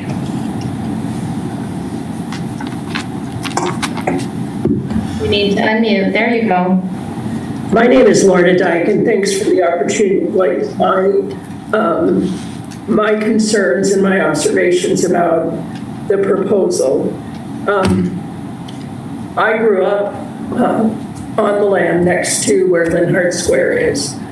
And as I've watched the development come to be that's out there now, I do quite a bit of travel across the city of Billings, and I don't see any single place where the population density is as significant as it is on that piece of King Avenue of new developments and of the size. And if you went back a couple of slides to where Nicole was showing the ones on the south side of King Avenue, or if you were to drive through the existing developments, the amount of on-street parking and parking on land that is not developed is already occurring, raises a concern that I have with increasing the population density even further on the consistent with the proposed change in the zoning. I understand that you're wanting to make a change in the zoning, but usually when there's a higher zoning available, it's not likely that most developments are going to develop at the lower density of population. So there's not likely to be very many single family and paired homes, townhomes. And so it seems to me that what we're building is really a very large transitional neighborhood. People who are come into town are not able to find a home that they're either ready to purchase or can build at this moment. So they go into a transitional living situation in order to get them through and start their job or start whatever their life change has been. So my concern is that in looking at how zoning transitions west of Shiloh, I would just like to feel a little bit better that in looking at the zoning, we've looked to the west to say, oh, there are residential homes. There's another one that just posted the stakes are in the ground to be dug in the next few weeks on Georgina. 2 more lots have sold on Georgina to build homes in the next few months. So I would just like to feel better about the consideration that's being given to the residential homes that have developed in that property and our desired use of our agricultural land. The last comment I would like to make is there's been lots of comments about design considerations for green space, but I really don't see it happening. So if we're waiting for all of the population density to happen first, and then we'll put the green spaces in, it's probably not going to be what we originally thought it was going to be as far as size and development to make it a livable community type of feeling. Thank you, Lorna. I appreciate your comment. Denise, anyone else for public comment? No, Deputy Mayor, it looks like that's it. Okay, I will close public comment. And I'm going to acknowledge Mr. Boyette and then Mr. Ewald. Point of clarification, does the agent get a rebuttal on public hearing comment? Not necessarily. Okay, thank you very much. I understood we did, but that's fine. I will ask, Council, would you like to hear from, I'll ask the Council, would you like to hear? No, okay. All right. Mr. Boyette. Having conducted a public hearing, considered written and spoken public testimony, I move to approve zone change 991 and adopt the findings of the 10 criteria as recommended by the Zoning Commission. Okay, Mr. Boyette made the motion and Ms. Ronnie made a second. Okay, thank you. How about discussion, council discussion? Mrs. Purington. Thank you. So, a couple of comments. The on-street parking is a concern for me as well. I've driven around McCall subdivision, and it's a very dense area, and there is so much on-street parking there. And with apartment living, if it's a 2-bedroom apartment, you may have 3 people living there. So that means there's 3 vehicles. And I think, Rick, you made the comment that parking is 1.8. So people in the unit is 1.8. Oh, okay. Okay, well, that helped. But still, you got 1.8, that's 2 cars. So the other thing, and... Excuse me, Councilperson Purington, you can ask if you would want to ask him a question. He could stand up and explain, but... No, that's fine. Okay. That was fine. Right. So if I may continue, my other question, thank you. So I see Chief St. John is here, Lieutenant Woolley's here. With the increased density in that area, I'm wondering about crime, and the police department is pretty well stretched, so I don't know. Point of order, Deputy Mayor. That is part of the application process, part of the packet that we have. The police department, the fire department, all of those are able to comment. It was in the document, but Ms. Purington, what is your question? Well, I'm just wondering about with that amount of increase in density, what is the projection for additional crime? Are you asking a question to Chief St. John? Do you want him to respond, or? If you would like to. I know in the document it was signed that they approved that, but Mr. St. John, are you available? He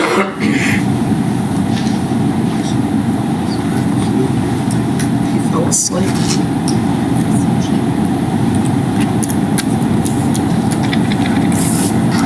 Okay, Mr. St. John. Yes, Mr. Kukulski. Seeing the chief jump in, I don't think you could make an assumption that density has got a direct correlation with crime. All right, well, we leave it at that for now, since Mr. St. John is not available. Mr. Neese.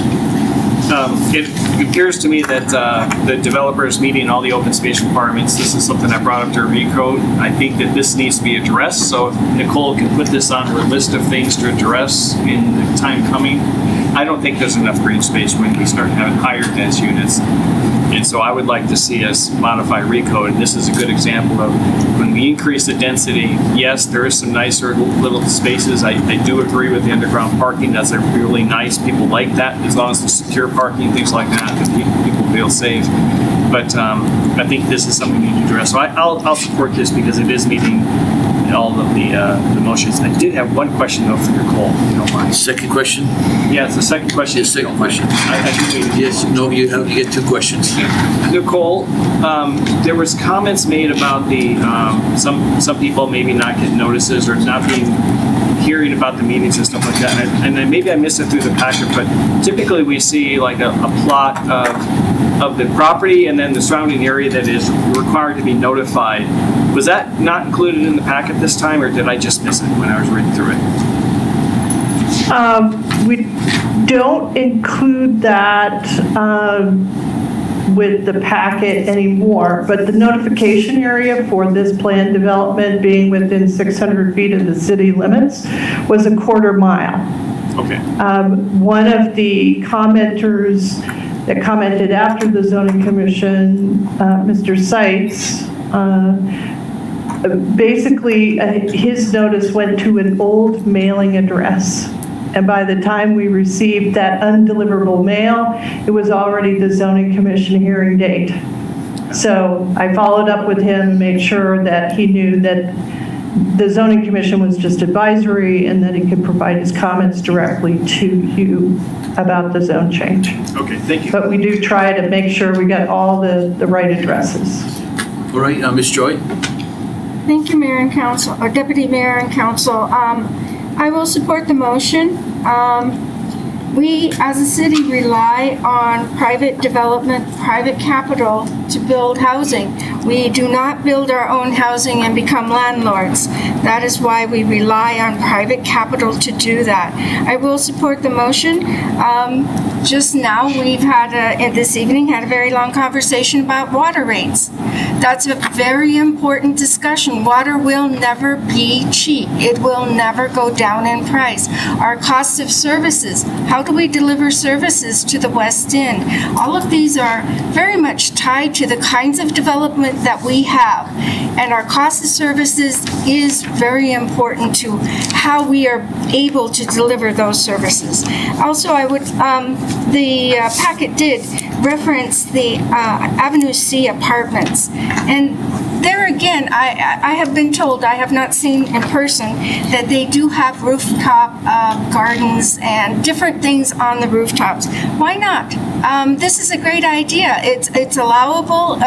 It's something that we can do. We may say green space means turf, but I also was in Allentown and saw an apartment building with a green turf where people walk their dogs. There are lots of possibilities out there if the developers commit themselves to quality. And also the walkability. I would also like to suggest that multifamily housing also brings children, and that's a really important thing. And I have previously seen students waiting for buses standing out on King Avenue in the winter, early in the morning, without good lighting. Take into consideration, if you are making a quality development, where kids meet their bus, where they get off, the safety of children. Standing next to King Avenue on a January morning is not a very good thing. Thank you. Thank you. Well, it looks like we're ready to make a vote. Mr. Ewald. Thank you, Deputy Mayor. Yes. I would just like to make an observation here.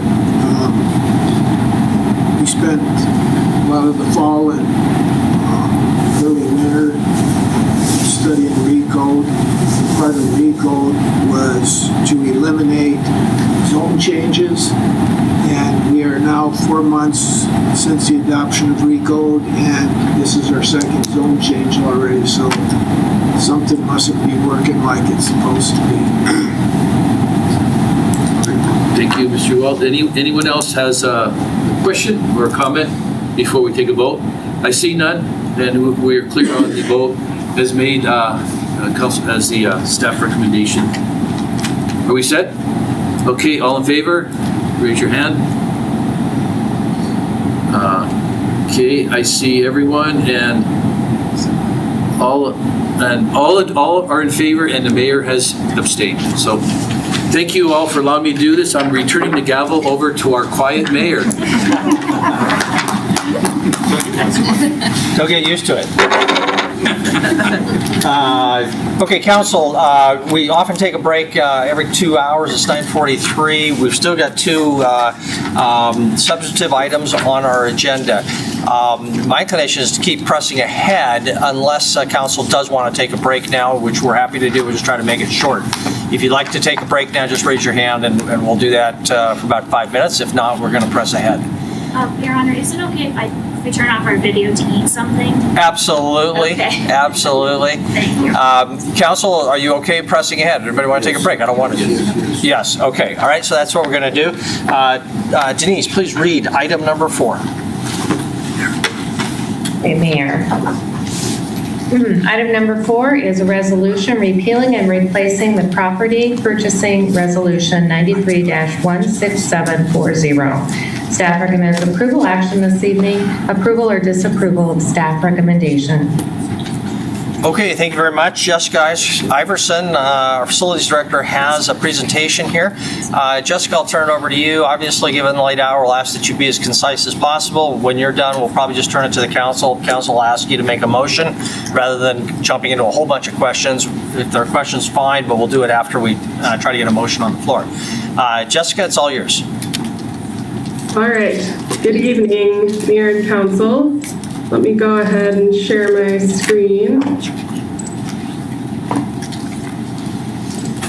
There we go.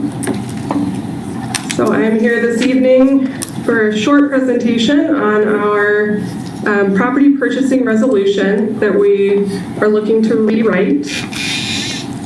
So the current property purchasing resolution is 18 years old. It's presented some compliance challenges for city staff when pursuing property purchases. A committee comprised of representatives from administration, public work, and facilities reviewed the existing resolution and identified the following issues.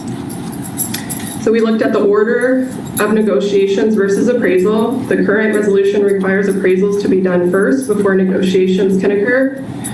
The number of appraisals and review appraisals.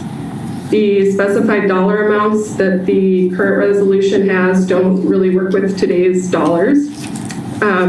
Providing the city administrator some authority in approving purchases instead of all of the purchases decisions going to council, and then providing some negotiating flexibility dependent on the properties that we're looking to purchase.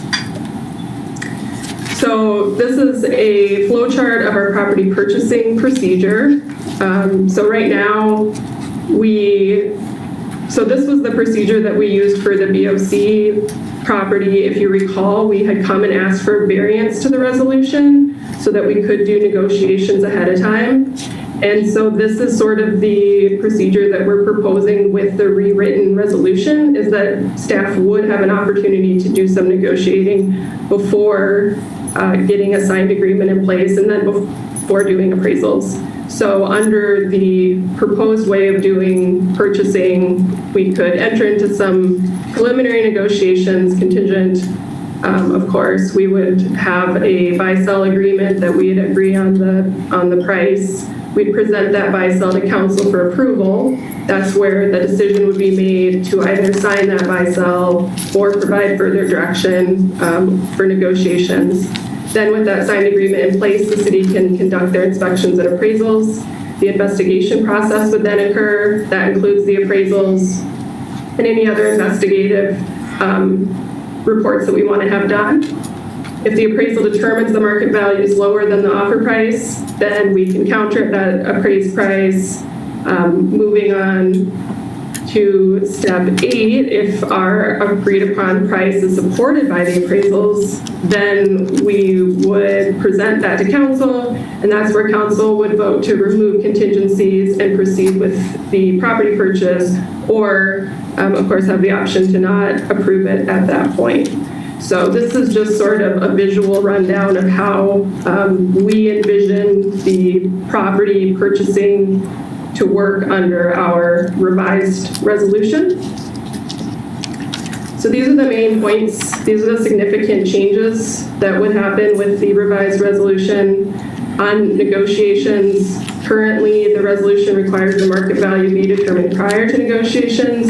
The new resolution would allow negotiations and the contingent purchase agreement prior to the appraisals being completed. The appraisal process and we'd be revising the values at which different appraisal requirements kick in. So the current resolution requires 2 appraisals and a review appraisal for any property valued over $2,000. The new resolution would require 1 appraisal for property valued up to $750,000, and then a review appraisal for properties valued over that number.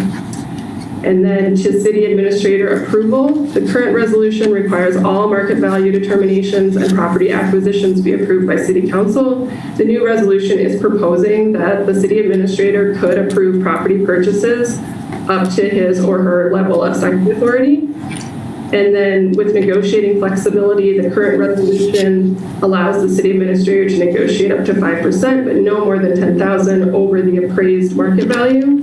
So the new resolution would allow the city administrator to negotiate signing authority, and city council would have discretion to approve proposed purchases above market value presented by city staff that would be over the city administrator signing authority. So it really eliminates a specific number that and gives you a lot more leeway in the negotiating flexibility. So that is all I had for the presentation. So I will stop sharing unless you want me to leave this up here for a minute. No, why don't you go ahead and collapse that? Thank you. Okay. Okay, questions for Jessica? And Jessica, I sent some changes around to the proposed draft. Can you comment on those? And if necessary, do you have a copy of those on a screen? Because I do not. Yes, I can pull that up. So we did review the comments that you sent over, and we had legal review them as well. And we thought they were all great options. So, or good revisions to the document. So the legal department did look at if there were any statutes that we needed to include here, and they don't believe that there are any that would be relevant to this resolution. Regarding the negotiation, that additional language, I think that does clarify what the intent is there with the negotiations. I think we can remove these quotations. I think that was a definition that was carried over from the previous resolution, but I don't know that it needs the quotation. And then the number that we thought was appropriate for that was $25,000, that under $25,000 an appraisal would not be required.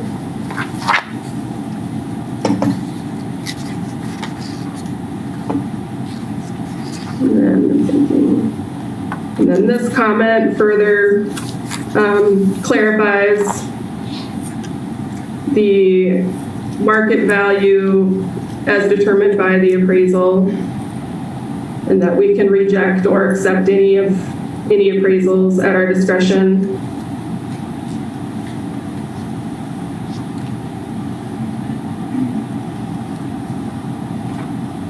And I think a lot of this language is just further clarification, which we all thought was appropriate. Okay, thank you. Then, Jessica, I'm going to turn it over to council if you didn't have anything further. Nope, I have nothing further, Mayor. Thank you. Okay, council, what's your pleasure? Do you have questions? Do you have a motion? I would encourage a quick motion to some extent, just given the lateness of the hour.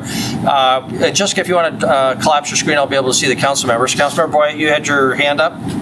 Oh, I'm sorry, Councilmember Shaw, but I only saw Councilmember Boyette first. So Councilmember Boyette and then Councilmember Shaw. I move to approve the resolution pending and replace property purchase resolution 93-16740 as recommended by staff, including any changes recommended by the mayor. Councilmember Shaw, you got two fingers up, so that's looking like a second. Okay, discussion on the motion. Councilmember Boyette, and then Councilmembers Neese and Joy. This goes back to the purchase of the property at the BOCC. I couldn't believe the city's cumbersome method of doing that. I mean, I bought a lot of property in my life, and that was terrible. I'm glad that the staff came to us and had us alter that so that they could go into negotiation. This is the best thing for us. We just need to move on with the real life and just approve this and move on. Thank you very much. Councilmember Neese and Joy. Yes. Chris, can you remind us of what your authority level is? 80,000 is what is. Okay, and then Mayor, I have another quick follow-up. Sure, go ahead. Okay. Paragraph B, last line, it talks about the city administrator may approve real property purchase within appraised values within their limit or assigned authority, so 80,000. Then under C, it says for purchases within their assigned authority, the city administrator may approve a purchase price above appraised value at their discretion. So it appears to me that it doesn't matter what the property value is, that the city administrator up to $80,000 should just buy the property if it's appraised at $10,000, because their discretion is it's needed. Do I understand that? And I'm not saying Chris would do that, but what I'm saying is that it appears to me that it just allows them to buy up to $80,000 of property for any reason they feel is their discretion. I trust Chris at this, but I think we should have a document that puts the proper bounds in even to protect the city administrator. I'm just going to ask a question. If Jessica, you could bring the document back up. I had a similar question or concern, and I think in my proposed language, had language in there that the city administrator would also have to have a basis similar to the city council, namely some other indicia of market value, like a broker price opinion. So Councilmember Neese's question or point is well taken, but I guess I would just say, if that's the case, there still has to be some basis for his exercise of that discretion. Is that the case? Yes, Mayor, I would say so. So the new wording says, for purchases within his or her signing authority, the city administrator may also approve a purchase price above the appraised value in his or her discretion based on the same criteria described in the previous sentence. So based on the same criteria described in the previous sentence. So Councilmember Neese, I don't know if that changes your concern at all, but he couldn't just throw a dart and hit the dartboard. There would have to be some basis for that exercise of discretion. But Councilmember Neese, you want to follow up, or Yes. just ask council or staff to comment? So are we approving the document that was provided to us, or are we approving your document? The motion was staff as the base with these changes. Thank you. Okay, thank you. Further discussion, Councilmember Parrington? Well, that's my question is, this is the first time that we've seen these revisions? Is that correct? Yeah, except to the extent that they were emailed Saturday around. I guess I missed that. But not a lot of notice, but they did go out by email on Saturday. Further discussion, and Jessica, if you want to collapse the screen, then I'll be able to see council. Councilmember Neese, I'm just going to hold off just to see if anybody else had anything. Councilmember Brown? Thank you, Mayor. I'm going to support this. I'm not too concerned about the spending authority of $80,000 for real property. You might get a lawnmower and a shed is about all you're going to get for that these days. And I think we do have to put some trust in the staff that we have. And if it's abused, it's going to show up pretty quick. If we start showing property up on our list of assets, they keep growing at $80,000 a pop. We're probably going to notice that. So I'm going to support this. I just hate seeing things take a year to get done. I know that's just politics, but good grief, $80,000 property, good grief, buy it if it's worth it. So I'll support it. Thank you. Other discussion? Councilmember Neese? Just a quick question to Gina. Gina, the changes that the mayor made, you consider those just minor changes? They're not substantive changes?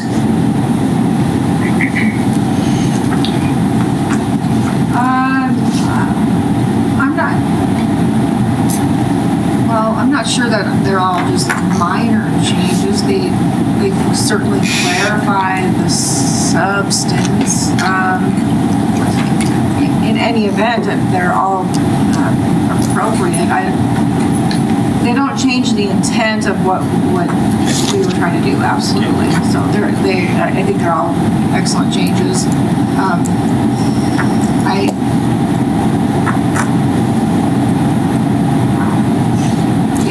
I'll leave it at that. I was considering offering one more suggestion, but I think it's okay the way it is. Okay, and Councilmember Neese, I just want to point out that there definitely is one very substantive change, and that is the requirement that there is no requirement for an appraisal for low price real property. So before there was no exception. If there was a purchase for $1, we had to get a $5,000 appraisal. So I put in some sort of a minimum for no appraisal, and staff came up with that $25,000 number. But there's nothing magic about that $25,000. It could go up or down, but that's the number that staff is recommending. And that's clearly a substantive change. Other discussion on the motion? Kevin has hand up. I'm sorry, Kevin? Kevin. Mayor and Council, I was just going to clarify exactly what you just said about the substantive change of being that $25,000. Talking with Public Works, why we chose that $25,000, that seems to be the part where there's not a total partial. It's mostly for right-of-ways, things of that nature, that would allow them that flexibility. And normally what they're going out and doing is getting that broker's estimate to kind of determine what that value is, so they pay for that. So that's what we use as that basis of does it fall above $5,000. Thank you very much. Other discussion on the motion? Any other comments on the motion? Now we're going to proceed to a vote real soon. Going once, going twice. Okay, I don't see any other discussion, so we'll proceed to a vote. The motion is for approval, consistent with the staff recommendation with those modifications that are on the screen. All in favor of the motion, please raise your hand. Voting in favor are council members, all members of the City Council. Motion passes unanimously. Thank you very much. That concludes item number 4, bringing us to item number 5. Denise, would you read item number 5? Yes, ma'am. Tax increment financing assistance from South Billings Boulevard Urban Renewal District, Esperd, to Billings Public School, District Number 2, on behalf of the Newman Elementary School PTA for reimbursement of expenses related to improvements to the student pickup drop-off area of Newman Elementary School located at 605 South Billings Boulevard, up to $61,200. Espera Board recommends approval. Action this evening: approval or disapproval of the Espera Board recommendation. Thank you very much. We do have a presentation either by Wyeth and or Jim Tevlin. After that presentation, or those two presentations are done, council, we've had a couple parents from Newman who have stuck with this through thick and thin, and they didn't understand. Technically, they should have made those comments up front at the beginning of the meeting, but in respect for their long suffering after the presentations, I will ask council to let them comment. So with that, Wyeth. Yes, thank you, Mayor and Council. And I'm gonna have Jim. He's gonna walk through the presentation, but I just wanted to make a couple real quick comments, and also note that Principal Walsh from Newman Elementary is also on this evening and is able to answer questions and may want to comment as well as part of the applicant process for this item. Just wanted to point out to Council that and there's been discussion on a couple of the most latest TIP applications that have come forward, some of the format and consistency. I did want to note that with this application coming to you this evening, we did make some modifications as we've been making changes within the memo format for consistency across memos from the 3 different districts regarding the table of different criteria that where this application matches up with the different TIP policy, the South Billings Master Plan Urban Renewal Plan, and then also the recommendation from Sabura is formatted in the way that you've seen from the East Billings District, and also we're working with downtown, so you'll see that broken out the same way as well. So just want to make those couple of notes before we get started, and Jim is going to start us off with the information about the application. Thanks. Okay, can everybody hear me? Yes. Okay, thumbs up. Okay, thanks. Okay, I'm going to share my screen. I've got a short PowerPoint. And can everybody see that okay? Wyeth, thumbs up? Okay. Yes, we can see it. We're also seeing your smaller slides. Okay, yeah, I'm gonna fix that here in just a second.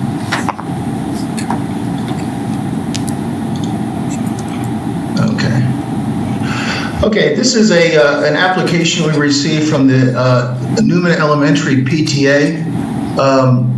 And they have put together this PowerPoint, and I've made some revisions to it, so I'm going to go through this expeditiously, given the hour. The Newman Lane project is based on safety concerns and also aesthetics of the pickup and drop-off lane where Principal Walsh can elaborate.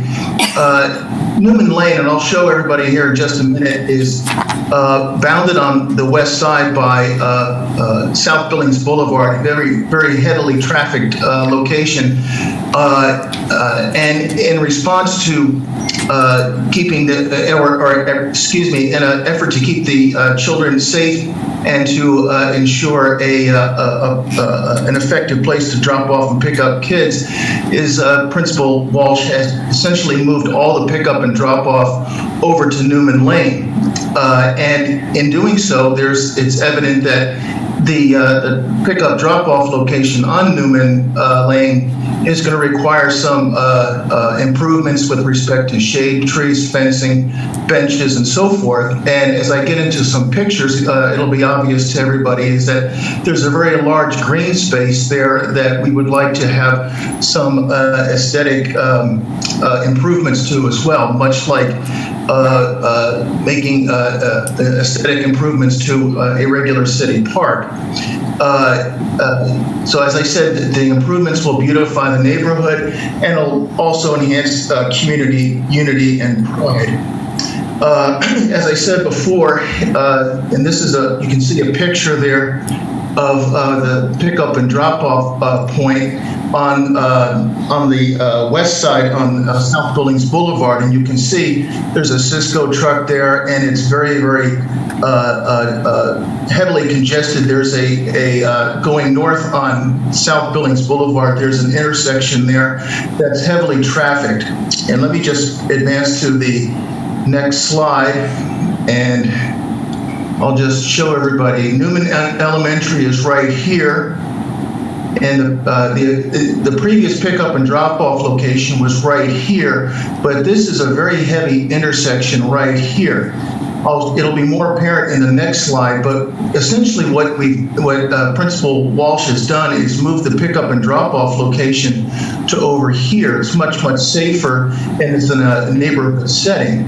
But one thing to keep in mind here is you've got very large grassy areas here that become essentially a de facto park for the people in this neighborhood.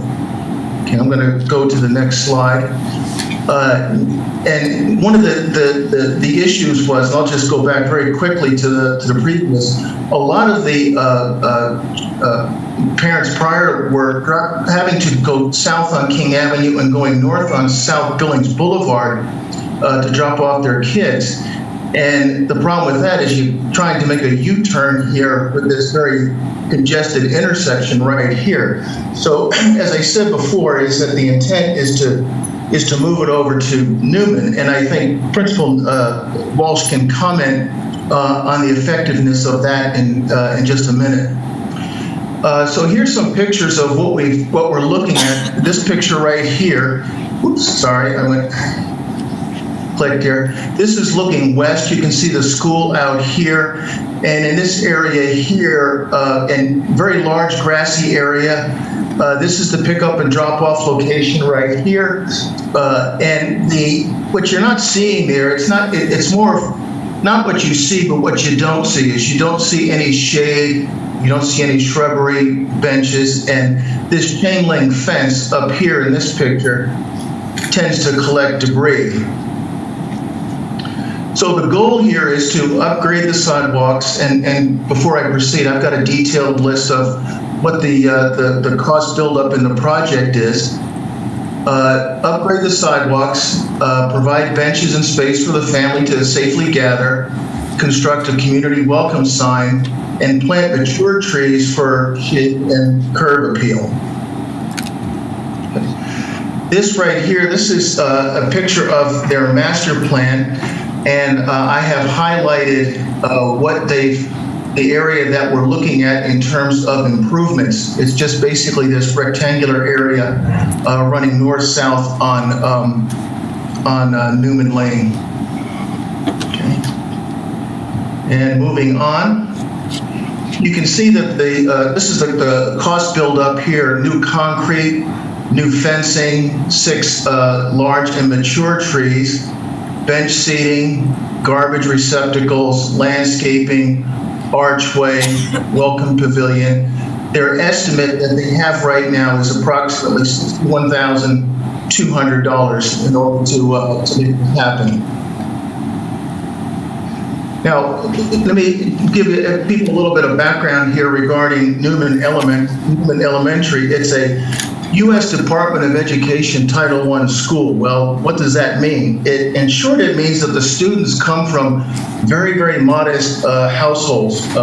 100% of the students there receive either some kind of a free or reduced lunch. Jim, and I apologize, I'm going to interrupt, though. Given the lateness of the hour, I don't know how much longer do you think you've got for your presentation? About 30 seconds. Okay, go ahead. Okay. Yeah, Title I, I'm just, given the lateness of the hour, what I'm going to do is I'm going to go straight to the point on this and do everybody a favor, is that this grant, this is essentially an unmatched grant. The Newman PTA does not have the funds or the capacity to achieve a 5-to-1 matching ratio. And that's where I was talking about with respect to the Title I school. This is, the PTA there just simply doesn't have the capacity to raise the funds, and the funds that they do raise need to go back into the school. So this is, and to be clear, an unmatched a grant similar to the one that we used on elementary. The PTA will provide manual labor to install it.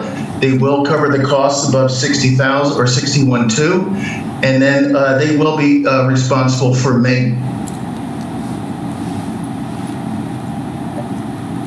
So I think I might have run over 30 seconds, but I'm going to let Principal Walsh, I'm going to stop the share, and I'll let Principal Walsh chime in. So go ahead, Joe.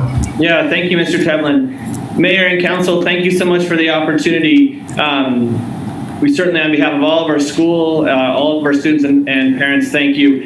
I know it's late in the night, so I'd take any questions that you had. Jim did a great job really describing the project. It is simple. It is to get that Newman Lane beautified, as we like to say, and to make it more functional, not only for our parents but for our entire community. We have neighbors and kids and families throughout the neighborhood who like to come and use it. We want to make it a sense of pride in the community and really have it benefit everyone. So that's why we're doing it, and that's why we put in the application. So thanks again.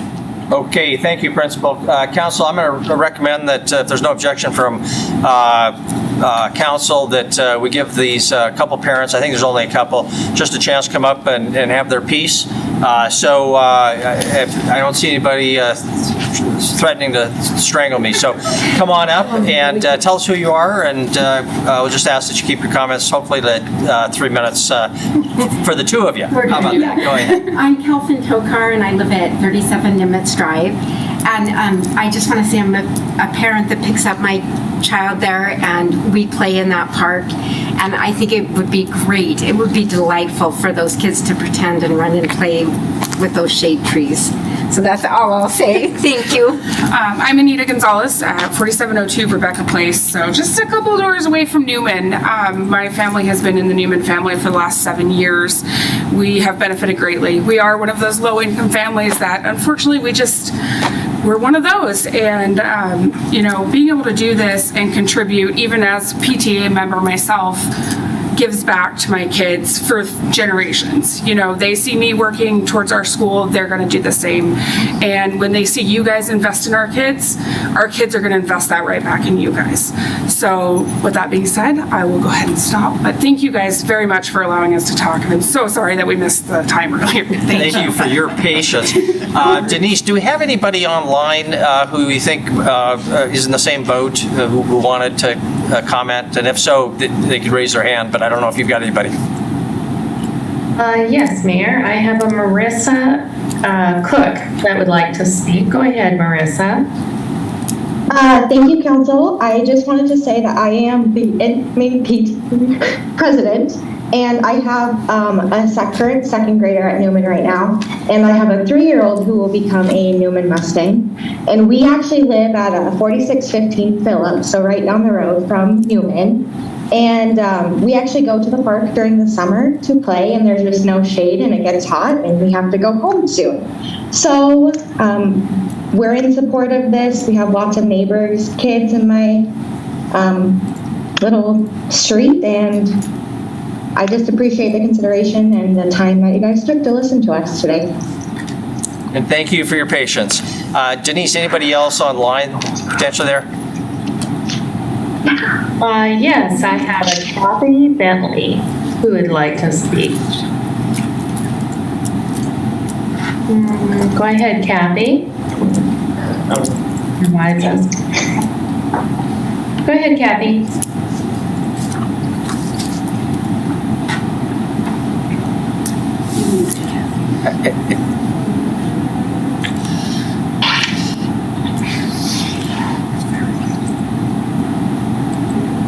Ms. Bentley?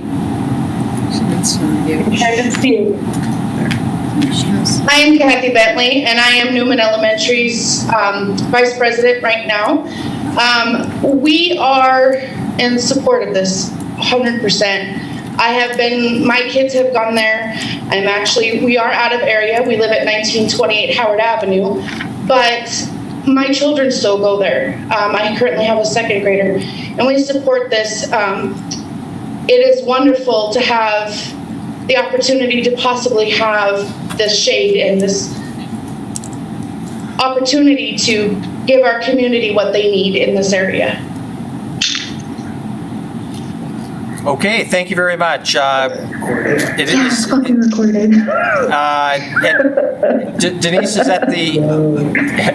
that the end of our online commentators?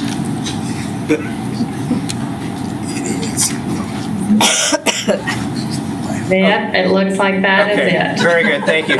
Council, I don't want to cut off your opportunity to ask some questions, but let's get a motion on the floor here, and then if you want to have questions, fine, but then we'll at least be focused. Is there a motion on this matter? Councilmember Neese, I saw your hand, and then Councilmember Joy. I move to approve the tax increment financing assistance from Sabura to Billings Public School District Number 2 on behalf of Newman Elementary School PTA for reimbursement of expenses related to improvements to the student pickup and drop-off area of the Newman Elementary School as recommended by the Sabura Board. Thank you very much. Councilmember Joy, you would like to make the second. So the motion is made. It's for approval. Discussion on the motion. Or questions? Councilmember Brown. Thank you, Mayor. I'm obviously going to support this, but I do have a question on funding the welcoming sign. I did get a call today asking how that fits into addressing the community or adding to the community. Everything else they approved, they agreed with, but the sign or the welcoming thing was the question. Councilmember Brown, thank you for the question. The sign is really about community unity and just signage to let people know they're welcome, that we want them there, just to be part of our school family. And so while I appreciate the concern, it is an important part of just who we are as Newman Mustangs and welcoming in our community. So thank you for the question. And so, Jim, how does that fit into TIF monies for reimbursement? It's all it fits it's in the same light as perhaps a sign in a public amenity. In this case here, it's public dollars going to a public amenity, and that fits within the TIF code. Thank you. Okay, any other discussion on the motion or questions? Not seeing any, so we'll proceed to a vote. All in favor of the motion for approval, please raise your hand. Voting in favor are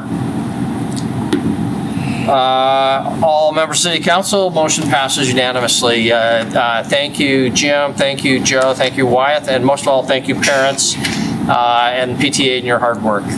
Look forward to a great project. Thanks again. That you. concludes item number 5. We have public comment on non-agenda items. Of course, we'll have a council initiative shortly. But this is your opportunity. If you've got to, if you have anything you'd like to comment on that was not on our agenda tonight, please come forward. You'll have 3 minutes to comment. Any comment in the library? Don't see any.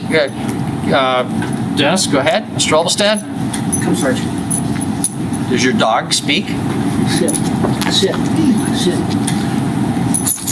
Yeah, I'd just like to make a comment what Mike Yakowicz said tonight. This about Sarge here, and I wanted to comment about, I'm forgetting what I have to say. Sarge? I'll let him go. He's in good care. Tom's got him. He's in good care. About about dog tag buddies. That's what it was. And Sarge was a rescue dog from Roundup and dog tag buddies, and he has been recommended to me. I've had him for about a year now, and he plays tricks on me all the time. He took first place. He took the blue ribbon home in 10 of the dogs on obedience class. So he knows how to sit up. He knows how to do an army crawl. He knows how to walk backwards on his hand. He knows how to catch food and everything. And he and I, what happened the other day, last week, he's a blue heeler and black lab. They have these barbed wire fences, before the cattle is all in. He didn't stop at the barbed wire fence. He jumped the barbed wire fence. So he is great. And I'm a type 2 diabetic, so he does jump on my belly every morning, say, it's time to get your keister out of bed, So I just wanted to, come Sarge. Recommend, thank Councilman Yakowicz about the dog tag buddies, because he is very, very well behaved. And I don't know if he'll do it. Sarge, I call him Sarge is because I was a Vietnam veteran, and I call him Sarge because all the sergeant majors and sergeants in the service look like dog faces. So that's why I call him. So, and come Sarge, come. So he's just not an aggressive dog. So we're going on a trip. Yeah. Just to let you know and get him familiar. Come, Sarge, come. Sarge. Sarge. Well, welcome, Sarge, and thank you. Yeah, that's all I had to say, but I just recommend, I've got 28 seconds, just recommend dog tag buddies because, and they do very well because they go out and rescue the dogs themselves. So that's all I got to say, Mayor. Thank you very much. We know the dogs will rescue the people, too. Yes. Okay, any other public comment on non-agenda items this evening? Denise, do we have anybody online who has raised their hand on Zoom to comment on something not on our agenda tonight? Yes, I do have a caller. Caller, could you please identify yourself and your address?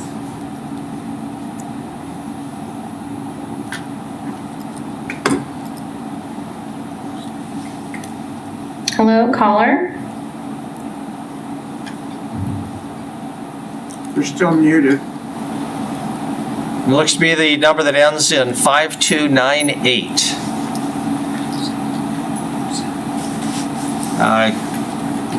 There you go. Hello?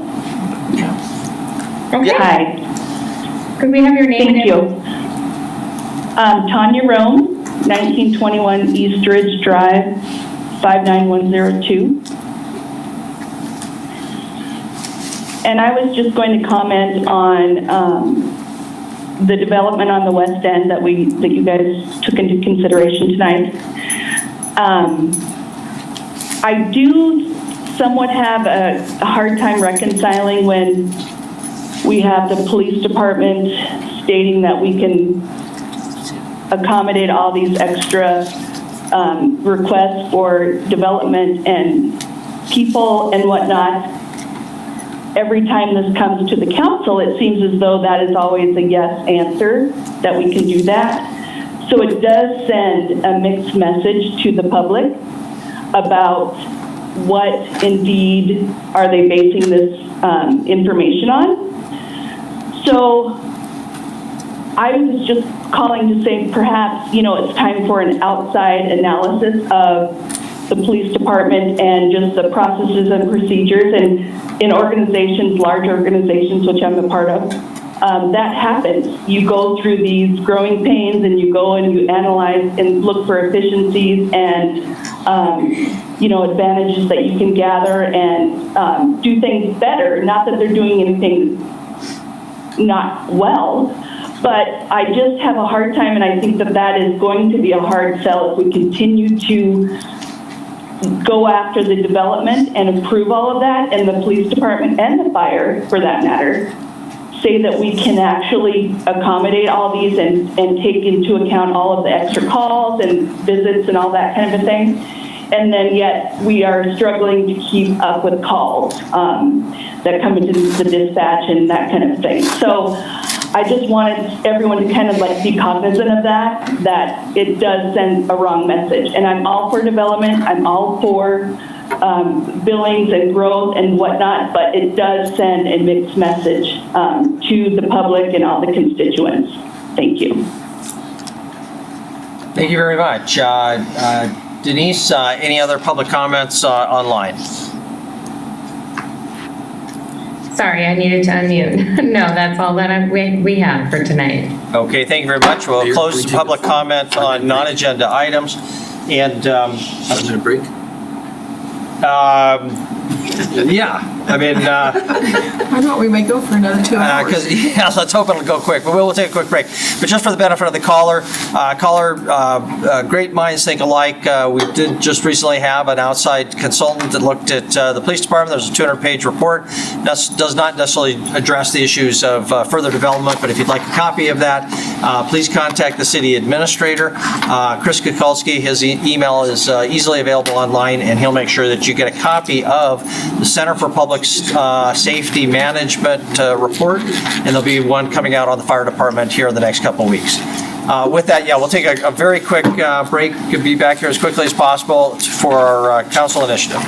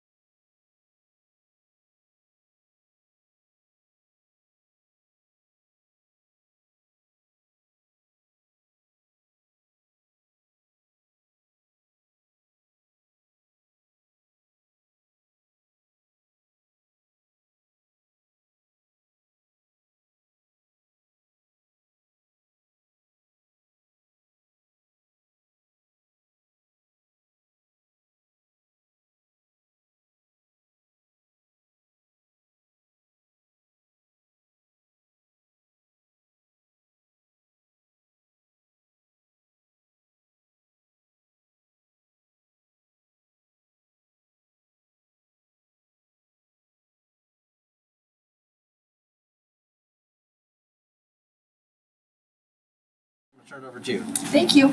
Thank you, Mayor and Council. So almost a year ago, I had shared with the council that I would be working on a council initiative to come forward for a Citizens Police Advisory Board. And then a week ago, provided council with the information that I would be bringing forward that initiative tonight. I want to thank Chief St. John for really hanging in there with us tonight so he could be here for questions if any of the council has questions. So I have a brief statement that I'm going to read that covers a little bit of why this initiative has come forward. I provided council earlier today with a completed council initiative proposal form that's pretty straightforward. I'll just share with city council, as I shared with them in an email, that I had this form and all of the language reviewed and approved and got the full support of Chief St. John and city administration on the language that you read in the form. Really honored to have a couple of the Citizen Steering Committee members who have been here. I want to thank Carrie Boyder for her leadership. She has led almost 11 months worth of work and facilitated conversations, of which some of 8 members of the City Council have been able to take part in some of those meetings. So I'll just share my brief statement as to why bringing this forward, and a lot of what I'm going to say is in response to some of the public comment that we heard a week ago tonight from people that filled our what would now be council chambers, and then actually really in response to the call that we just had. So, dear Mayor and Council, for too long, Billings has experienced rising crime rates. Solutions for this rise in crime are being worked on by various community organizations, including Substance Abuse Connect, Yellowstone Continuum of Care, Billings Chamber of Commerce, Community Innovations, Downtown Business Alliance, United Way of Yellowstone County, Tumbleweed, YWCA, Rimrock Foundation, Yellowstone County Area Human Trafficking Task Force, Community Crisis Center, and more. But strategic solutions beyond funding public safety also need to be brought forward by the Billings City Council. For a number of years, Chief St. John has stated the need for the Billings Police Department to have time and resources to become more proactive and crime prevention oriented. As the Billings City Council, it is within our power to create policy that helps move the Billings Police Department forward in that proactive direction. However, it is critically important for both City Council and the public to understand that the Billings Police Department alone cannot solve the rise in crime. As the Chief reminds us, the BPD is not designed to be a social services department. To truly address the crime we are experiencing in our community, proactive measures involving private-public partnerships must be in place at the city leadership and policymaking level. A number of the above-mentioned organizations have presented to City Council requesting support from the city and the city's policy-making body. These requests have come in the form of need for funding, participation on tours, attendance at meetings, phone calls, emails, etc. While all of us in our community are responsible for being good citizens, City Council bears the responsibility of creating public policy to address our city's public safety issues. This is our job. City Council invested significant tax dollars into the Center for Public Safety Management study. The study is not designed for only city staff to implement change, but for City Council to also use the information to strategize and implement policy that will bring positive change to our community. Crime is costing our city and our citizens in too many ways. Both the eBird and the DBA have been researching and studying the financial costs of crime related to their districts. Katie Easton, DBA Executive Director, shared the following information from their study. In tracking 93 people, the Billings Police Department, the Billings Municipal Courts, Billings Clinic, and St. Vincent Healthcare provided data analysis on the cost of hospitalizations and emergency services. It cost taxpayers an estimated $111,050.16 to serve one chronically homeless individual for a year in emergency services and hospitalizations. A total of 93 individuals have been identified in the target population, resulting in $10,327,665 in public services each year. In 2020, the Billings Clinic tracked 70 of the 93 individuals for 1,247 total visits, costing them, Billings Clinic, $3.84 million in care delivery. Billings Clinic was able to find the other 23 individuals, but due to numerous name spelling differences, less information was available. For these 23 individuals, an average yearly cost was estimated to be $63,000 a year in services, totaling $1.3 million in Billings Clinic estimated total costs.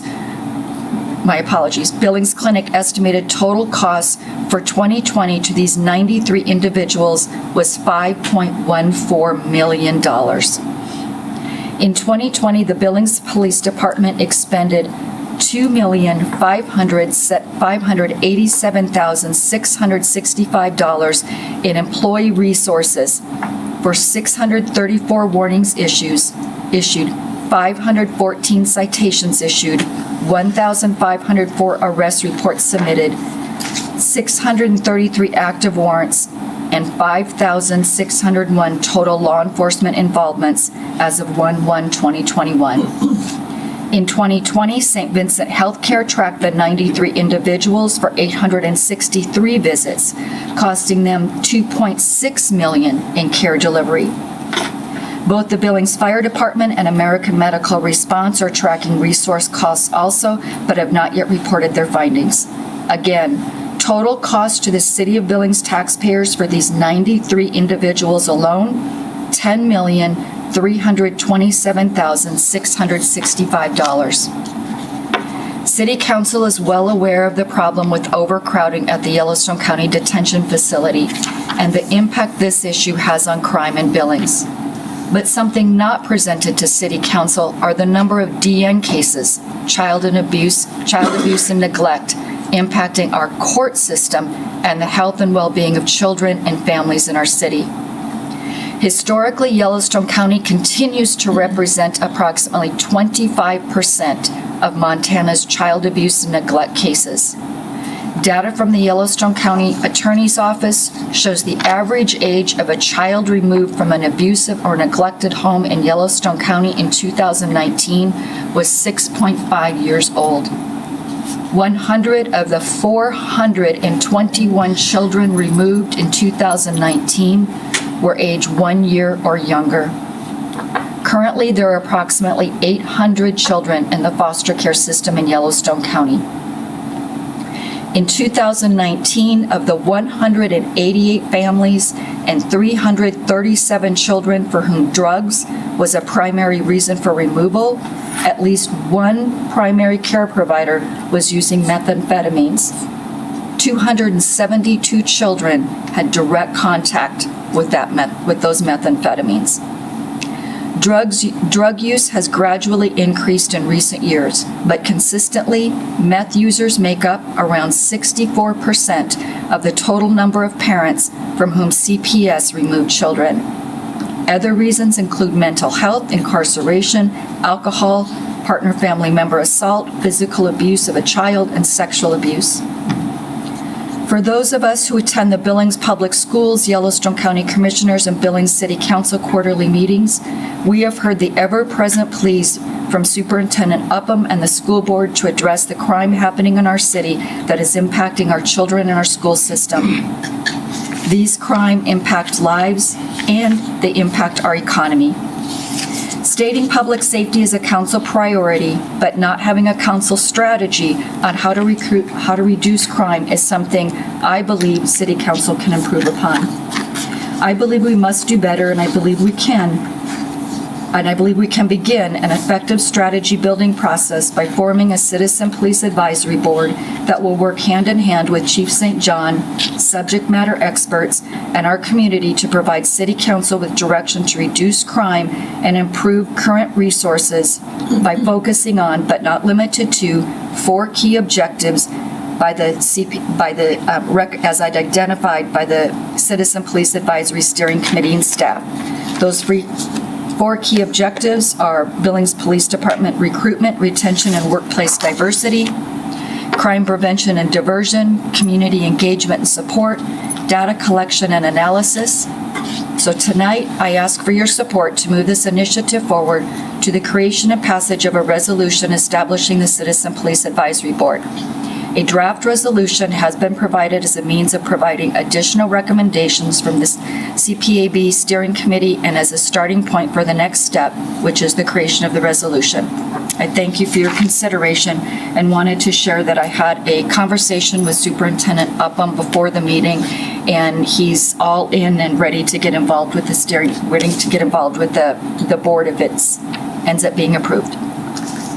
Okay, thank you, Councilmember Ronning. Would you like to make a motion?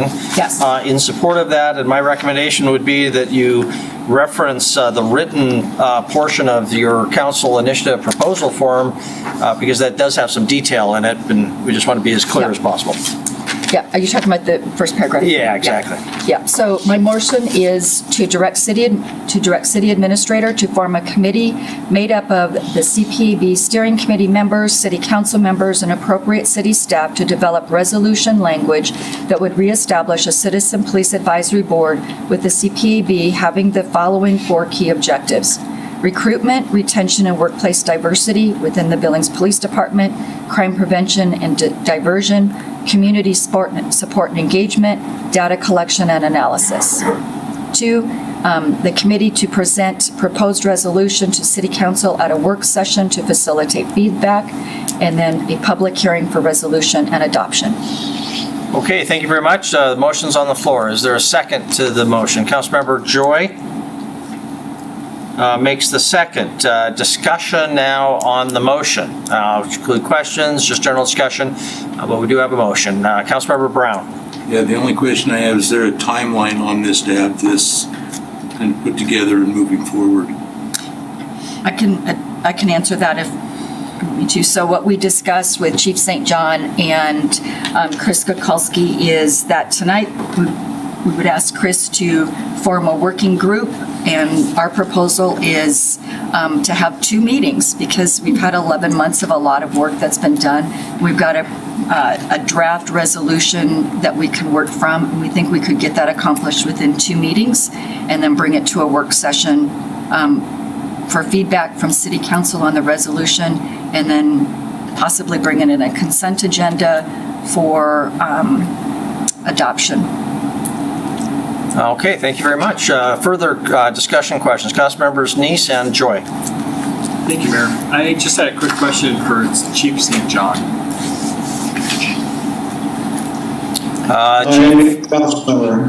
Thank you. We heard tonight in public testimony that you were 100% behind this initiative. Can you confirm that, please? I'm sorry, 100% behind what? This initiative.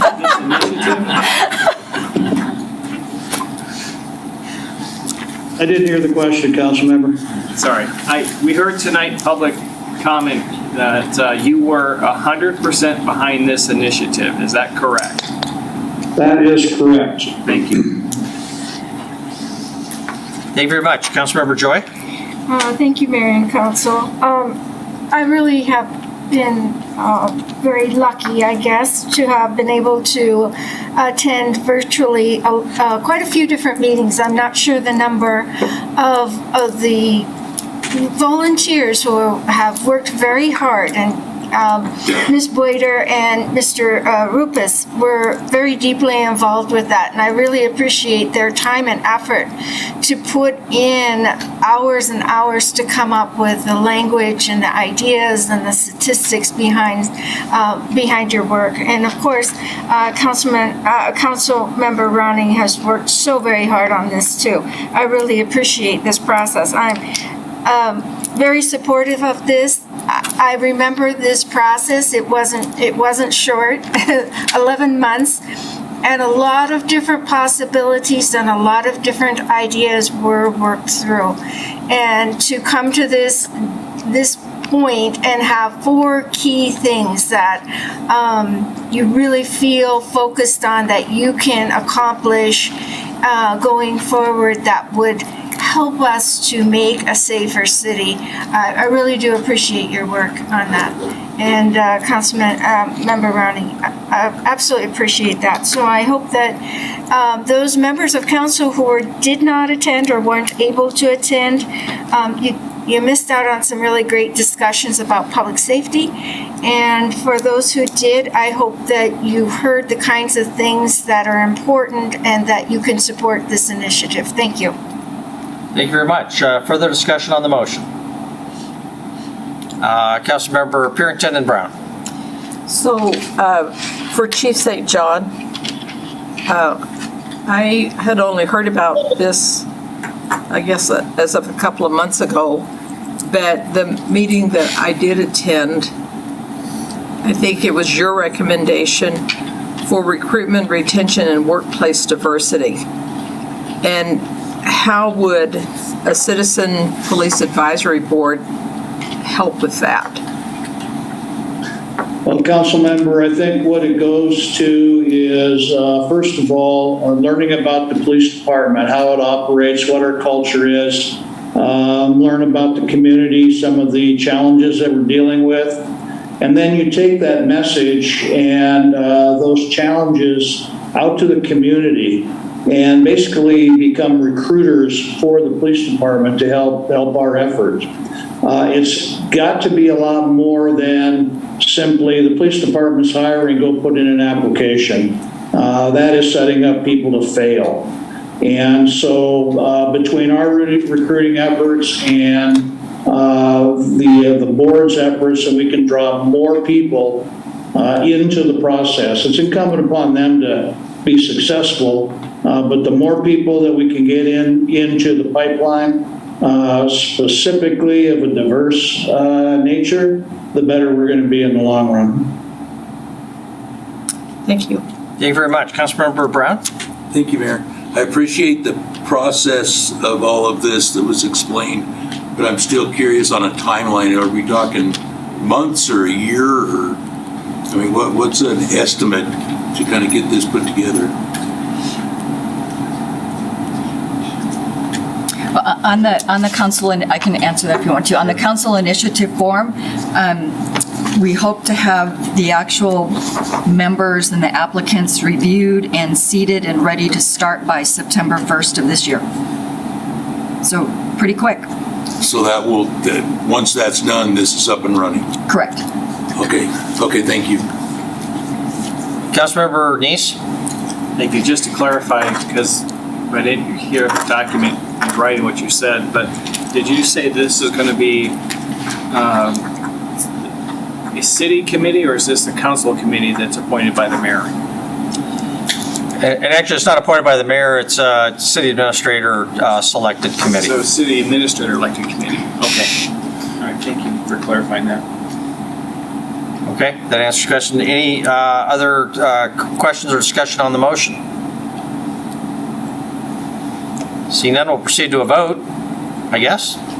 All in favor of the motion, please raise your hand. Voting in favor are all members of the City Council. No, I'm sorry. Council members Trinky, Boyette, Cole, you all keep those hands up. Yakowicz, Joy Brown, Neese, Ronning, Shaw. If voting in opposition, please raise your hand. Voting in opposition, Councilmember Purington.